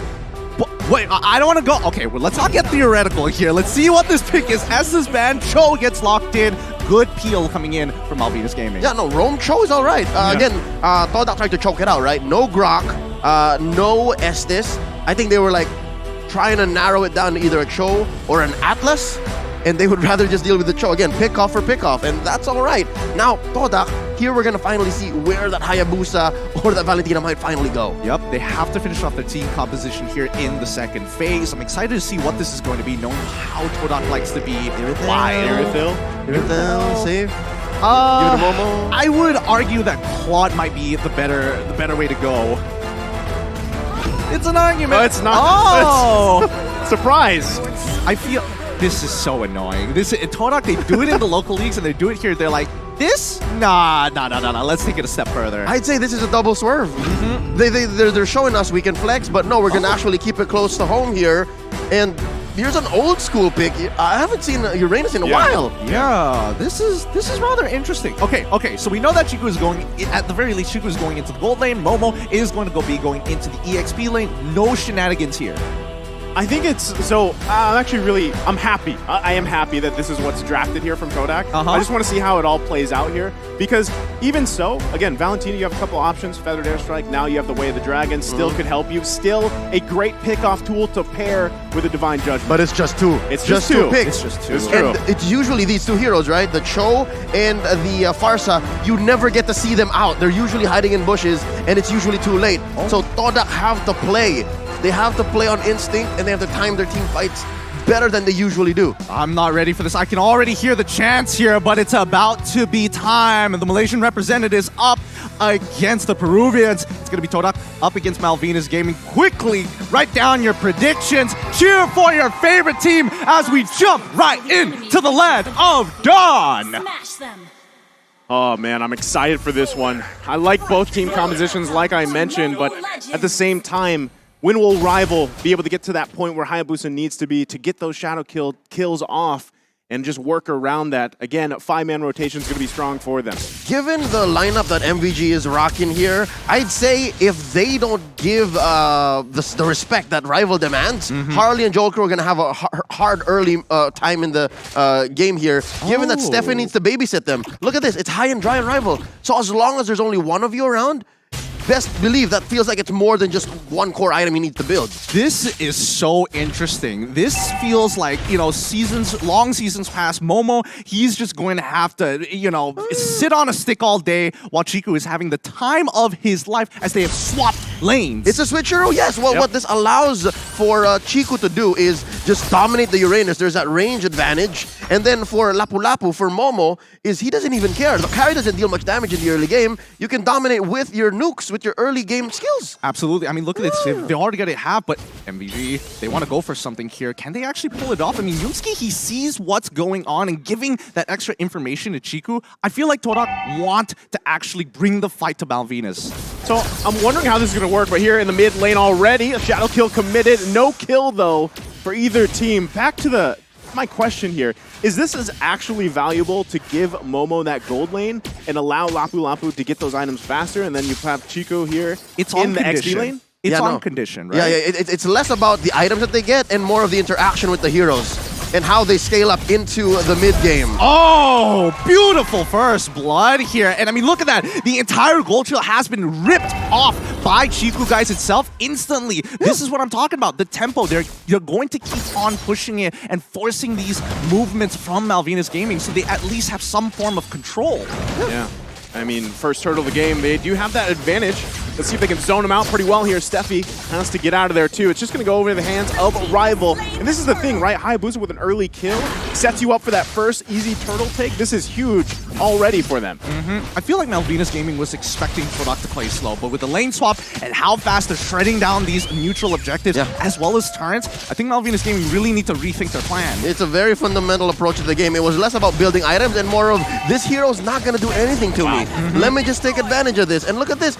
Converting straight into a 245 push. Bottom lane, that's a no-go. That's a dead zone for MVG. Really beautiful map movements coming in from Torak. You can see the mid lane support run down to help Chiku guys, but at the same time, Hayabusa is not going to let free EXP and gold be a waste. Oh, Yusuke! Oh, Yusuke going to go in with the flicker, and everybody there to back him up, but they can't get the kill just yet. Harley able to get it out of dodge, but it's Dragon that falls here in the mid lane. A little unlucky there with the Shadow Kill RNG. It ended up onto the Uranus, but looking at topside, Joel Cruel. Joel Crew gonna try to get out. There's the flicker in with the kick as well. Chiku guys gonna fall here. Joel Crew picking up a kill. Yep, fight started and it was Chiku guys who was actually ahead, right? Both on EXP and on gold, but they had the man advantage. MVG, they were just much, much faster. And this is what I was talking about. If Steffi can hide in the right bushes, he can actually catch off guard TDK and maybe shrink this early gold lead. 1.5 in under 4 minutes, that's actually pretty big. Yeah, no, I think it's just the foreshadowing that Steffi foresaw. It's like, okay, you broke a tier 1, where's the next move you're going to make? You are going to have to run through the river or walk through the lane to get to that top side of the map. Oh, fully stacked here. Steffi gonna get taken out right away with a shadow kill to follow up. Forcing Harley out here with wings by wings, but another kill going in the hands of Todak. And now here's another concept that we have to understand. MVG, Steffi, he has so much to deal with, right? He has to protect both Harley and Joel Crew, and now Joel Crew's down. Yeah, there's nothing you can do to get out of that one. So now, you have to consider, yes, he can find these ambushes, but where does that leave him? He might be trying to do too much. He's getting overloaded now. Yeah, I think right now, MVG, they're not entirely sure how they should take, what approach they should take with Todak, because even though topside ticket is already broken, you can see that Hayabusa and Lapu Lapu taking the initiative to hover around the turtle in case Malvinas Gaming doesn't touch it. Yep, so this is Todak's game so far. The first 5 minutes, almost 4K ahead. It's Todak who's making the decisions, and MVG just following their pace. Okay, Leo, I think we need to talk about win conditions here, right? Because Malvinas Gaming, it feels like towards the later half is going to have a bit of an advantage. Yes, but only if they can stop the initial TDK ambush. Like, it's TDK who's saying, we do this, what do you do next? They have to bait out those ults first. That's how it's going to happen in the late game. All right, it's about team fighting with 4K lead. Hopefully Malvinas Gaming, they don't lose their mid-turn, because with that, at least they have some form of safety moving around in their jungle. Well, I mean, not only that, but I feel like part of this was what we were talking about, the flexibility card that Todak likes to play here, right? And, even so, when they switched lanes, I feel like that did something. Oh, Yomski gonna go in one more time. Steffi, though, able to survive. Rival finding Harley, though. Gonna push them back into the jungle, and it's Joel Crew that falls. And now Dragon running as well. They might look for a crash down here. Conceal play comes in. Steffi falls. That was beautiful, and honestly, I respect it. And now the next one is going to fall with a complete wipe here. Joel Crew, I am surprised he was willing to flicker in for that. No, Gideon, you're surprised that Todak is this clean and this quick and this fast. No, it's expected. Come on, I don't want to be that guy. What do they call it again? There's a certain term. All right, let me stand up for this. Put in some air in my lungs. It's called Todak Lunga. Exactly. See? So again, just in that one moment, right about 5 minutes in, 5:15, you saw how Steffi was trying to bait out the Divine Judgment.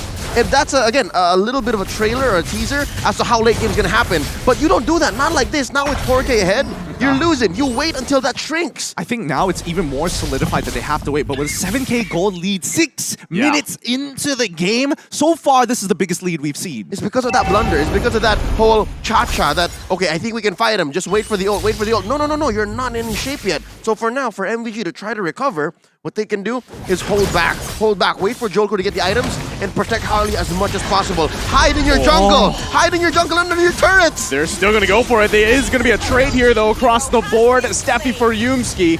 So they're happy with finding a kill here, but still, is it going to be enough? They're still crawling from being whiplashed by Todak. I don't think that was as worth it as I would like to believe for Todak, mainly because Yumski had to use his flicker, and that's a very powerful tool, especially for Kaja players, to close that distance. I mean, yes, you would imagine that the initial gap closer would be good enough, but you need to combo it. So we'll see. I don't think they're going to do anything crazy until we do see Rival have his ultimate, and at the very least, Yumski has his flicker. Yep, looking at the items here, at least there's a Clock of Destiny on Harley, so all the more they have to stick to the late game plan. Clock of Destiny recently got reworked, so you get a little more stacks, a little longer the game goes. As for Dragon, I think Dragon is going to be key here to extending the game. He has to find another lane that he can force TDK to split up. That's what a Uranus does best, right? Like try to bait out opponents, and I think slowly, maybe after one more tank item, the Malaysians will be slowed down in their siege. So that's one way to do it. Just push one up, but no! Oh, they're going to crash down here with the Divine Judgment. Prince Fran quite low, but the way the Dragon coming out on Chiku, guys. But meanwhile, Moon able to get his own Harley falls. They're chasing back the Shadow Kill. Takes out Steffi, and it's for that fall for MVG. Beautifully played by Momo, able to cancel that Feather and Airstrike, really putting the pressure on Malvinas right now, and Dragon unable to get into the fight in time to slow down the front line of Todak. Yeah, no, and I think he used the flicker just to finish one hero off. The cancel was already done. It's like, I have my killer instinct, dude. I just need to flicker in. And now they're going to convert straight up into a turret. And yeah, see, look, so Dragon, you can say, Dragon, he's going up there. He's building up to at least some level of peel. This is crazy. An inhibitor turret in the base has gone down before that Lord has even spawned, right? That's just how much pressure TDK is putting here, and now Lord is up. This is a 10K gold lead 9 minutes in. Yeah, I think for Malvinas Gaming, this is a really huge mountain to climb, and especially in local MPLs, a 10K gold lead is pretty much death to a lot of teams this early on, pre-10 minutes. Rarely happens. Yeah, rarely happens as well. Well, I don't know. MPL MY is a little whack. Well, that's why. That's why it explains how Todak is just through the roof now. Look, even Yumski deals more damage than Harley. I'm surprised that Moon is topping the charts. He's kind of killing it. It's terrifying. It's terrifying. No. He's in everybody's faces, right? So, given how far Moon has taken this and how much gold Rival is farming, this is also surprising, right? Because if I'm not mistaken, he's also taken away even MVG's jungle. Yeah, they're invading pretty often here. Are they going to sacrifice the tier 2? But the Conceal. Divine Judgment going to come out on Prince Fran and the Retribution, but still, they're going to just push them off. They don't want to do the Lord. There's nothing left for Prince Fran. He's more like a popper. And speaking of popping, Dragon! The Peruvian Dragon! More like the Peruvian Lizard! Just got popped. So it's tough. So again, I presented one alternative. Dragon should buy a part of the map, right? So that the rest of them can try to farm up, give items to Harley and Joel Crew. But it's so hard when Todak knows that they're that much ahead that they can Divine Judgment Dragon and it's all right. Yeah, and they also know that they don't need the Lord. The next inhibitor is about to fall. They are just naturally stronger. Steffi gonna get caught in a bad position here. Falls into the jungle, and now Joel Crew, I don't think he can get back to base in time here. He's gonna get chased down. Momo coming in flashy style with the flicker. Not even needed here, but Joel Crew still on the run. UMC gonna dash in here. This is one way to do it. This is one way to do it. Say what you will, Joel Crew was gonna die anyways, but he bought what? A solid 10-15 seconds. 10-15 seconds, but it's still rough. I mean, they're not taking Lord. If Todak wants to end this game, they just take Lord, they just run it down, and they can pretty much force a fight guaranteed underneath the crystal of MVG. I'm looking at a threshold of maybe 15 minutes. If MVG can at least try to conserve themselves and stay alive up until 15 minutes, have at least maybe one more core item on Harley and Joel Crew, maybe. But that's the thing, like, who is your saving grace here for MVG, right? Harley, Joel Crew. Joel Crew is so far away from that. Harley, though, able to survive just a bit. Oh, never mind! Chiku, guys, from the backside. Now they're going to find Joel Crew, as we were just talking about him. They fall here, and another one goes down. 4 fall again for MVG, and there's nothing Dragon can do here to defend. It's a maniac for Chiku, guys. GG, well played. Game goes to Todak here as they're able to score their very first point here in Group B. Wow, what a game. How many times in this game was Dragon dragged? It came to that point wherein the Uranus has maybe 2 main jobs, right? Past the 3-minute mark, you're looking at, okay, it's a losing game. Dragon, you have to be the main peel. Your lane is dead. And so far, Todak just leaned into it. Like usually, whenever a hero starts to put themselves right in front of you, you have to consider still at the early game, right? Because your CDR is not that high. But at this point, they're like, no, just take Dragon. Just go.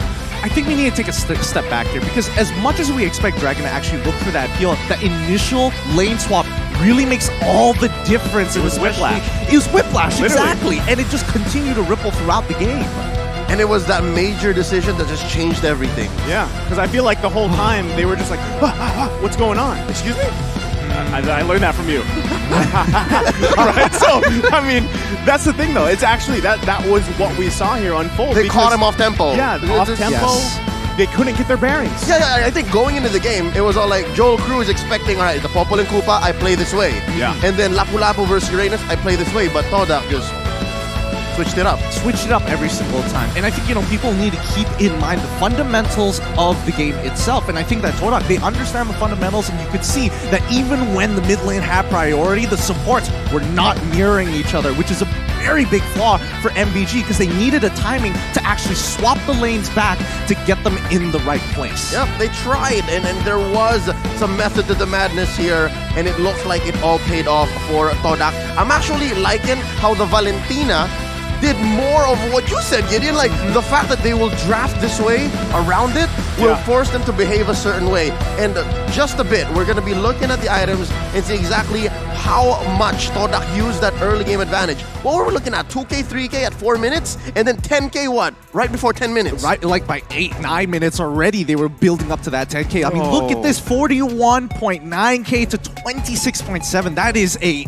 brutal lead that Todak has. Yep, looking at how Momo built his Lapu Lapu going up against Joel Crew's carry, he built hybrid, right? There's a little bit of defense there, and then eventually he was going to go all in on the damage. As for MVG, I'm wondering where Joel Crew was going here. He has a DHS, he has a Corrosion Scythe.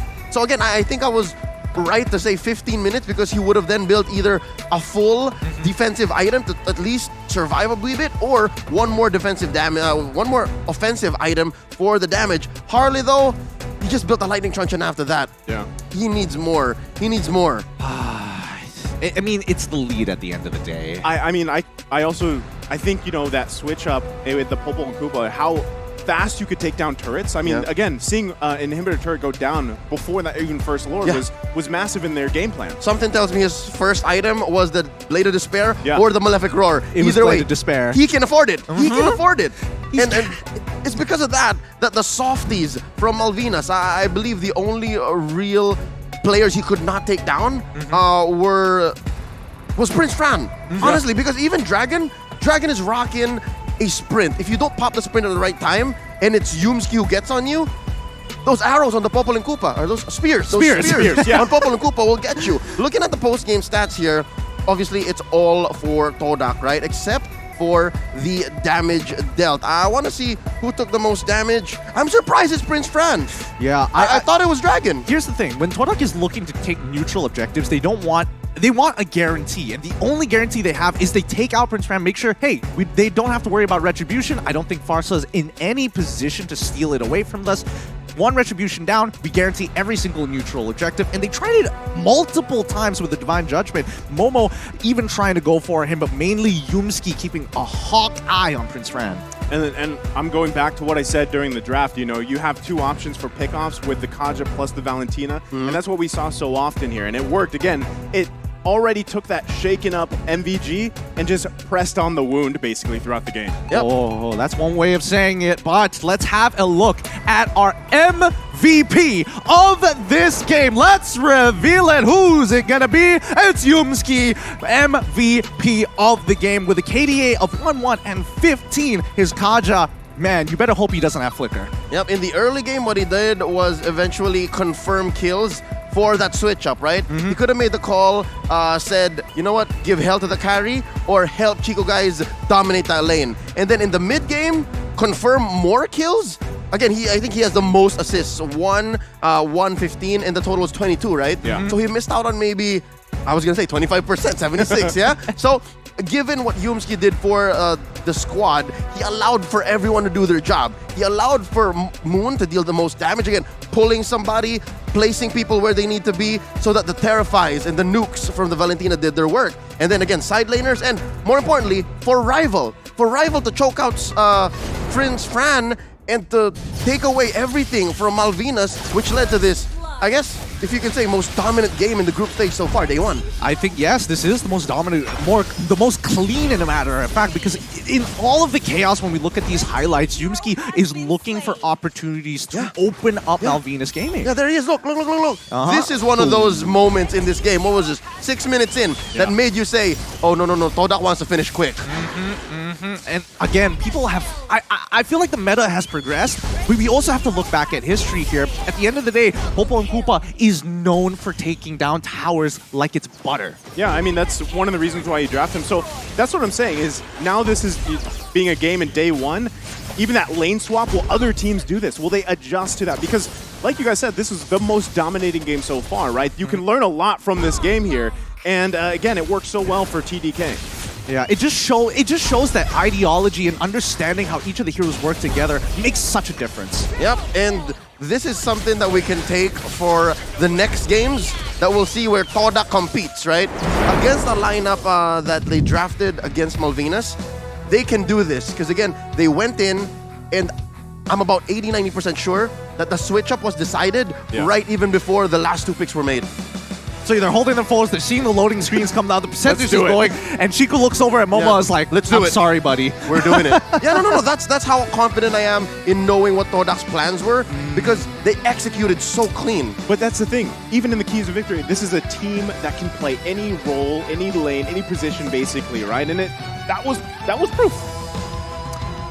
Well, with the game already said and done, I really have to think about this, because how is this really going to impact how people look at the meta? Is this truly the most effective strategy, or do they just understand the fundamentals that well? It's really, really tough to say. But this is only just day one for the time being. Hopefully, we're going to see more than that, because the next match, it's going to be Falcon looking to get the point for themselves to try and tie the odds in their group against Burn X Flash. That's going to be a very, very exciting game. We're looking to Falcon recovering, and then Burn X Flash making their debut here at the world stage. It's a big story that we can't wait to tell you guys all about. Any final words, Naisu, about Burn X Flash? I mean, I've heard so much about it. Can't wait to see it. And also, I mean, there was a surprise with Falcon, so maybe this is the recovery, but then again, Burn X Flash has been looking pretty good too. All right. Everybody's got to hold their horses. Hold your hands in your seat. We're going to be going on a short break. And when we come back, it's going to be more Mobile Legends action here at the Mobile Legends Bang Bang M4 World Championships. We'll see you there.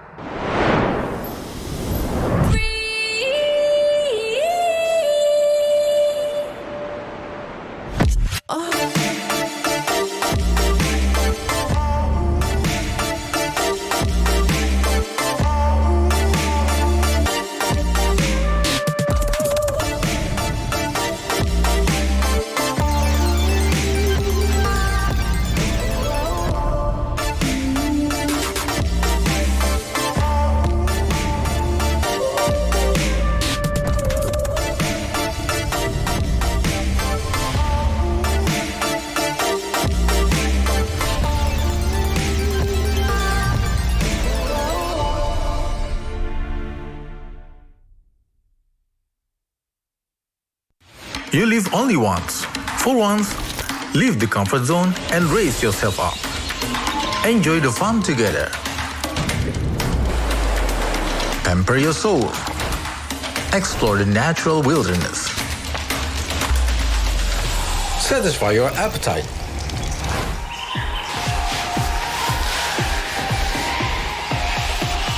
Raise up your life through a wonderful journey.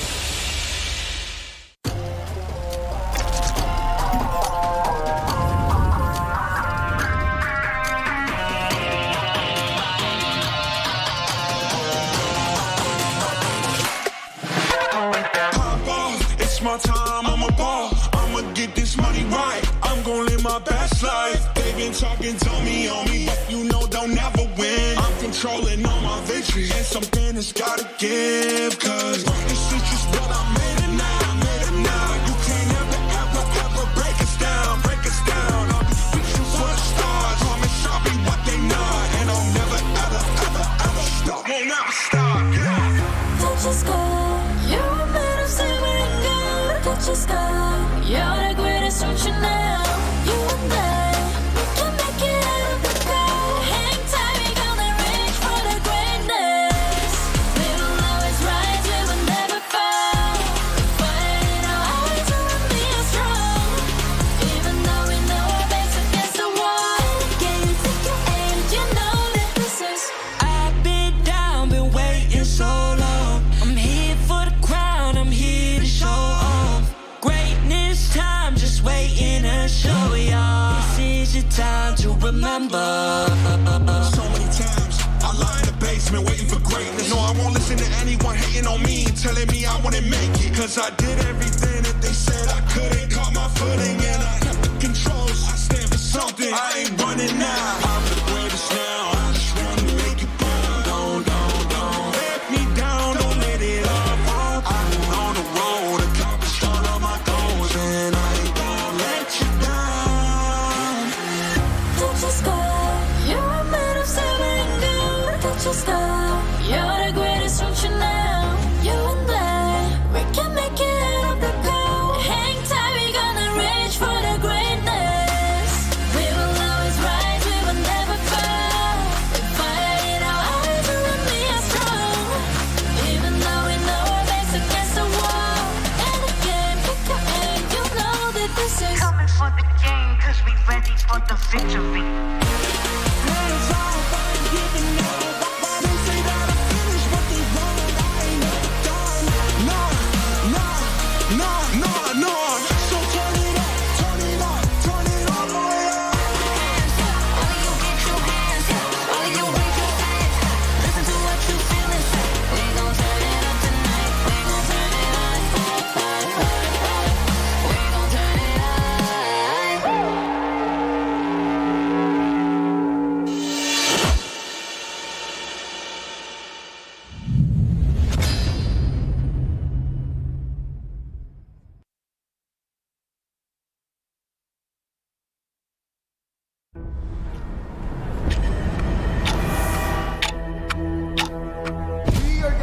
closer to the ultimate battle in Jakarta. It's an amazing, beautiful tournament. I can't wait to get to the game. Where all eyes are on one stage only.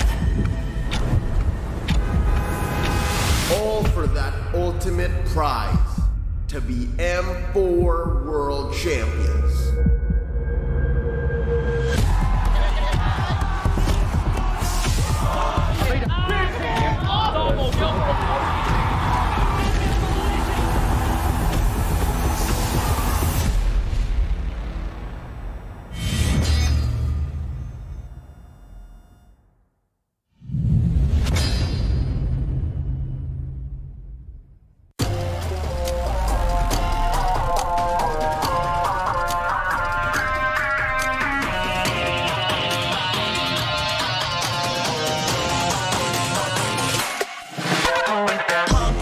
It's my time, I'm a ball. I'ma get this money right. I'm gonna live my best life. They been talking dummy on me, but you know they'll never win. I'm controlling all my victories, and something has gotta give. Cause what's the streets is what I made it now, made it now. You can't ever break us down, break us down. I'll be reaching for the stars. Promise I'll be what they not, and I'll never stop. Won't never stop, yeah. Touch the sky, you're made of silver and gold. Touch the sky, you're the greatest function now.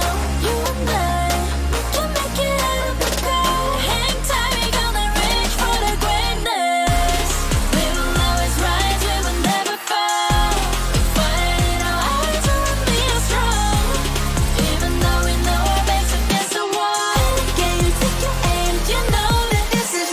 I've been down, been waiting so long. I'm here for the crown, I'm here to show off. Greatness time, just waiting to show y'all. This is your time to remember. So many times, I lie in the basement waiting for greatness. No, I won't listen to anyone hating on me, telling me I wouldn't make it. Cause I did everything that they said I couldn't. Caught my footing and I kept the controls. I stand for something, I ain't running now. I'm the greatest now, I just wanna make it proud. Don't let me down, don't let it all fall. I've been on the road, accomplished all of my goals, and I ain't gon' let you down.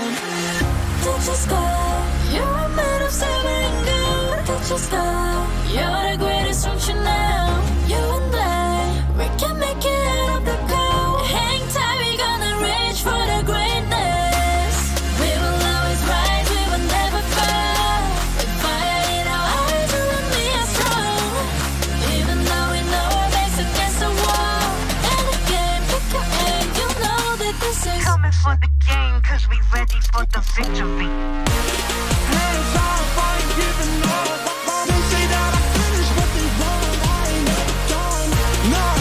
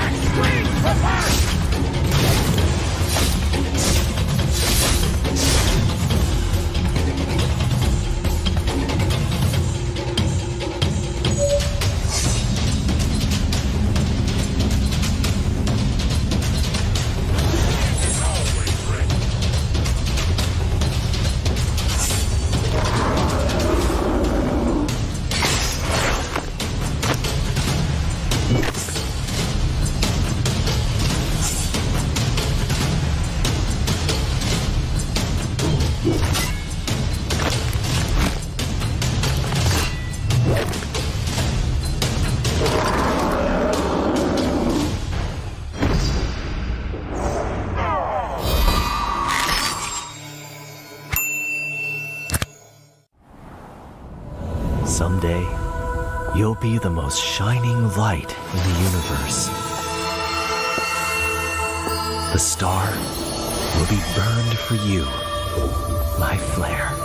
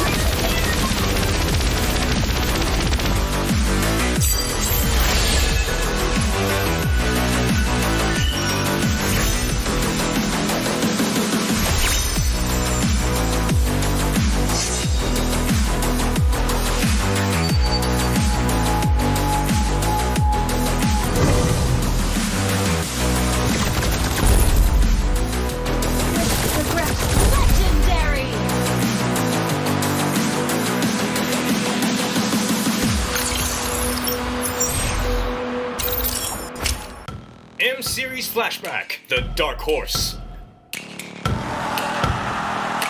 Welcome to Mobile Legends. 2019, in Kuala Lumpur, Malaysia. Nobody guessed that Todak, a debutant for MPL Malaysia-Singapore, then would qualify for M1. They topped their group stage with aggressive gameplay. They get a mega kill. They're walking in to win this game. Todak take game one. And end up being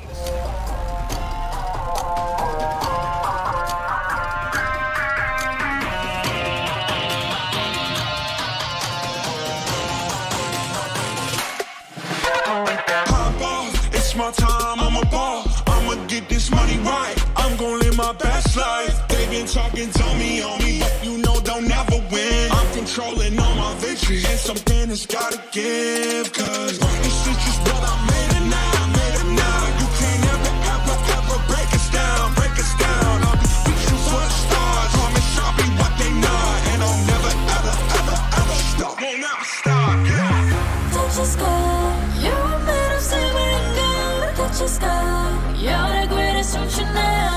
You and I, we can make it out of the crowd. Hang tight, we gonna reach for the greatness.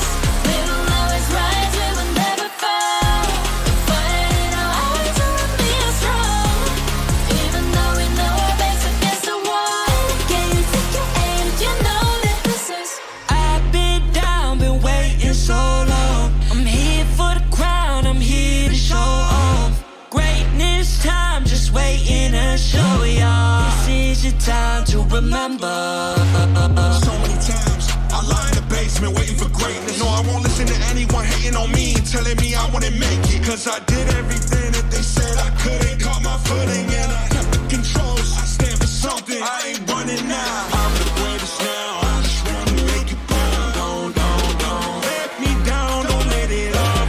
I've been on the road, accomplished all of my goals, and I ain't gonna let you down.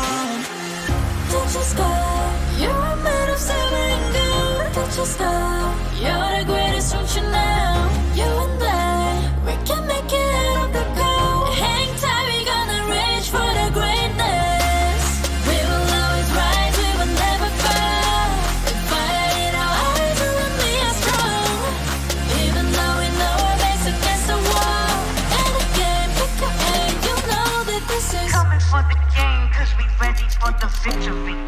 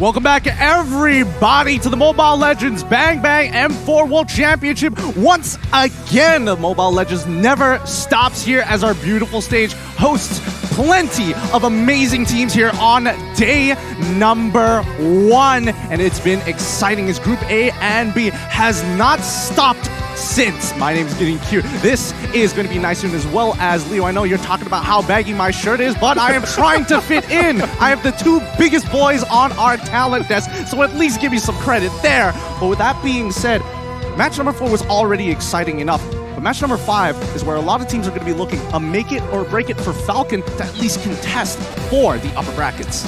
I think you look great, first off. Well, and secondly, yes, I do think this is a big game, right? Just like we're big guys up here. You're fitting right in, by the way. Yes. All three of us. All three of us. Yeah, I feel like every time I work out, you guys probably already have 7 more workouts already done at the same time. But you do bring up a good point here, because at the end of the day, these teams are not going to get eliminated. They are just looking for that seeding. And seeding means everything here for a lot of teams, and especially for previous M series, it could have been different. They're in the upper bracket. Again, I just have to say what everybody's already thinking. Falcon is going into M4 as one of the strongest. I personally put them on my top 4, right? But the way that they played Game 1 and that performance against MVG really was just...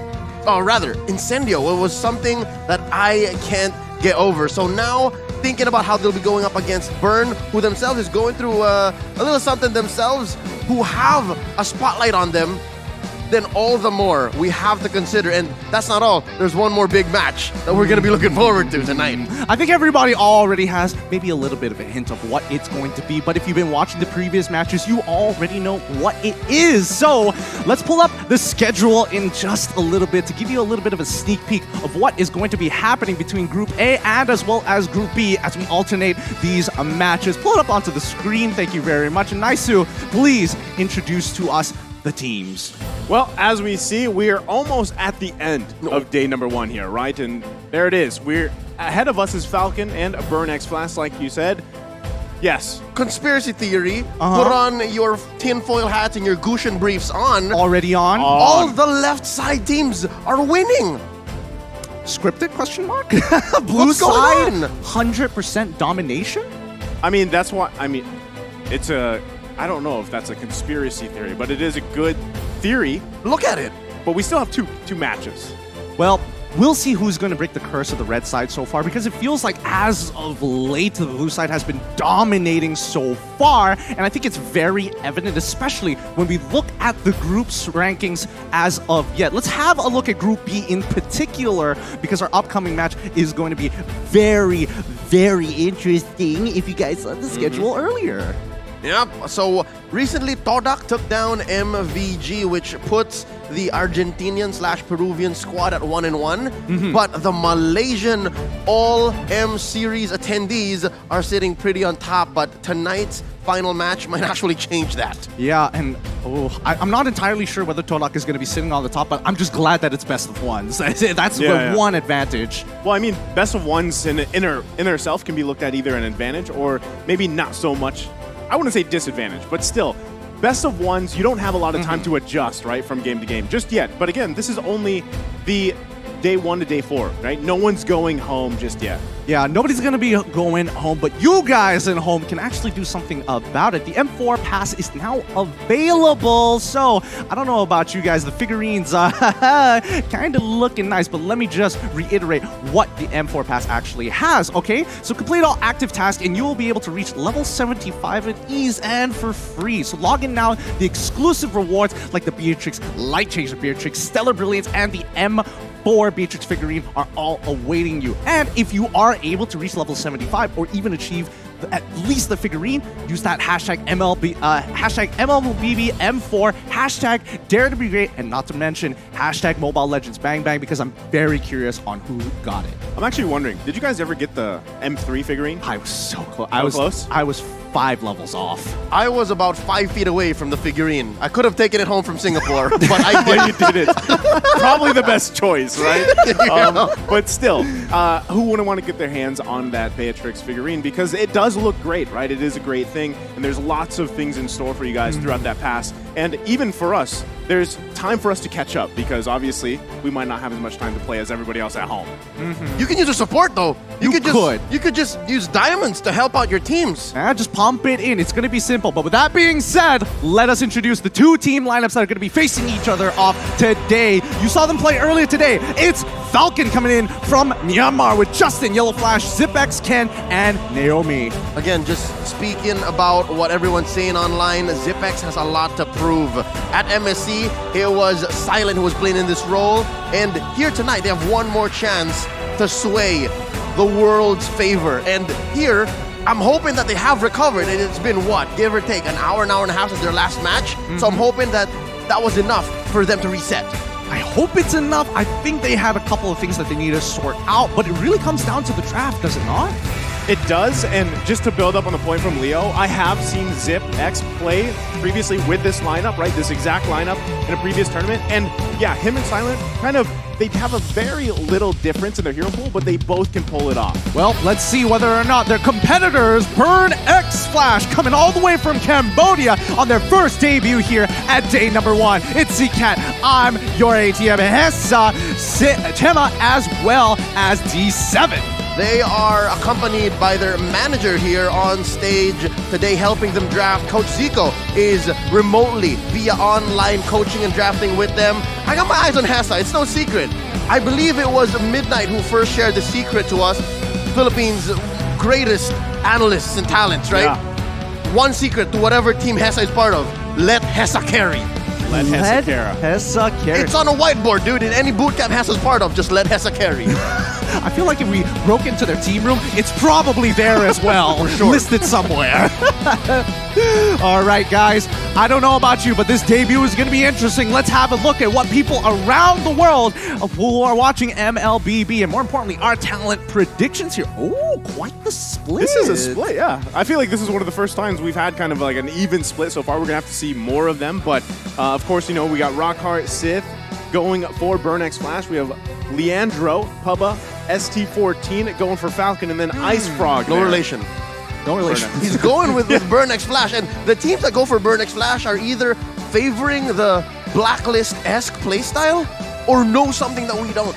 Oh, so do you know something that we don't? Because it's clear that you're a big fan of Burn X Flash. It's the Zico diff. It's a Zico diff? I love Zico. I've hung out with Zico and his drive for his team. Real quick story time. Before M4, right?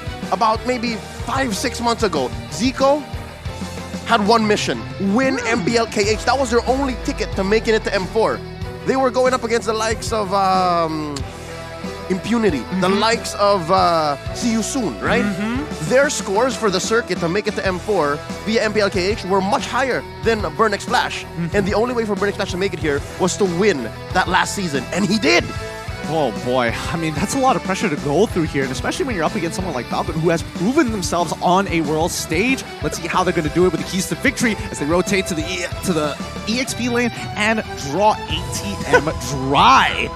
I like the that. Nose. It's on the nose. I was gonna say it's on the nose. Also, Naomi key initiator for team fights. Again, I think this is almost a redemption game, right, for Falcon Esports and their fans out there.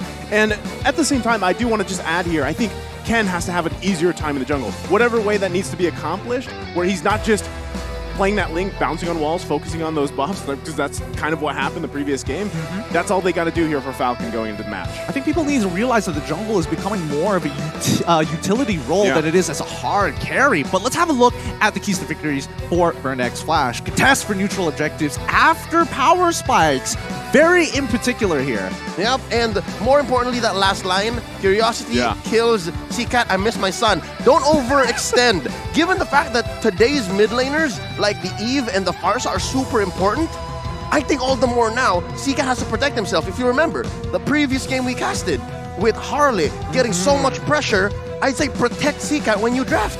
I don't know. I feel like we're not going to expect a cheese in this particular game. I think it's going to be a little bit more standard between the two teams. However, the early game seems to be a very big part of all of the games that we've seen here in day number 1. Yeah, that's a good point, because I want to know exactly. Now, just off the data we have from day 1, they've been relatively shorter games, right, than what I feel like people are used to. Oh, yeah. Now, when are things going to change over the course of this, at least the group stage, right? But even taking a look at the audience prediction here, it's somewhat split between the two teams. Hey, at the very least, Cambodia's still backing up their boys. 91%, even though the world was get them. Who's the 9%? Who's the 9%? They're going to be looking for them. People are going to get lynched today. The Khmer believe in their team, except for the 9%. All right? So on stage, I'm glad to hear and to see that Coach Zaya is in good spirits. Coach Dale as well, a Filipino coach that joined the team maybe 3 or 4 months back, and they're doing work. So on camera,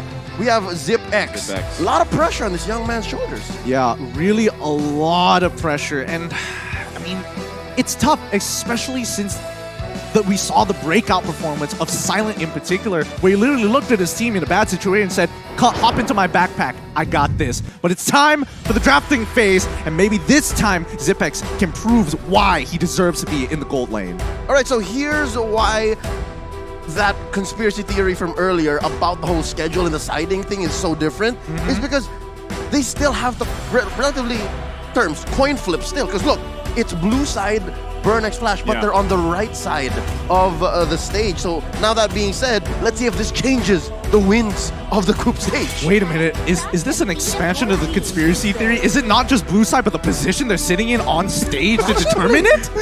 Possibly.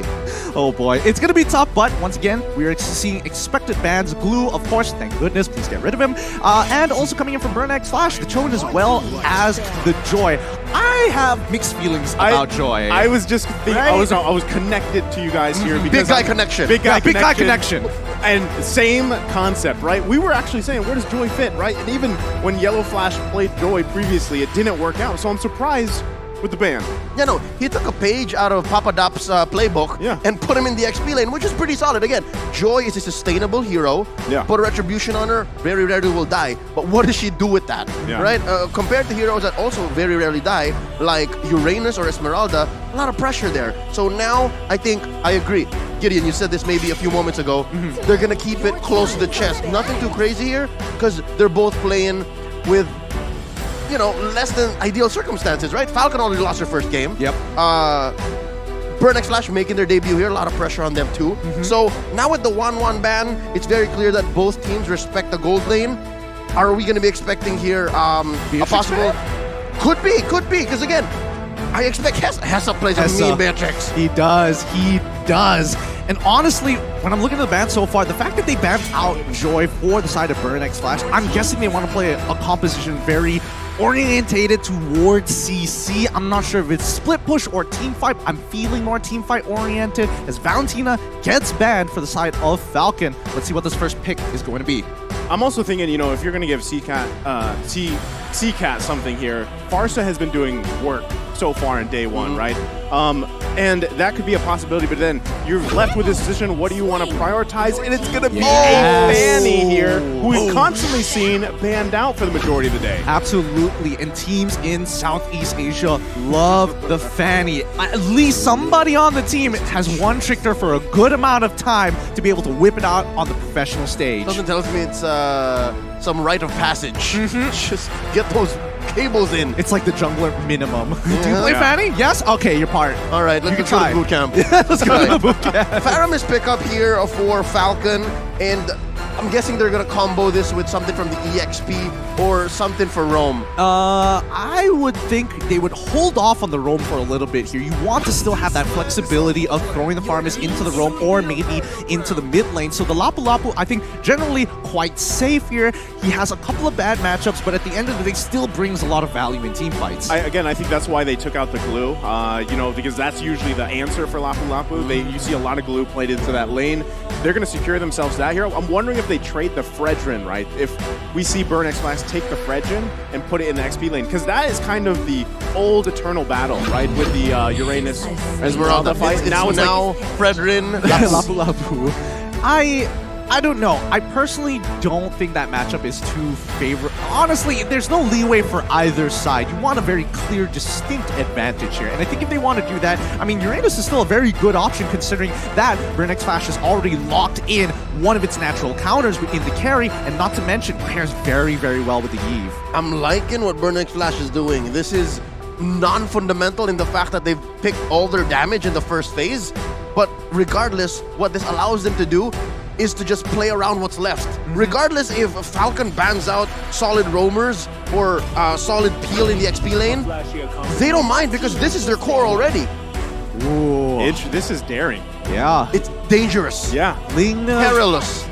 Ooh. Ling versus Fanny. Again, another very classic matchup, but you can expect the Fanny to have a lot more pressure in that early game. I'm surprised they locked in their jungle, especially in the first phase. They banned out, for specifically Falcon, they banned out the Kaja. I was thinking maybe a Kufra, an answer maybe to stop this Fanny, which Burnex Flash just banned. It looks like Falcon doesn't want to play the, I'm going to play this, so I'll ban this role. It's more of, I'll play this, so that you have no choice but to answer me, because they took out one of the last remaining predators of the Ling, the Hilda.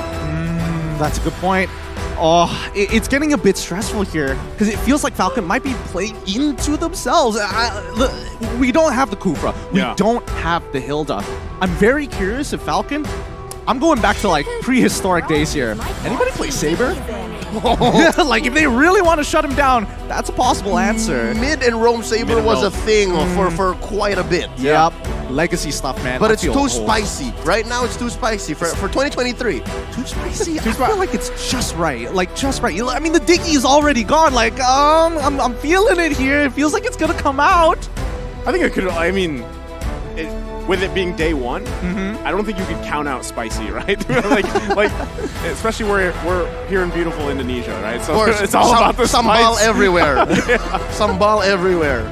Oh boy, all right, here we go. The 10 seconds left on the clock. Let's see the final ban coming out from Burnex Flash. What else could they really be worried for? I feel like their first 3 picks are already so very good. The Ruby, another roamer. Yeah, that is a really, really good ban. I love it. No, the Ruby just stops whatever the Ling wants to do, whatever the Lapu wants to do, positions him and then repositions him. Even the Faramis, the Ruby can give hell to the Faramis. I would actually love to see Ruby here on the side for Burnex Flash, especially with that Eve, but you know, they're the one that banned that out here. But Brock locked in for Falcon, and this could be a good tool for them to work around, right? I mean, you have that long stun with a wild charge. You have obviously those walls you can set up here to cause a little havoc. Try to cut some people off if you can too, and make it a little bit harder for that Fanny to move around. For sure, but at least it gives another threat to actually cancel out the Eve's real-world manipulation. You can use the Guardian's Bulwark as a way to kind of knock her, or if you want full commitment with the Lapu as well, the wild charge really sets up great. But it also is a bit of a double-edged sword, right? You build up that wall, you still need to hold spells specifically for Fanny. Yeah, no, that's what's happening is Burnex Flash, regardless of what happens with these last 2 picks, are playing with their box. Yeah. They're the ones who want to poke, and then it's up to Falcon to try to break through with that. And they're going with a, correct me if I'm wrong, this is a Rome Matilda XP lane Fredrin. Yeah. So eventually ended up with the Fredrin the new Eternal Battle. Yeah. New Eternal. I mean, it's Eternal more like Battle a flashy battle. Like, it looks like an action movie. Like, Eternal Battle to Electric Boogaloo. yes, we'll take it. I'm with it. In theaters near you. I hate the fact that I know the reference and it tickles me every time. But I gotta keep my composure here. I gotta be one of the big boys at the table. But with the final pick coming in for the side of Falcon, is there anything that could really save them here? They lock it. The Harith! Gold Lane Harith! Gold Lane Harith. This is going to be very interesting here, and it's going to be a little tough for at least Hessa to farm comfortably. I was just saying, like, when we had the discussions about the meta and everything, like, Gold Lane, yes, you still have your marksmen, they're great options, but I feel like now more than ever, maybe more than ever, you can actually flex a lot of those picks, even the mage picks, in that Gold Lane. And we've even seen in previous tournaments, even like a Ruby Gold Lane, Hellkirk Gold Lane pop up. Not sure if that's going to happen, but even you mentioned a possibility of, hey, what if Hayabusa Gold Lane, right? There's I feel like room for flexibility just in that lane alone. Yeah. So thinking about how Falcon might approach this matchup is the Harith is one of the heroes that aren't built to break through that zone, that box that Burnex Flash is putting up, because they need that. They need at least one failsafe, one emergency button for them to eventually rely on if the Ling plan to work out. Well, at the very least, they have ways to stop the box. But let's jump right into it. Welcome to the Land of Dawn once again for match number 5. It is going to be Burnex Flash on the blue side up against Falcon Esports on the red. Something to note. Falcon already applying here one of the few things that a Grok only can do, made popular by M2 World Champion Lusty with the minion block. Yep, right? Delaying that wave. Yeah, right there. See, and already Justin is getting a lot of waves. Yeah, no, it's great because now Justin can sit under his turret. Wait, this is about to escalate. Hold up. They're going to cut him off here. D7 has to flicker out. Going to be fine right now, but a lot of tension here between the two teams already early on. Yeah, thank goodness Chima was ready to go for it. I mean, if this was a pop game, Chima would have just left me to die. Yeah, it is what it is. It is what it is. Sorry, buddy. But yes, more importantly, the mid lane is going to be highly contested here just so that the side lanes could have a good time. A lot of the pressure is going to be topsy-turvy here. We're on a seesaw. Let's see where the weight is going to be put on. Wait, did Ken not get the purple? Yeah, he did. Oh, he didn't go for the purple yet. You're right. You are right. That's kind of brutal here. Ken doesn't have his purple just yet. He's making his way back to go pick it up here. So okay. He remembered. He remembered. He still got. I left it in the jungle. Yeah, I left it in the jungle. I'll be back for it later. Did I? I did. Yeah. Oh, yeah. Well placed wall there, Naomi. Gonna allow Ken to go ahead and get the purple buff, but Chima gonna try to cause a little havoc here. Looks like it was secured though by Ken. So yeah, interesting, right? Interesting decision to just leave that towards the end. I think it's smart because Falcon was expecting potential invades, especially when you have D7. He took the Avarice, and that's when you know, oh, hey, Matilda wants to harass me, wants to get some early gold. Yeah, no, and the way that Matilda was adjusted in the last patch, she's more of a killer now. Like, if you hit somebody with the Circling Eagle, they are more likely prioritized to hit with the Wisps. Wait, I see. He waited for that purple buff so he could time it with this first turtle. Correct. Right? The whole rotation there. So this should just be, yeah, turtle go in the hands of Ken. So that was a good call in the long term of things with that first turtle. Yep, this is a variety of the rotation that was made popular by MSC 2022 champions RSGPH. Yep, really, really smart plays coming out from Falcon, really understanding and taking it a step further here, because you can see that even with Chima down by his purple buff, he knows he can't really contest it, not expecting this timing to go through. And what this is doing for Burn is it's throwing them off. Do you see how Chima could not even think of even going to the turtle anymore? And they can't even, it's not like they even made much of it in the top lane. So this is also, again, in turn, giving Zipek some space. Yeah, super balanced right now. Naomi, he's pretty far out, and I like what he's doing. He is just matching and mirroring what D7 is doing right now, making sure that they know where Burn is going to try and invest some time and effort to maybe get an advantage, maybe get a little bit of a lead. But Falcon understands the longer this game goes, there is a very high chance for them to actually go for a full-on fight. Yeah, I think they have, I mean, especially when you have a Faramis on your side, you're in the hands of Justin. Also running that last worship, the poke there is great, but also the ultimate, right? I mean, that's why you usually pick them. You have that Cult Altar available to you. So team fight-wise, they do have that possible advantage, but still, with no one going down just yet, this is, again, we're not familiar, right, with this. Almost 4 minutes in, there's been no first blood just yet. It's very interesting with the compositions they both drafted as well. Oh, wait. Naomi, though, going to take the shots here. He's going to flicker in. He's going to wild charge in the wrong direction, though. Ken, though, able to grab D7, and they find another one as well as Hessa falls here. Whoa, okay, that was about to be bad. Naomi whiffing the ultimate there, but at least they find a trade back. Not worth it. They lost Hessa in the process. And that was one of the most ideal ways that Falcon can actually initiate. Yes, it was tricky for Naomi, but he knew what he was doing. I'm pretty sure comms would show that he was getting in there in the right time, and it allowed Ken to make a beeline for the backline. And he didn't, I don't even think it was Ken who finished off Hessa. He finished off D7, and this allows another free turtle. So now they're going for it. Certainly Eagle going to be popped here. Ken able to secure the turtle, but Zip goes down as Chima able to find the kill. Another wild charge comes forth as D7 falls. Tempest Blade's going to be popped here. Ken looking for Hessa. Can't get the last hit, though, as he falls into the river. And it's I'm your ATM to secure another one. Beautifully played by Burn. Beautifully played. They all had their battle spells ready to go. Those flickers making all the difference here in these small moments, moment to moments against Falcon. And here's how that Matilda pick alongside the Eve on C-Cat makes a difference. With this kind of lineup, yes, you're playing with a box. But since it is a Matilda with the guiding wheel, you're able to relocate. And that's what allowed Burn to win that exchange. Yeah, and now the item power spikes are starting to roll in here, right? C-Cat getting the Ice Queen's wand. He's got a little bit more utility. Even Hessa, he's getting close to that second item. I know for a fact that he already has the Corrosive Scythe. And yes, he's already starting to build up into that Golden Staff, I would assume. Oh, I love it. The Ice Queen wand on the Eve is going to make finding him all the more difficult. First, pick up on the Enchantress Talisman on Justin. Yeah, he's going to be able to use Cult Altar even more.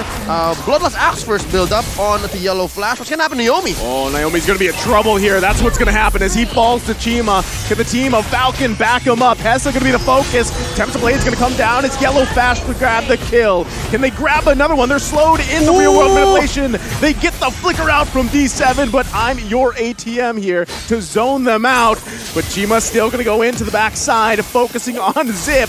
Can't get him, though, and they disengage for now. It's really interesting when you're looking at the thought process of Burn X Flash. Like, yes, we've already lost the guy, but still, they wanted to get something back. It may not be a kill. They are getting battle spells. Now, Yellow Flash can't go for these big flashy plays flickering into the middle of the fight. And more importantly, Zipex is actually having a pretty good time against Hessa. The Calamity Reaper just being more valuable in comparison to a Corrosive Scythe at this stage of the game. Now you're going to think, what happens if this continues for the next 5 minutes, right? So far, Falcon has scored 100% of the turtles, and the only clapbacks that Burn have are when Falcon has no battle spells or when the ults come up wrong off of Falcon. So it's a matter of timing. If this happens for the next 5 minutes, all the more, Hess is going to have a hard time.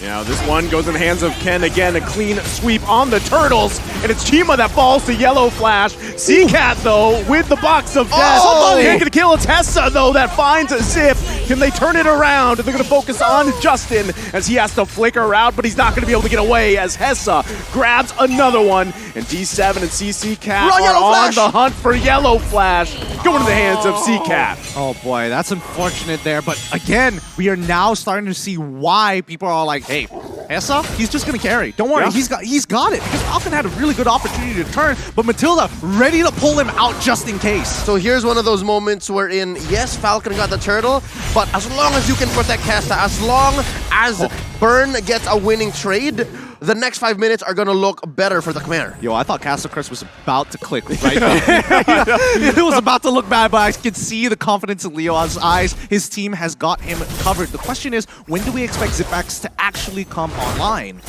Well, looking at Zipex, 1, 2, and 4, Mystery Shop obviously is going to help him, but Chima forcing out the Colt Altar. Oh, wow. Well, Zipex, again, back to the story, he hasn't really left the gold lane.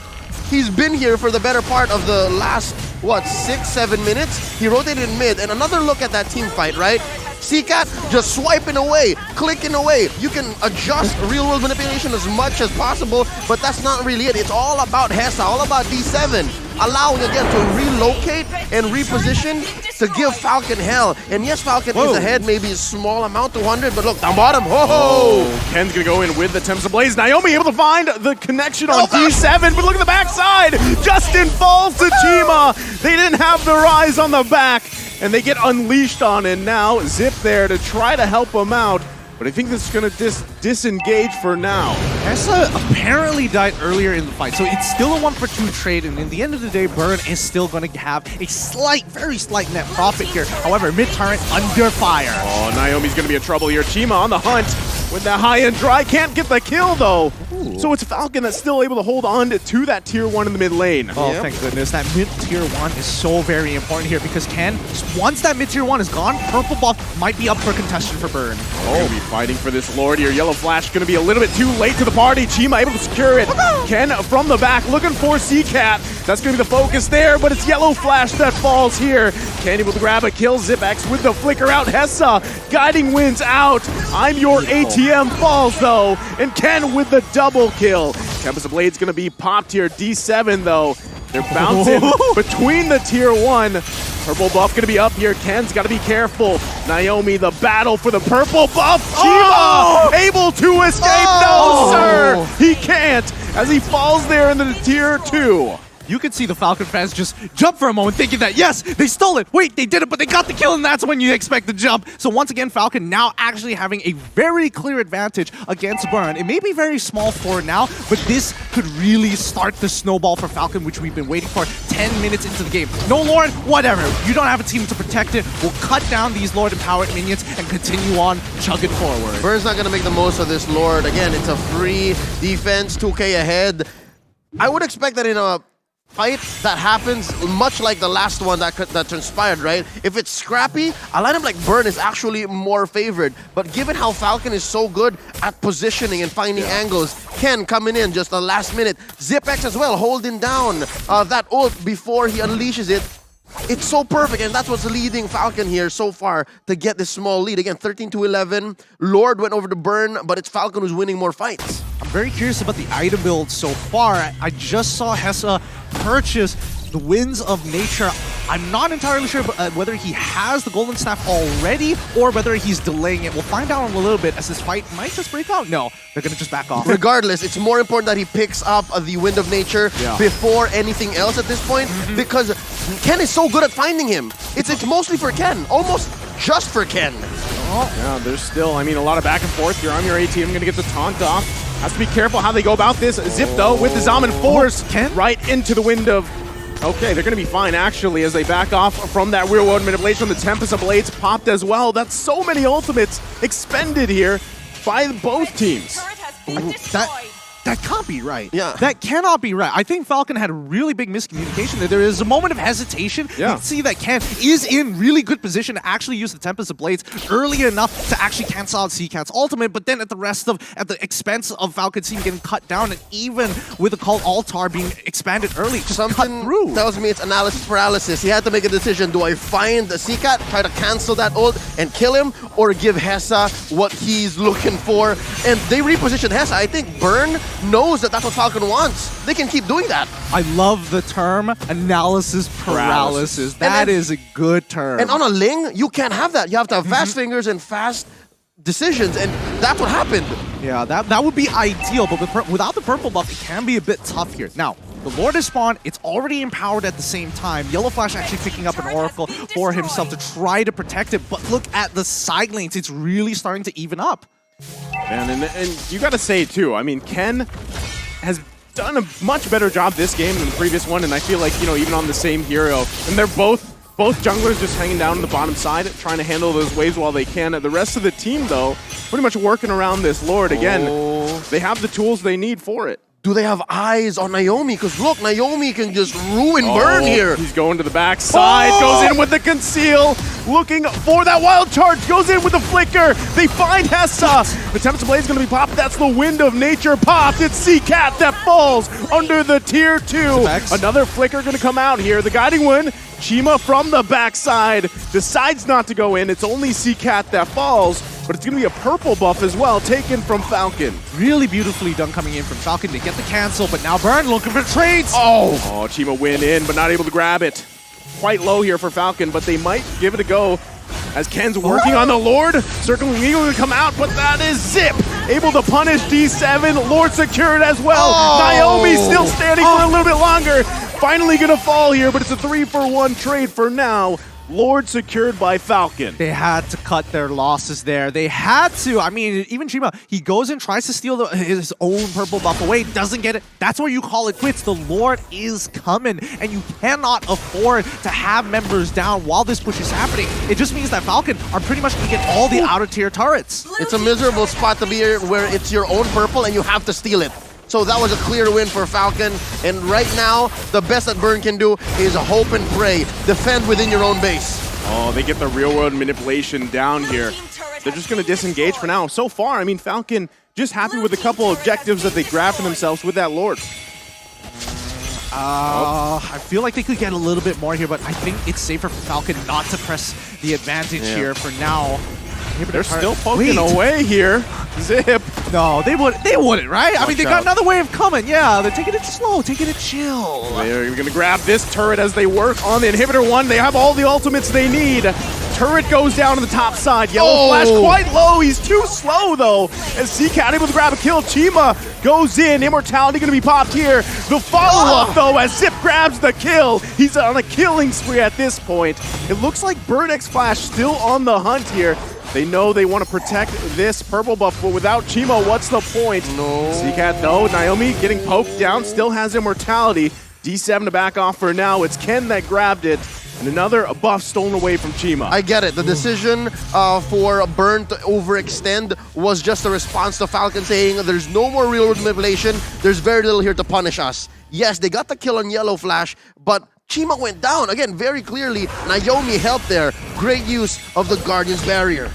Let's not forget, if you look at the items so far, Zipek's at full build already. We look at Carrie, she's getting very, very close, but her main core items have been completed. Now, coming down to the tanks here, we're noticing immediately, hey, D7, he's not going for full damage. He needs to make sure he stays alive so he can be the extending arm for Burn X Flash to press an advantage or to pull away. Not just, they're using D7 as vision. They need to be able to tell where at least Naomi or Ken is, one or the other. If you don't see both come in, that's lethal. The Falcon is going to land. I repeat, the Falcon is going to land. Falcon incoming. Falcon incoming. 30 seconds on the clock, though, for the upcoming Lord. This is going to be a really big objective because now the gold lead generally doesn't matter too much, but Falcon just have one extra situational item. I think the other, not only that, but Falcon also, so far throughout this game, has done a very good job at utilizing Naomi with the conceal, that wild charge, right? And the misplacement that he's, actually the displacement that he's doing for Burn X Flash, with that Guardian's Barrier. I think those are two key things that's happening here.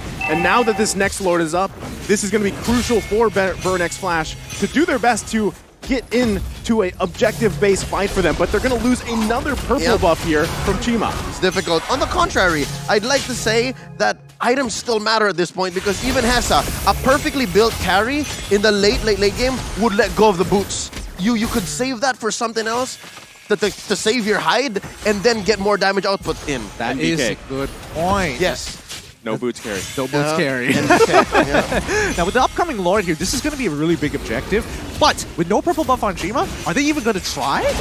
Well, I mean, it's the 4-on-4 right now, right? Both junglers kind of just hanging out. Do they see Naomi? Yeah, Ken's going to be fine, though. They're still working on it. I'm your ATM. Going to have to be careful. Real-world manipulation going to come down. Cult Altar there, too. D7. Immortality going to be popped. Naomi, though, Hessa was trying to do his best to zone him out. They got to deal with Hessa as well. They're still bobbing and weaving. Ken, though! He's going to fall from C-Cat. Huge mistake here. Now Falcon on the retreat, as the Lord might just go in the hands of Burn X Flash. Zip X, though. No one there to contest this one. It's looking rough for Falcon as this Lord continues to be whittled down here by Burn X Flash. Another flicker going to go out. Yellow Flash falls, though. I'm your ATM with another pickup. And just like that, Burn X Flash back in this game. Highway robbery. I'm calling highway robbery. That was clearly Falcon's Lord. But the way that Burn responded, they're not done. Oh, they're still going back and forth here, but this looks like the disengage call from Burn X Flash. They're going to go ahead and reset and march down with the Lord. Man, both of these teams not really giving each other an inch, and Ken unfortunately making... Well, I can't even blame him. It's not really his fault. It's C-Cat's great timing on the resurrect. As soon as the immortality pops, it's just boom. Analysis paralysis, part 2 electric boogaloo. Again, it's that same situation, right? So what do? Do I stop the Eve? Do I find where Hessa is? Because Naomi already pulled the ult. He already did the flicker wild charge, right? Yeah. So what do I do next? Well, right now, it has to be defense right now. C-Cat is pulling this for the team. The box is deadly, and Falcon have to respect it, or at least stop it as early as possible. Well, right now, they're going to lose their tier 2 here. Now it's Falcon on the defense. Ken with Tempest of Blades. There's a follow-up there. Chima just barely, as Ken's able to survive here. It's Falcon fighting for their lives. I'm your AT. I'm going to get pulled a little bit, but quite tanky now on this Fredrin as another turret falls here. Falcon has to defend their base. They've already lost the bottom side. They could possibly lose the top one as well. Naomi goes in with the wild charge. Real world manipulation, able to find all the targets they need, but it's Justin that grabs the kill.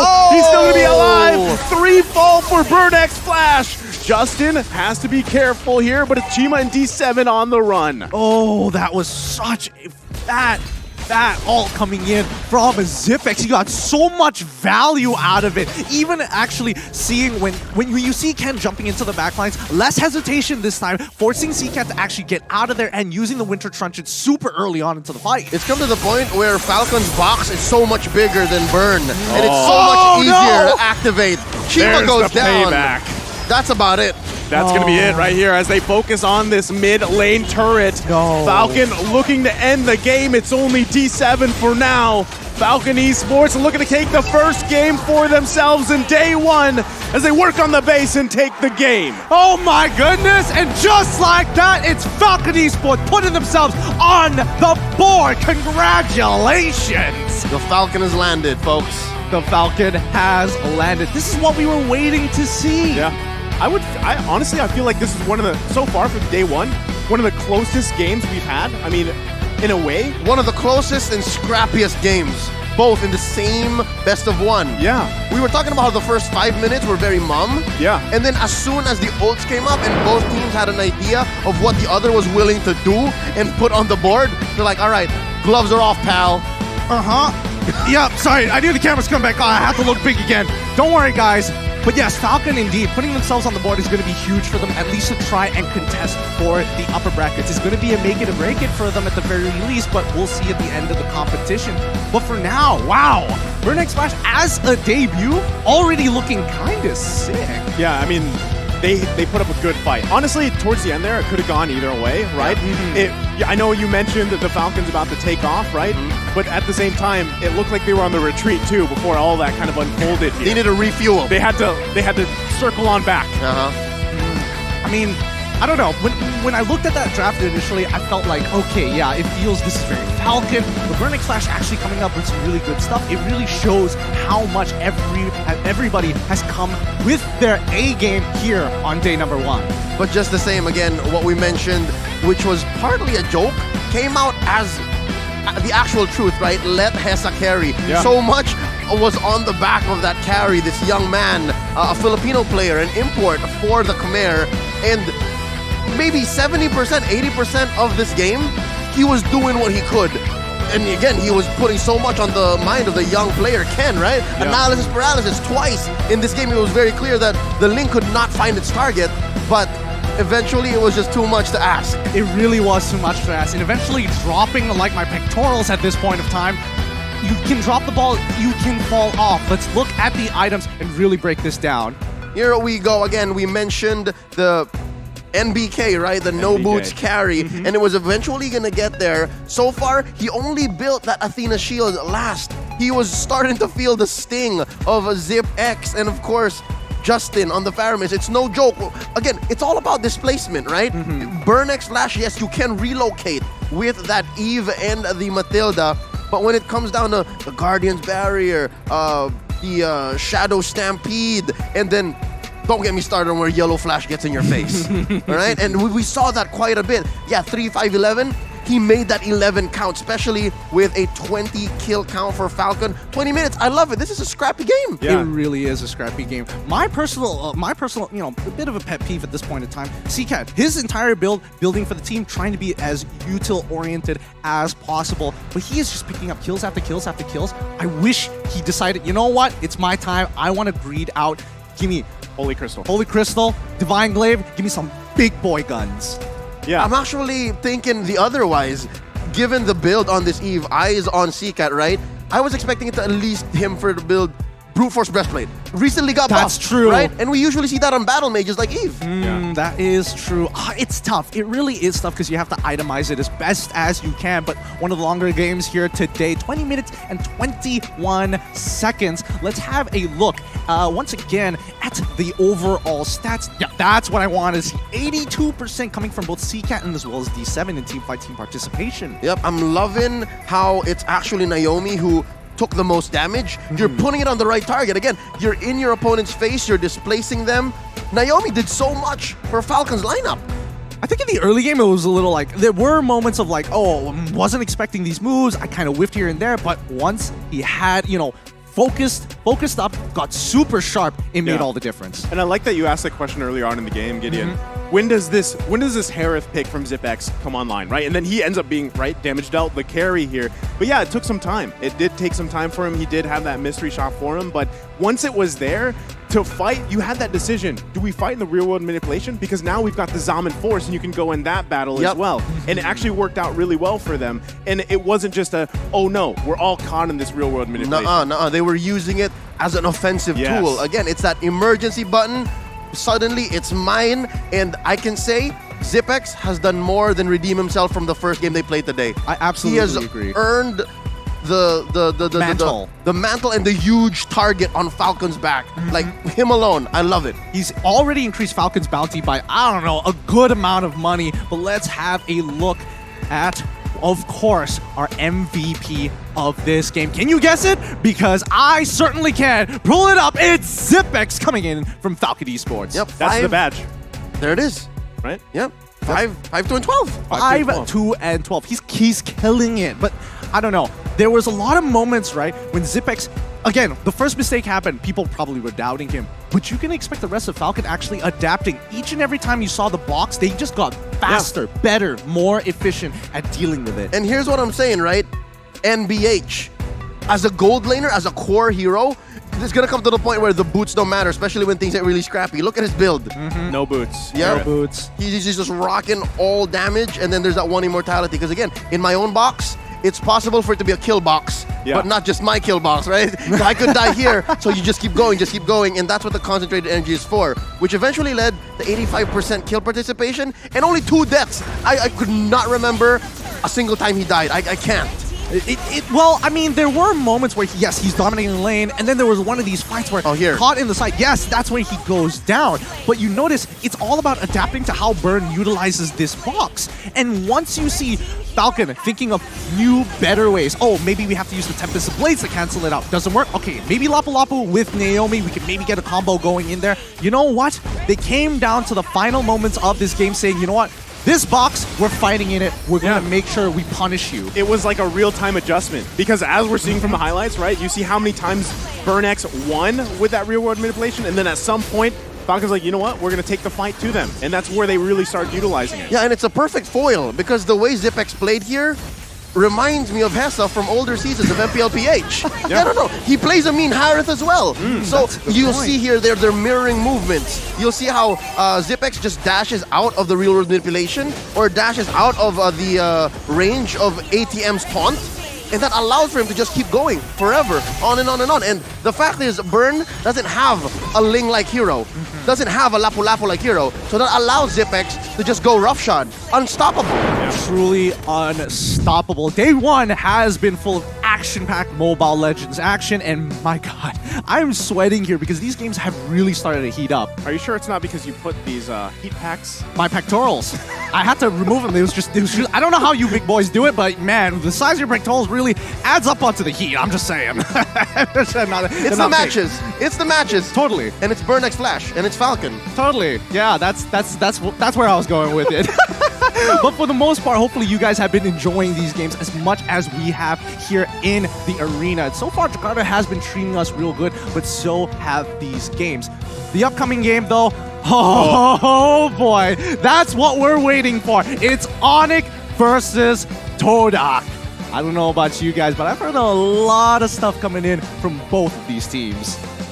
Todak won their first match tonight in dominant fashion, and Onyx won the recent MPL in the same way. Hey, I'm not even talking about MPL Invitational just yet. So again, so much we can expect from this last match for the night. As Gani would say, I can't wait. Well, I'm going to say what Gani would say. I can't wait. With that being said, we here at the Caster's Desk wish you guys a very, very big thank you. But we are going to go on a short break. As much as we would love to throw the next game over, we do need to prepare for it. In the meantime, hopefully you guys stick around for more Mobile Legends action here at M4. We'll see you then.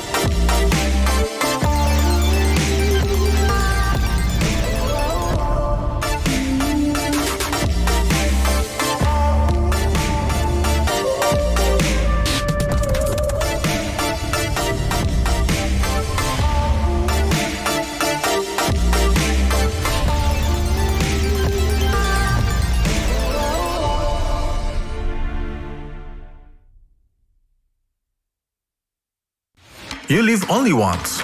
For once, leave the comfort zone and raise yourself up. Enjoy the fun together. Pamper your soul.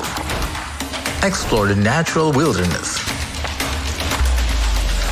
Satisfy your appetite.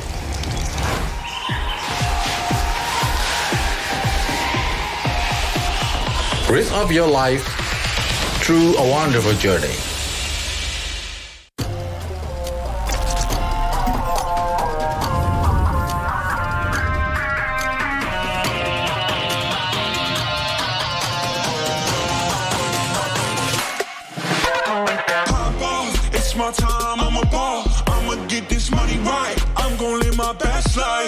Talking to me on me, but you know they'll never win. I'm controlling all my victories, and something has gotta give, cause this is just what I made, and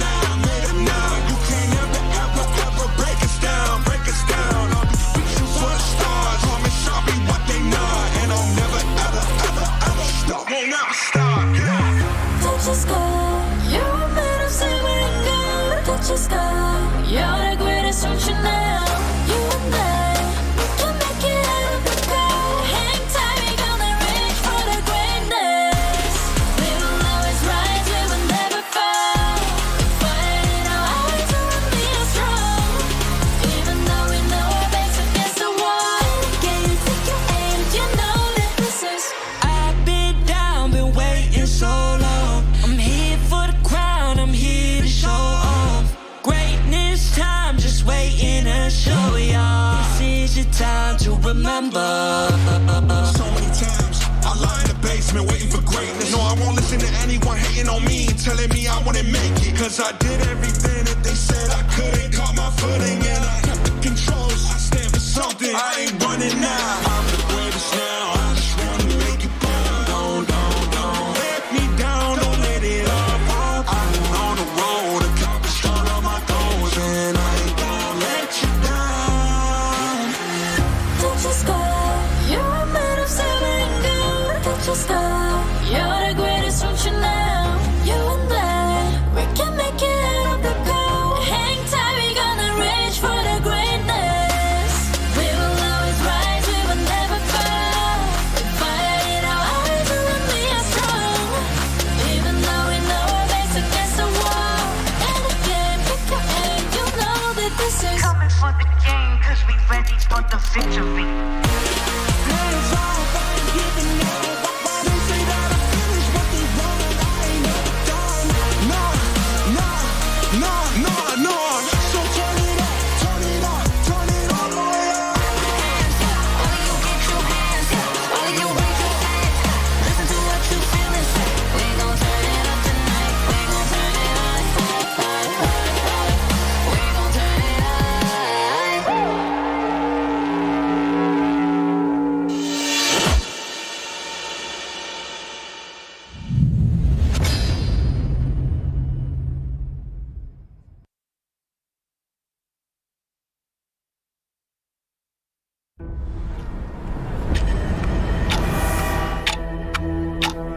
We are getting closer to the ultimate battle in Jakarta. It's an amazing, beautiful tournament. I can't wait to get to the game. Where all eyes are on one stage only. All for that ultimate prize, to be M4 World Champions.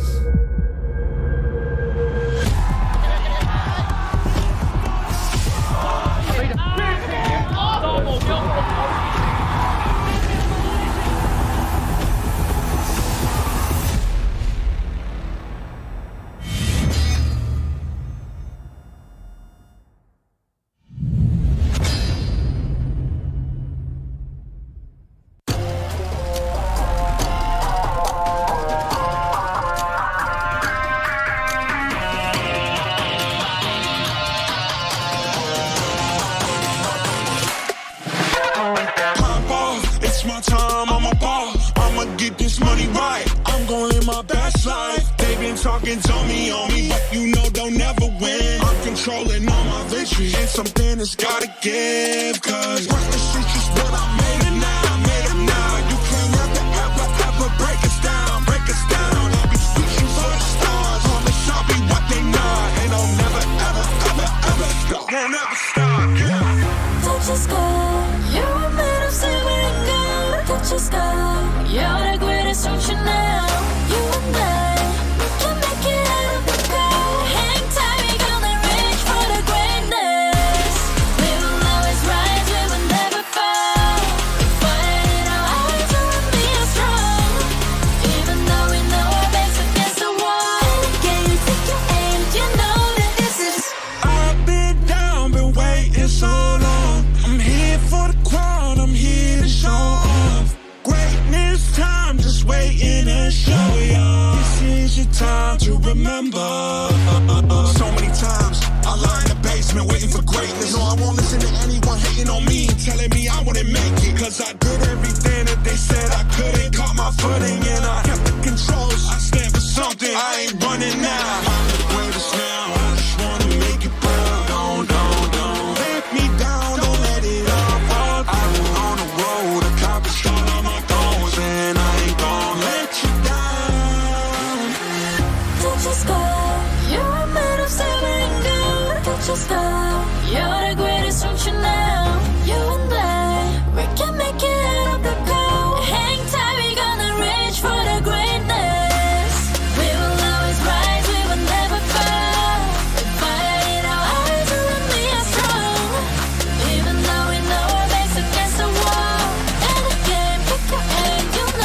this is. Coming for the game, cause we ready for the victory. Hands off, I ain't giving up. They say that I finished what they want. I ain't never done. Nah. So turn it up, turn it up, turn it all the way up. Hands up, all of you get your hands up. All of you raise your hands up. Listen to what you feel inside. We gon' turn it up tonight. We gon' turn it up. We gon' turn it up.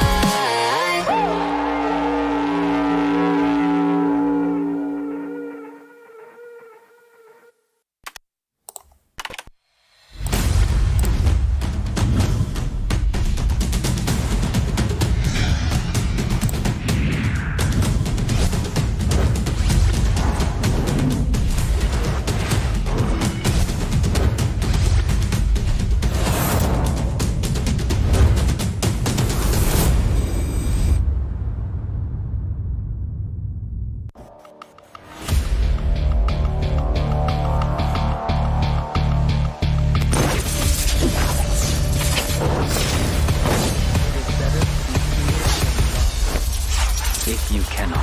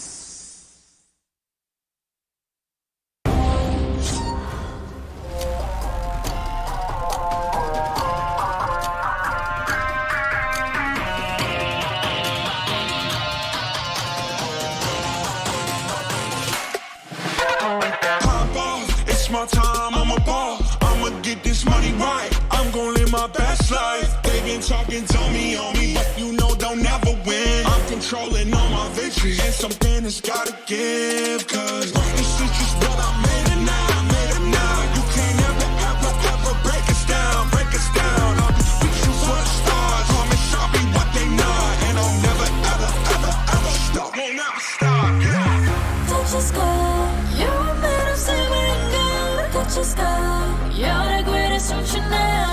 You and I, we can make it out of the cold. Hang tight, we gonna reach for the greatness.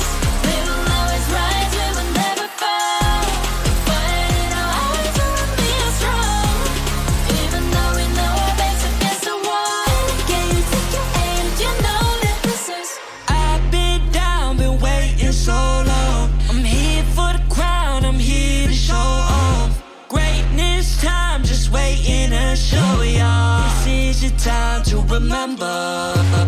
So many times I lie in the basement waiting for greatness. No, I won't listen to anyone hating on me and telling me I wouldn't make it. Cause I did everything that they said I couldn't. Caught my footing and I kept the controls. I stand for something, I ain't running now. I'm the greatest now, I just wanna make it proud. Don't let me down, don't let it up.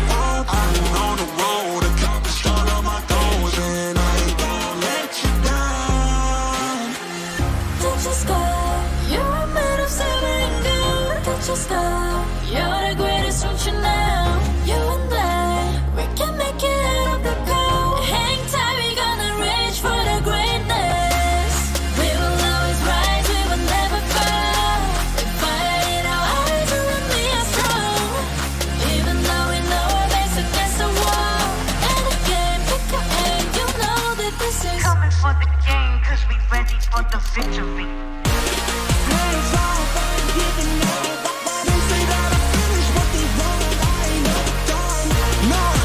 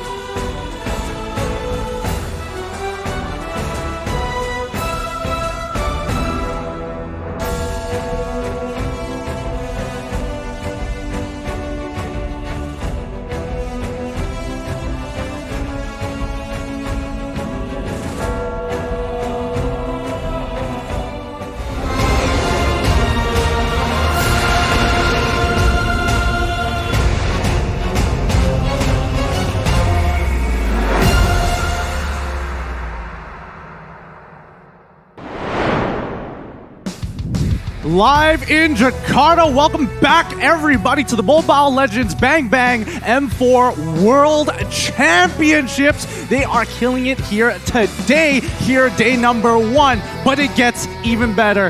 The ultimate matchup that we've been waiting for. A debut of the fresh new Onyx, looking to make it to the championships all the way to the very end, up against the Malaysian Sweethearts and the Munatics' biggest fear ever.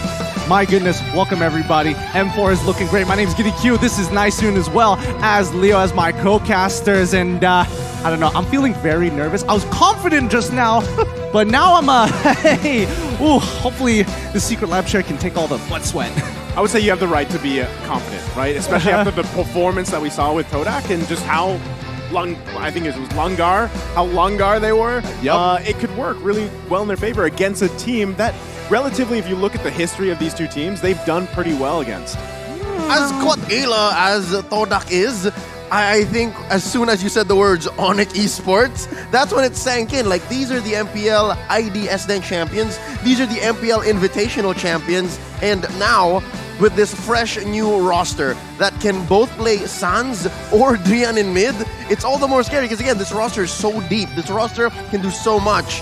And who knows what they brought here at M4. I don't know.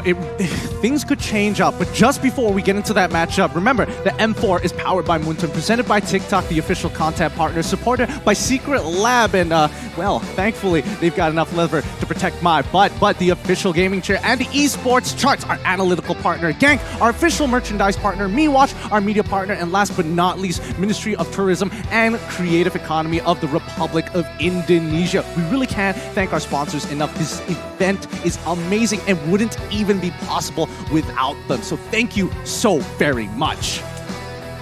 With that being said, I mean, I know we're going to be taking a look at the standings in a little bit here, but it's kind of crazy to think that we're already here at the end of day 1, right? And we have a huge match ahead of us, and I feel like we actually started the day with quite an interesting matchup too, and I feel like people kind of were shaken a little bit, and then as the day went on, now we're going to end it on a high note as well. Well, let's see how high of a note it's going to be as we have a look at the standings, just in case you guys have just tuned in. Let's pull it up onto the screen.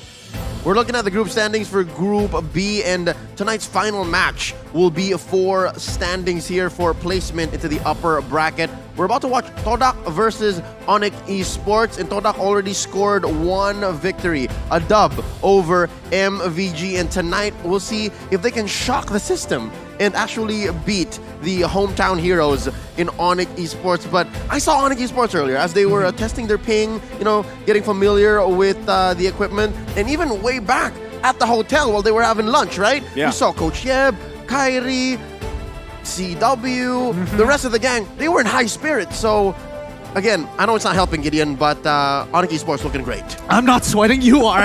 I'm not nervous at all. I'm sure they could do great here. But considering the performance of Todak last year against Onyx when they were in the same group, Todak actually were able to get a game off of Onyx, which in retrospect, a lot of surprises. It's different this time. Very, very different. But that also means that you guys are going to have an all-new M4 pass, which is now available, and complete all active tasks, and you'll be able to reach level 75 with ease and for free. So log in now. Exclusive rewards like the Beatrix Light Chaser, the Beatrix Stellar Brilliance, and the M4 Beatrix figurine are all awaiting you. Please use those hashtags MLBB M4, Mobile Legends Bang Bang, and hashtag Dare to Be Great, because I'm very curious to see who actually gets all the way to the end of that pass. Hopefully we're one of them, all right? And actually all 3 of us, hopefully. But still, there's a lot there in the past, a lot of great things too. And again, don't forget to vote. I think you can even predict for your favorite teams as well. So keep that going. And again, it's only day 1, right? We have a lot of games, a lot of action ahead of us. And it's going to be interesting to see where everybody places in the groups. Because I feel like even today, the question was the conspiracy theory broken? Nope. It wasn't. Same. Everyone on the left of the scheduling and the match schedule was winning still. On the left. On the left, but at least we know Red side has a chance. With that being said, conspiracies out of the way, let's have a look at the team lineup, starting off with Onyx Esports. It's going to be Sans, Boots, CW, Kyrie, and Keyboy. Three-time MPL Indonesia champions. Starting season 3, season 8, and now season 10. They have the home court advantage. Again, it's a stacked roster. Superstar talent, wisdom, experience, international success. You got it all here. Lined up. Oh my goodness. And as they come to the stage, I mean, another, like Gideon mentioned, you know, they fell to Todak and M3 and MSC's 2022's groups, right? So who's to say that things have changed much? Again, Todak looking good from the previous matchup they had here. They have a great chance against this star-studded team that is Onyx Esports. Hopefully Todak is still that kryptonite, but hey, speaking of Todak, let's bring them back once again up onto the stage. It's gonna be Todak with Moon, Momo, Chiku guys, Rival, and as well as Yumski. Known locally as Comeback Kings, Todak actually have to dig deep. They might need that moniker here against the home court advantage heroes in Onyx Esports, because yes, they did Todak Langar through their first opposition today, but against Onyx Esports, who play a clean game, a very deep game, so much variety, Todak might have to play from behind. They're so different in so many ways. I mean, even in their first game of the BO3 Todak, in BO1s, they're usually really good. They're hard to read in drafts, and with their unorthodox rotations and even macro plays. That's why I'm wondering if we see them do that switcheroo. You know, that concept cheese? against... We can call it cheese, right? Maybe it's a cheese strat, right? Still, it's something you're not used to seeing, and that's what I want to see. Do they take that risk of doing it again against a team like Onyx Esports? Does it work for them, or do they kind of default to what we're used to seeing? It's tough to say, because I mean, Chiku, he lists himself as a flex player, and because of that, talent predictions, let's have a look all across the board. We're seeing that Onyx is going to be leading that charge. Except for Fariza. Fariza still believes in Todak. She's Malaysian. Come on, we gotta support. We gotta support wherever we can. We just gotta be. We just gotta be. It feels like a crime if we don't. So don't mind me, people at home. But for the rest of them, support who you will. Right now, majority. Let's have a look. Yup. I'm seeing Onyx. Ooh, Zuzu and Oro going for Todak. That's kind of interesting here. I would imagine that Onyx would be the overall favorites. Well, I mean, I think, you know, in terms of predictions, it's always where's your gut, right, for a lot of these teams, but then it kind of changes over the course of the group stages and then into the knockouts. But for me, as you saw on the screen, I was Onyx Esports. And that's why I was leaning into it. I'm like, has it changed just yet? I mean, we did get a bit of taste of, well, Todak for the time being. Sorry, I got really distracted with the amount of support here in the live studio. Yeah, we got some Malaysians in the house. That's crazy. We got Malaysians in the house. Sorry, it's a bit shocking for me personally. But it's no secret. Look how the light hits Onyx Esports. They are at home. Yep. Literally. These dudes, they just have to roll out and they're home. They don't even have to do no gimmicks. Let's show our support for these teams as they're about to battle it out live. I cannot wait for this. And more interestingly enough, maybe we'll see a shift in meta just because of this game. It's possible, because again, that's one of the trademarks, the signatures of Onyx Esports is they just introduce these weird heroes that you've never seen, and you wonder, that's possible? Really? And that's one of the things that they have going against Todak, because Todak is so known for the unorthodox draft, and who's to say Onyx already seen it? Hey, I don't know. It's tough to say. I mean, the keys to victory, don't be fooled by Todak's unorthodox draft. And sure, flex picks in the first phase of the draft an advantage to the hero pool. I think this is really important overall. Yeah, it is. I mean, again, flexibility, adaptability for these teams, that's kind of what we're seeing the meta shape into. And then the last one, Kyrie can play anything. That's just how it is. That's just how it is. That's just how it's going to be. My boy. I mean, if he is your boy, let's talk about the Moonatics here, as well as their keys to victory. Oh, you're breaking my heart. You're breaking my heart in two, because it's true. Todak holds a very special place in my heart, and part of me believes that they can just langar on through, don't play safe, and throw Onyx off guard. And again, Boots is one of the most stable XP laners I've seen in the history of this esport, and there's going to be a lot on the back of Momo to figure that out. Of course. And then, of course, the very last one. Chiku can also play everything as well. This is going to be quite the game, but with 25 seconds left on the table before we jump into the draft, do we have a change of heart, especially for Leo here? Onyx?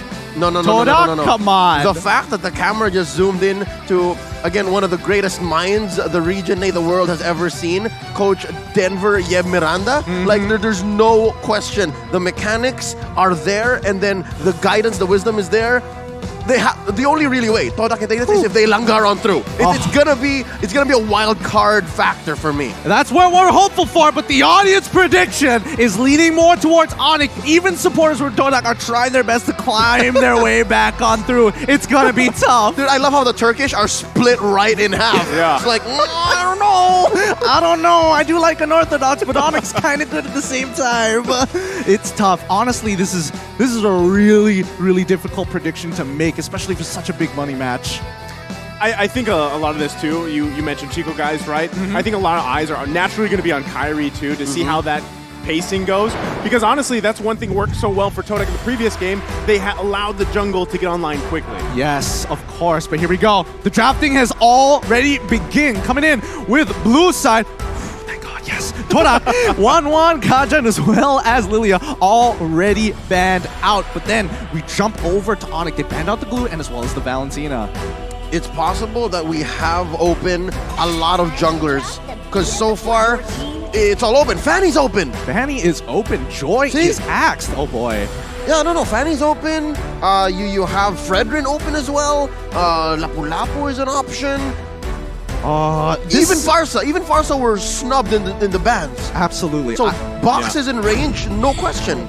This is a really tough call here. Now, this is what I wanted to talk about because, again, when you're looking at that early game jungler, that's immediately a response from the red side to say, hey, we're going to shut it down with our first two picks straight away. And that's why I was thinking maybe Fanny might not be the way to go, knowing how Todak kind of foresee the draft. Like, both teams hold off till the jungler picks? Is that what you're saying? There's a good possibility. There really is. Yeah, and I think that could work really well for them too. And especially, again, going back on the performance that Rival had in the previous series, he should be confident here. But no, it's actually going to be picked up right away here. The Fanny is open. They're going to lock it in. Yep, Onyx make that first move. It's easier to just set the pace and to have your opponents think of how to solve it, right? Especially if their first pick was a carry. As much as I love the carry in this current meta, this current patch, super strong, right? They buffed her dash. She can like dash every X seconds. You just blink and she's already moving, right? The Fanny doesn't help that. Like, it's so hard still to catch a Fanny with a carry. So, speaking of which... Oh no. Yeah. I love it. I love it. I love how we were making eye contact. As soon as he looked down, watch. Oh no, Hilda's got locked in. So good, so good. This Hilda on Yumski, I hope it's on Yumski, could also go into the hands of Momo in the XP lane. Regardless, it's going to give Kairi here such a hard time. It is going to give Kairi a bit of a hard time. We'll see. This is Onyx that we are talking about, and the first phase is done for Todak. Let's see the response coming in from Onyx. And speaking of which, I think Onyx Esports, especially from Onyx ID in particular, really just almost very close to a perfect blend of Indonesian and Filipino star power. All in one, which is kind of nuts. Yep, and in the star power, oddly enough, just comes from two main dudes, right? Coach Yeb and Kairi, and that's enough. Hey, let's not. I'm not taking credit away from Keyboy, man. He's got a place in my heart too.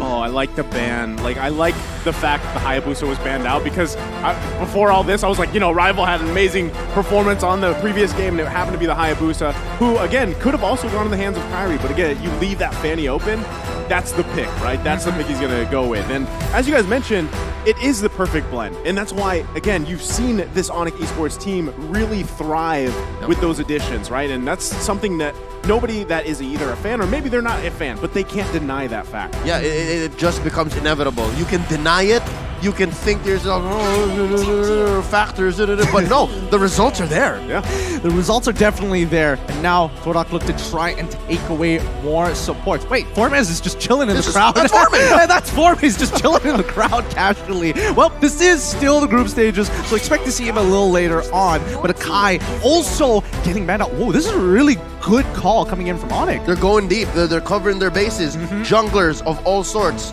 They're taking away the possible best choice. A utility jungler, they got Akai. An assassin that could spread out the Beatrix and the Fanny, they got the Hayabusa. Maybe they want to...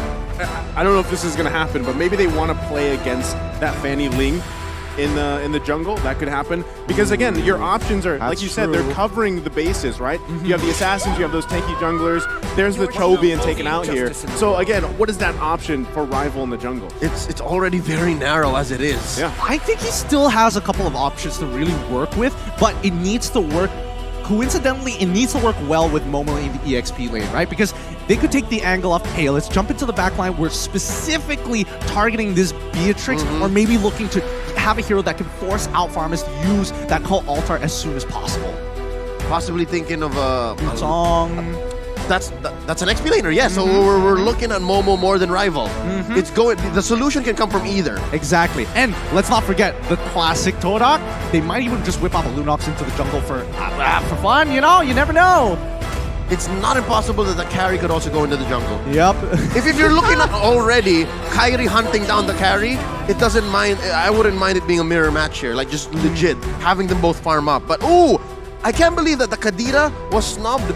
I'm not sure if it was banned in the next couple of matches, but we saw it game 1, Blacklist in the hands of Haji, and then just again today to close up the night.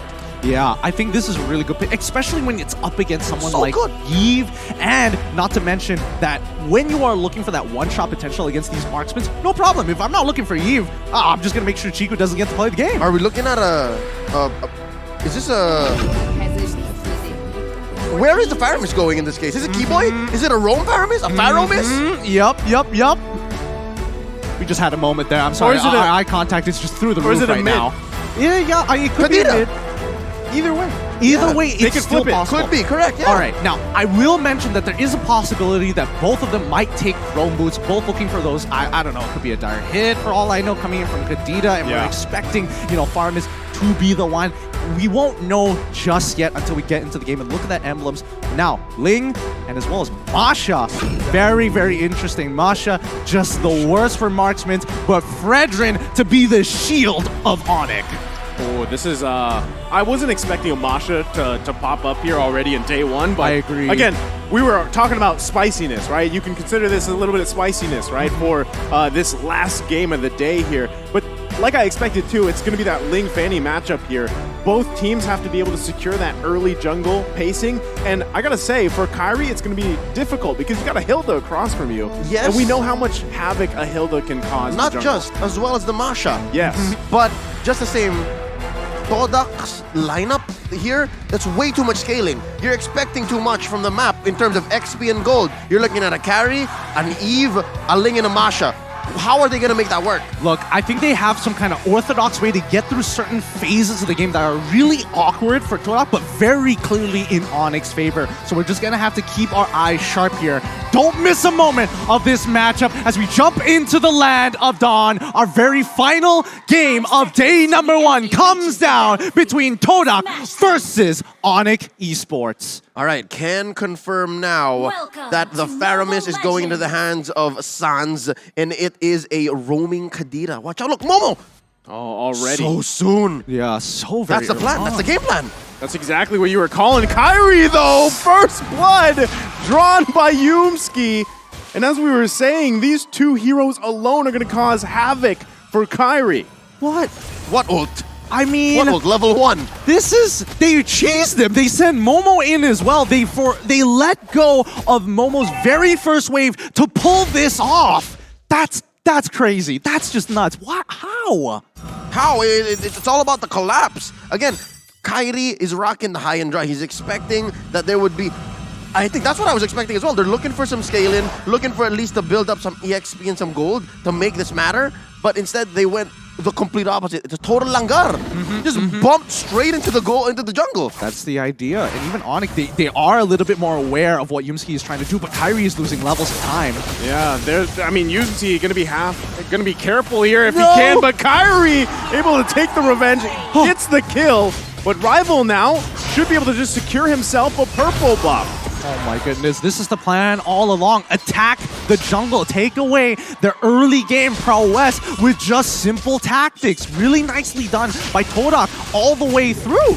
And I think this is how it's gonna work for Todak. Their game plan is to disrupt the jungle, force Onyx to send 2 or 3 members from either their lanes or force mid to go into that jungle to protect Kyrie, and then eventually they will find equilibrium. Hell, even break even, make more money. Look, they're 300 gold lead, 2 minutes in. I mean, I hate the fact that they were able to pull this off because Momo, he comes back into lane and look at it. He's level 3 to Boots, who just hit level 4. Very slight difference, but he's going to hit level 4 eventually. Like, Momo just needs 2 minions. But I think this still works out, right?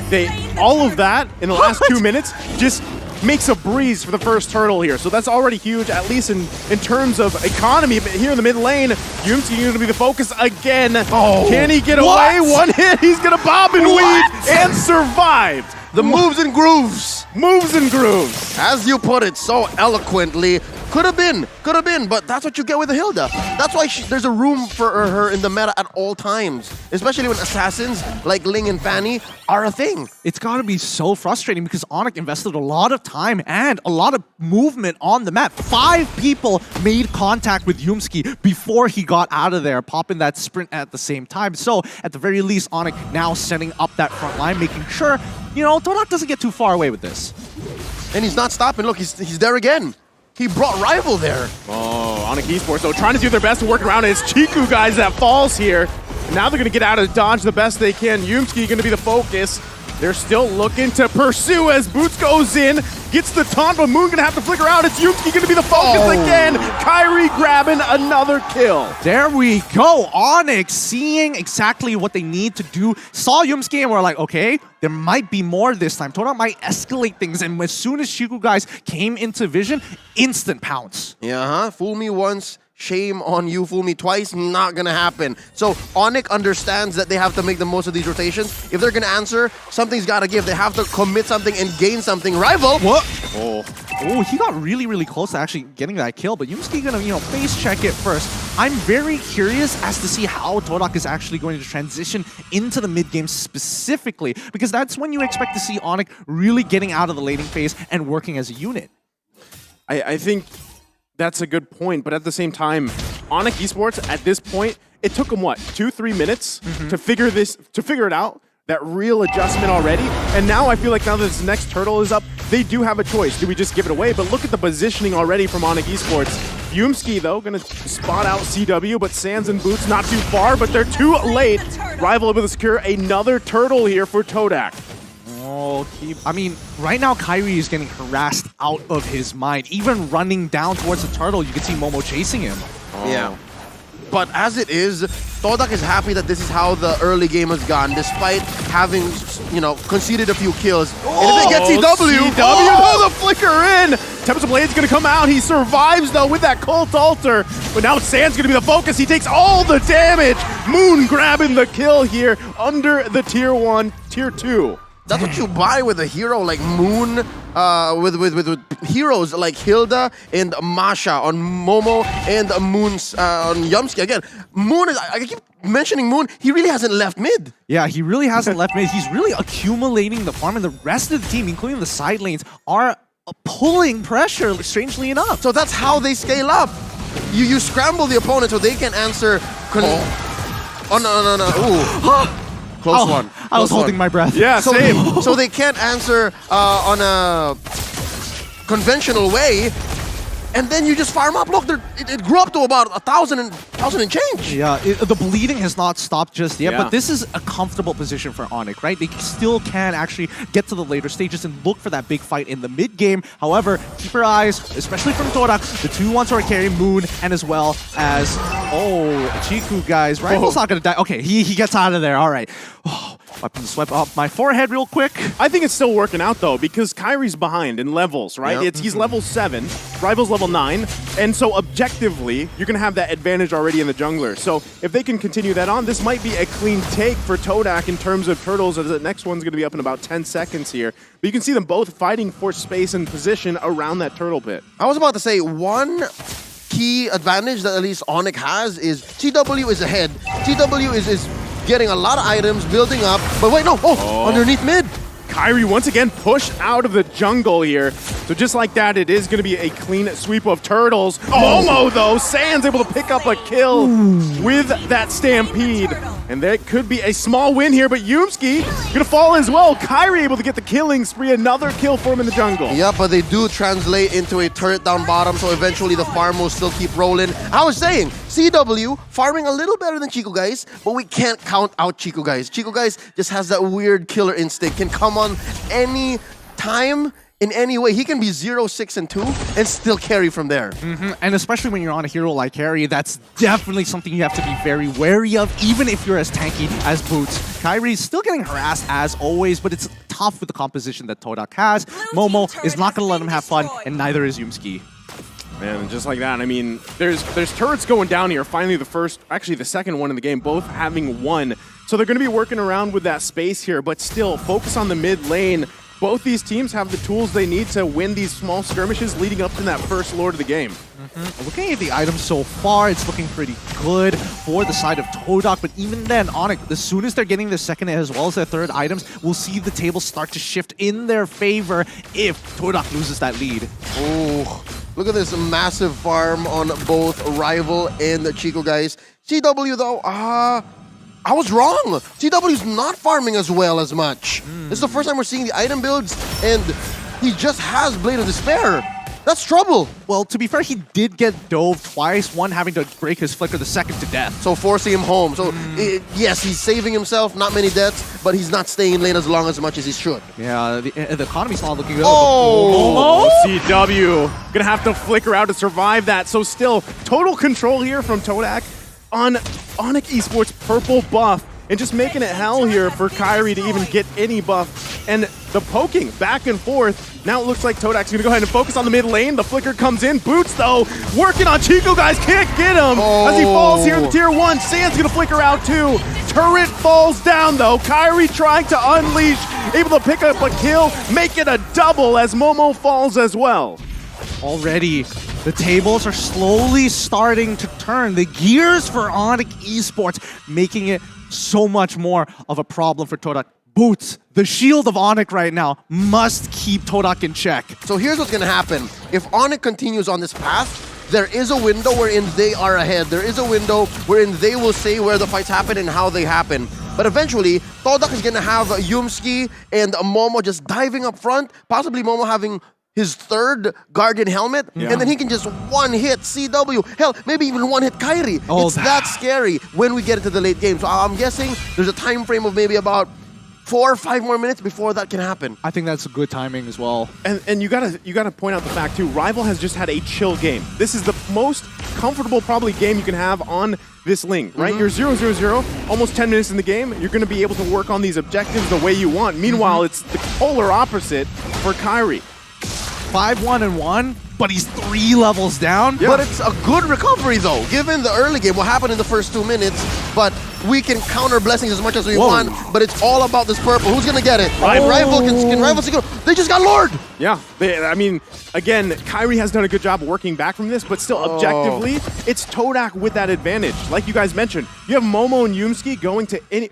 Actually, they can even split up each other if they want to, focusing on the back line, protecting the front, causing havoc here. And that's what we're seeing. It's tough for Onyx Esports. No, that's exactly it. Todak right now are doing their... Well, I wouldn't even say it's a split push, but they are doing cross-map plays while Yumski or even Momo is distracting them by purple buff, knowing how important it is for Kyrie specifically to get it. They know a contestation point, a choke point against Onyx. Yeah, the reason why the split is so easy for Todak is because Yumski and Momo can just do whatever they want. They can face off against 3 or 4 members and still get out alive.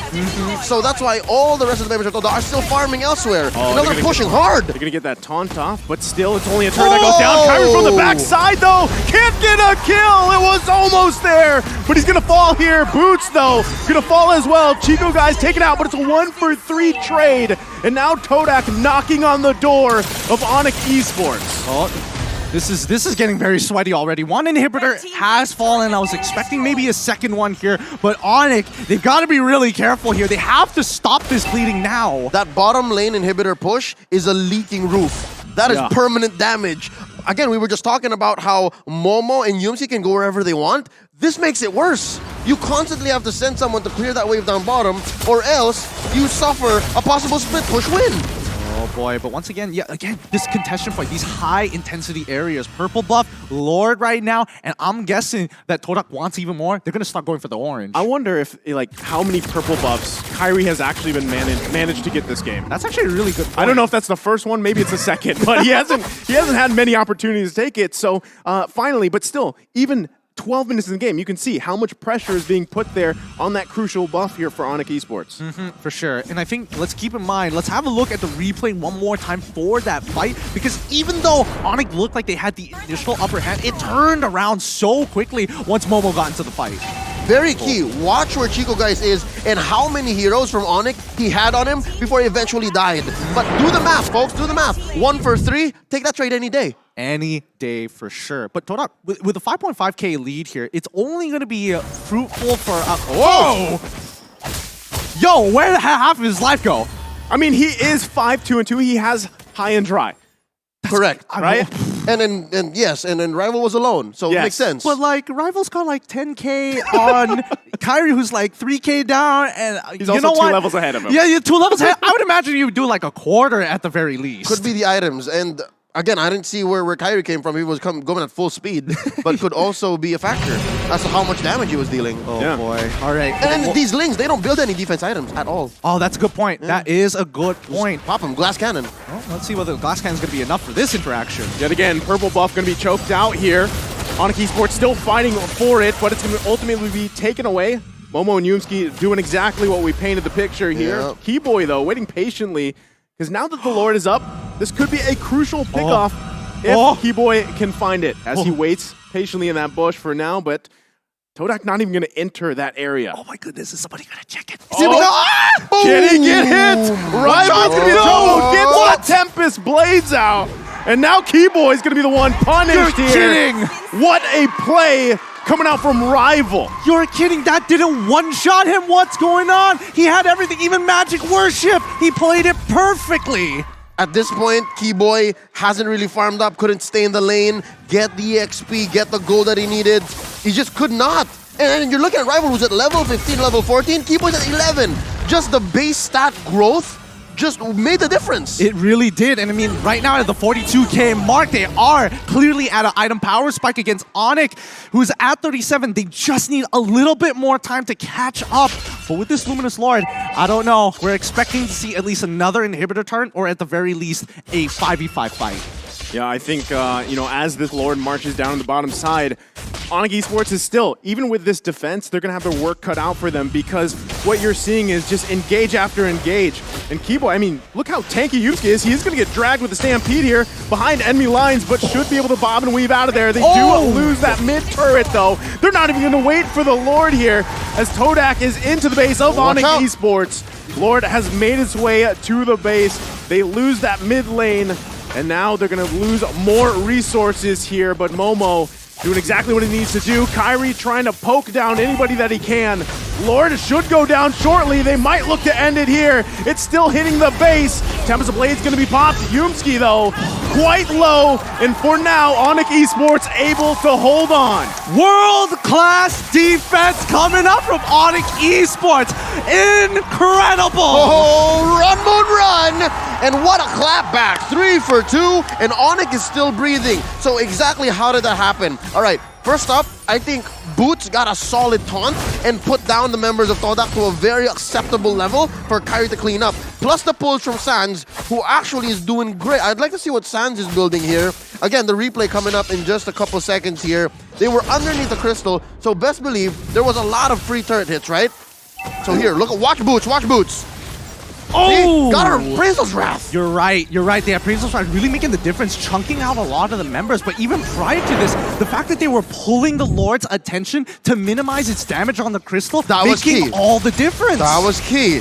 Oh, they're still going to be going for it. It's CW, though, that falls here to Yumski. Now Rival on the hunt for Sans. Can he grab the kill? Gets the Cold Altar down. Tempest Blade's going to be popped here, and it's Shiku, guys. Taking out Kairi. Going to flicker in and gets Keyboy as well. Todak is looking to end the game here in a huge match for Onic Esports. And now they're going to wait for that wave to come in. Rear World Manipulation going to come down. Boots trying to do his best to stall out. But now the wave's going to be charging in. Todak looking to end the game. Rival focusing on the crystal, and that's it. Todak takes the game against Onyx Esports. There we have it! Todak winning both their matches here, and they've even taken down Onyx. But don't worry, nobody's going home. This is only the first taste of M4. Congratulations to Todak. The one way that they could have done it, they did. They languard on through. Minute 0. They gave Kairi hell. Minute 0. They took down Kairi. They took down First Blood. And by God, if I'm getting this correctly, we broke a record today. We hit 1 million viewers. We hit 1 million viewers. You guys at home made this possible. Thank you for watching this beautiful game of Mobile Legends between two fantastic teams. Oh boy, there's still plenty more to go, but this is only just day number 1. Yeah, and you know, as we want to celebrate this milestone, we do have a giveaway for all of our viewers. The first 20,000 viewers to correctly guess the answer will win amazing prizes. You know, I guess we gotta put it up. Do you know which hero the M4 pass skin belongs to? Just input M4 and the hero's name in all capital letters to redeem your item. And the in-game pass experience rewards will be issued soon, so log into the game to check it. Thank you for your support, and let's go for the second milestone of 2 million peak viewers. So share the stream and continue watching. M4 absolutely killing it here at day number 1. I can't believe they pulled it off, but again, it really does take commitment and execution throughout each stage. Again, there was a 4 or 5 minute window wherein it was Onyx, right? Onyx could have taken it, but eventually they were gonna have inevitability on their side. This has been an incredible game. I don't know, we've seen a lot of interesting micro mechanics, more so macro-wise, how they played this through. M4 does not disappoint. This is the best of the best. I'm a little bit in shock, right? I mean, because Todak, again, the momentum that they had from the previous years, they did it here too, right? And that's exactly what kind of the expectation was, but it was just executed flawlessly. And again, Yumski and Momo, the way that they kind of started the pressure and maintained it throughout the majority of the game, I think was a really key point here for their victory. Absolutely. And I think, you know, we're moving away from, hey, Chiku being that superstar. His teammates are really stepping up to the mantle, making sure, hey, I'm getting out of the backpack. I've outgrown it now. It's my turn. It's time for you to hop on my shoulders. Yeah, no, us Moonatics have been doing this for years now. It is what it is. Moon on that eve, I'd like to see the stats very soon. I want to see what he built here. If he was more of a battle mage with a little bit of defense, a little bit of a hybrid, but I think the fact that you left the even mid lane to farm up against the Kadita and against the Faramis really held it down, made the difference in the mid to the late game. It truly did. So let's pull up the item build to figure this out, because overall, when you're looking at this matchup between Kadita and as well as Leave, you would expect Kadita to find a way to actually open up the mid lane or at least get first blood. Yeah, they overloaded him. Looking at this 16-minute, 35-second game, it was actually close. I did not feel that it was 14 and 12. In my head, folks, I don't know if you agree with me, it felt more like a 10-3 game, 10-4 game. I mean, when we're looking at that gold lead, it's like, yeah, that's what I'm feeling too. That's the same in general vibe we're getting. Yep, so looking at Moon, here's the answer to my question. He did build hybrid, and if I'm not mistaken, he was looking to build an immortality here. I know my man. I know my mid laner. But again, Momo and Yumski, that's who we're looking at. 0, 4, and 10. 3, 3, and 6. They made the necessary sacrifices, and we talked about it, right? That third Guardian helmet. He was gonna pop either CW, pop Kairi, and let's see, Rival. See, nothing, no defense items at all. I'm not sure when that Rose Gold Meteor came out. If it was when Keyboy was trying to get him, hit him with a one-shot combo. But regardless, even if that wasn't there, the fact that you were level 15 and that was a level 10, 11 Kadita trying to one-shot you, it's just not gonna happen. I'm wondering if that was that there in that moment, right? Where you're like, how? How did he not die? I'm not sure if that's when it happened, but there was no shield. There was no shield, right? Yeah. Okay, so still, how? Okay, there is. I just want to, just make sure we're aware that when Kadita is using that full one-shot combo, even if the shield comes out with that one-shot combo, you might not necessarily catch it. So maybe it's one of those things you got to go frame by frame to see the shield pops up and then disappears instantaneously. You're right, because again, the amount of damage that Keyboy was trying to deal on to Rival. Speaking of damage, look at the amount of damage that Moon put on the board. 64k. He is the carry here. And of course, Yumski, who has been on Kyrie throughout this whole game. 132k. Momo, 10 assists. And again, Nice, so you said this the best. He just has a chill game. Rival, 844 gold per minute. He did. I mean, that's the thing. I think at one point, maybe even mid-game, he was still 0-0-0. He had all the objectives he needed, and then even secured, I think that was that first Lord that he secured as well. So taking a look at the game MVP, though, it's none other than Yumski here, who did massive work, again, to stall out Onyx Esports. Look, honestly, anybody from the side of Toda could have been the MVP in this case. I was sweating on who exactly it was going to be. They dominated in every single aspect, and even Onyx pushing back against them. That was an impressive readjustment, especially when you don't have a coach telling you and VOD reviewing it with you moment by moment. Yep, note here the build, right? Has that Kiraz, has that Athena shield, and then the tough boots. That's all you need, because again, you get protection from physical, get protection from magic, and then you have that CC reduction to get Hilda into the bush. That's all that matters. It's so well played by Yumski once again with a phenomenal Hilda play overall. Let's have a look at the highlights one more time, because we really have to talk about the way that Todak was actually moving around the map and actually utilizing its players more like pieces than people.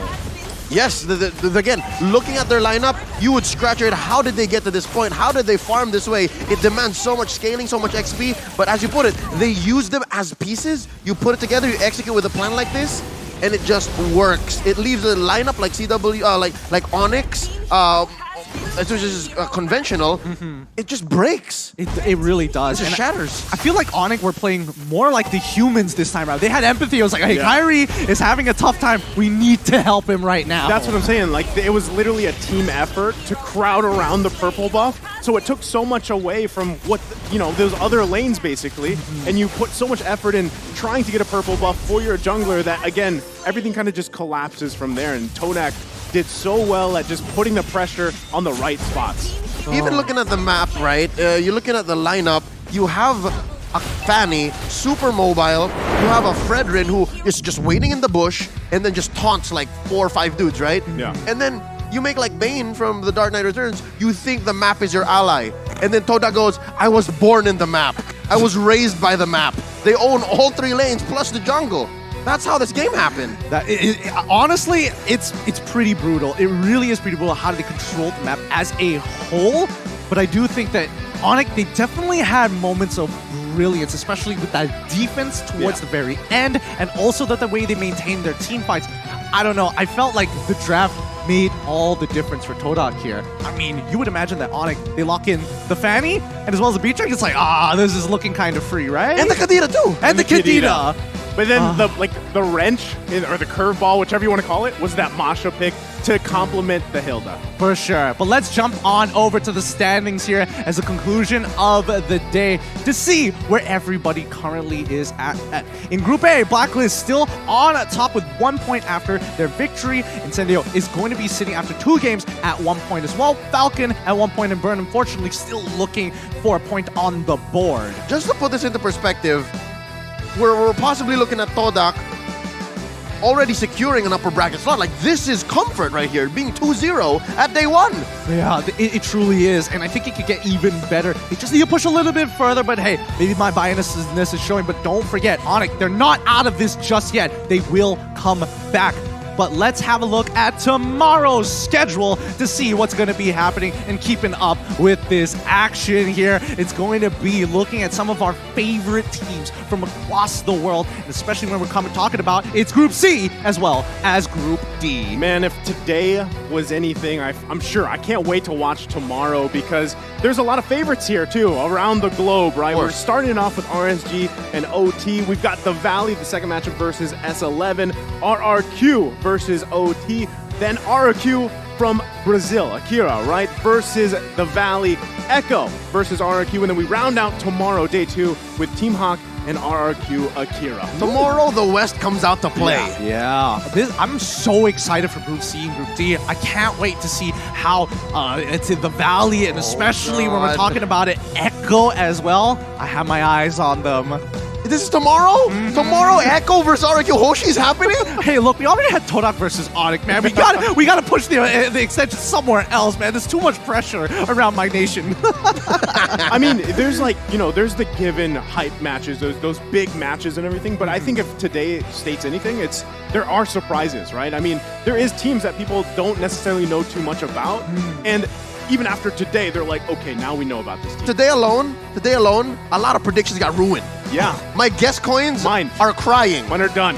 You just had to remind me about the guest coins. You just had to give it to me on that one. But Leo, I think this time we got to keep in mind that, anything could happen. Maybe even S11, maybe Occupy Thrones could be the ones who break through into the upper brackets.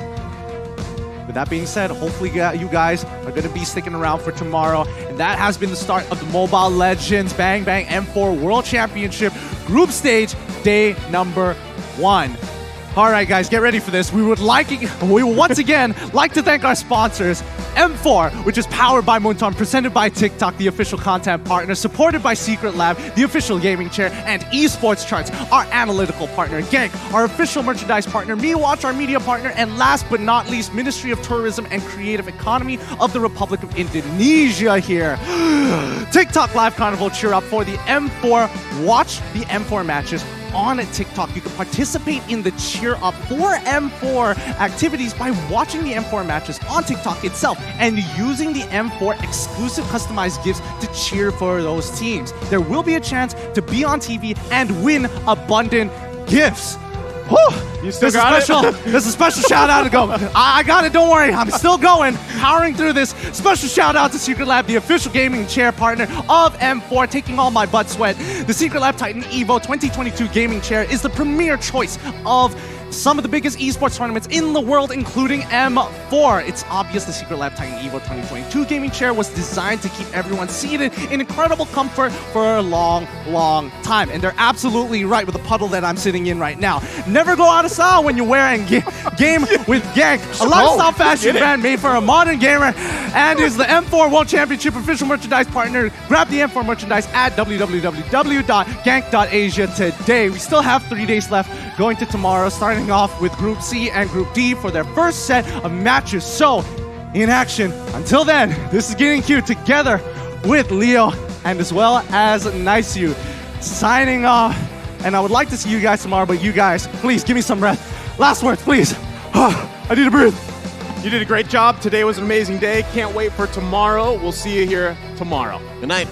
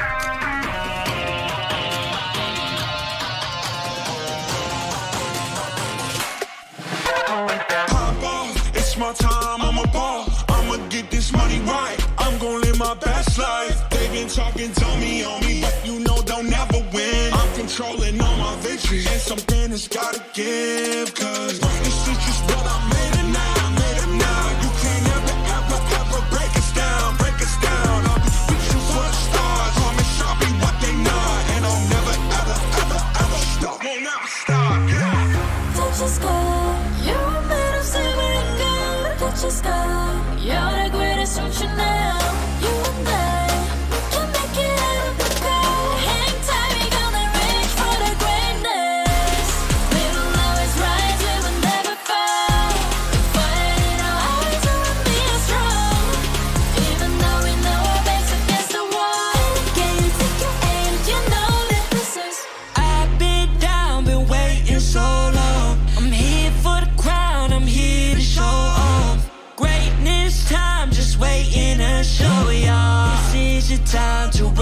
up. So many times I lie in the basement waiting for greatness. No, I won't listen to anyone hating on me and telling me I wouldn't make it. Cause I did everything that they said I couldn't. Caught my footing and I kept the controls. I stand for something, I ain't running now. I'm the greatest now, I just wanna make it burn. Don't let me down, don't let it up.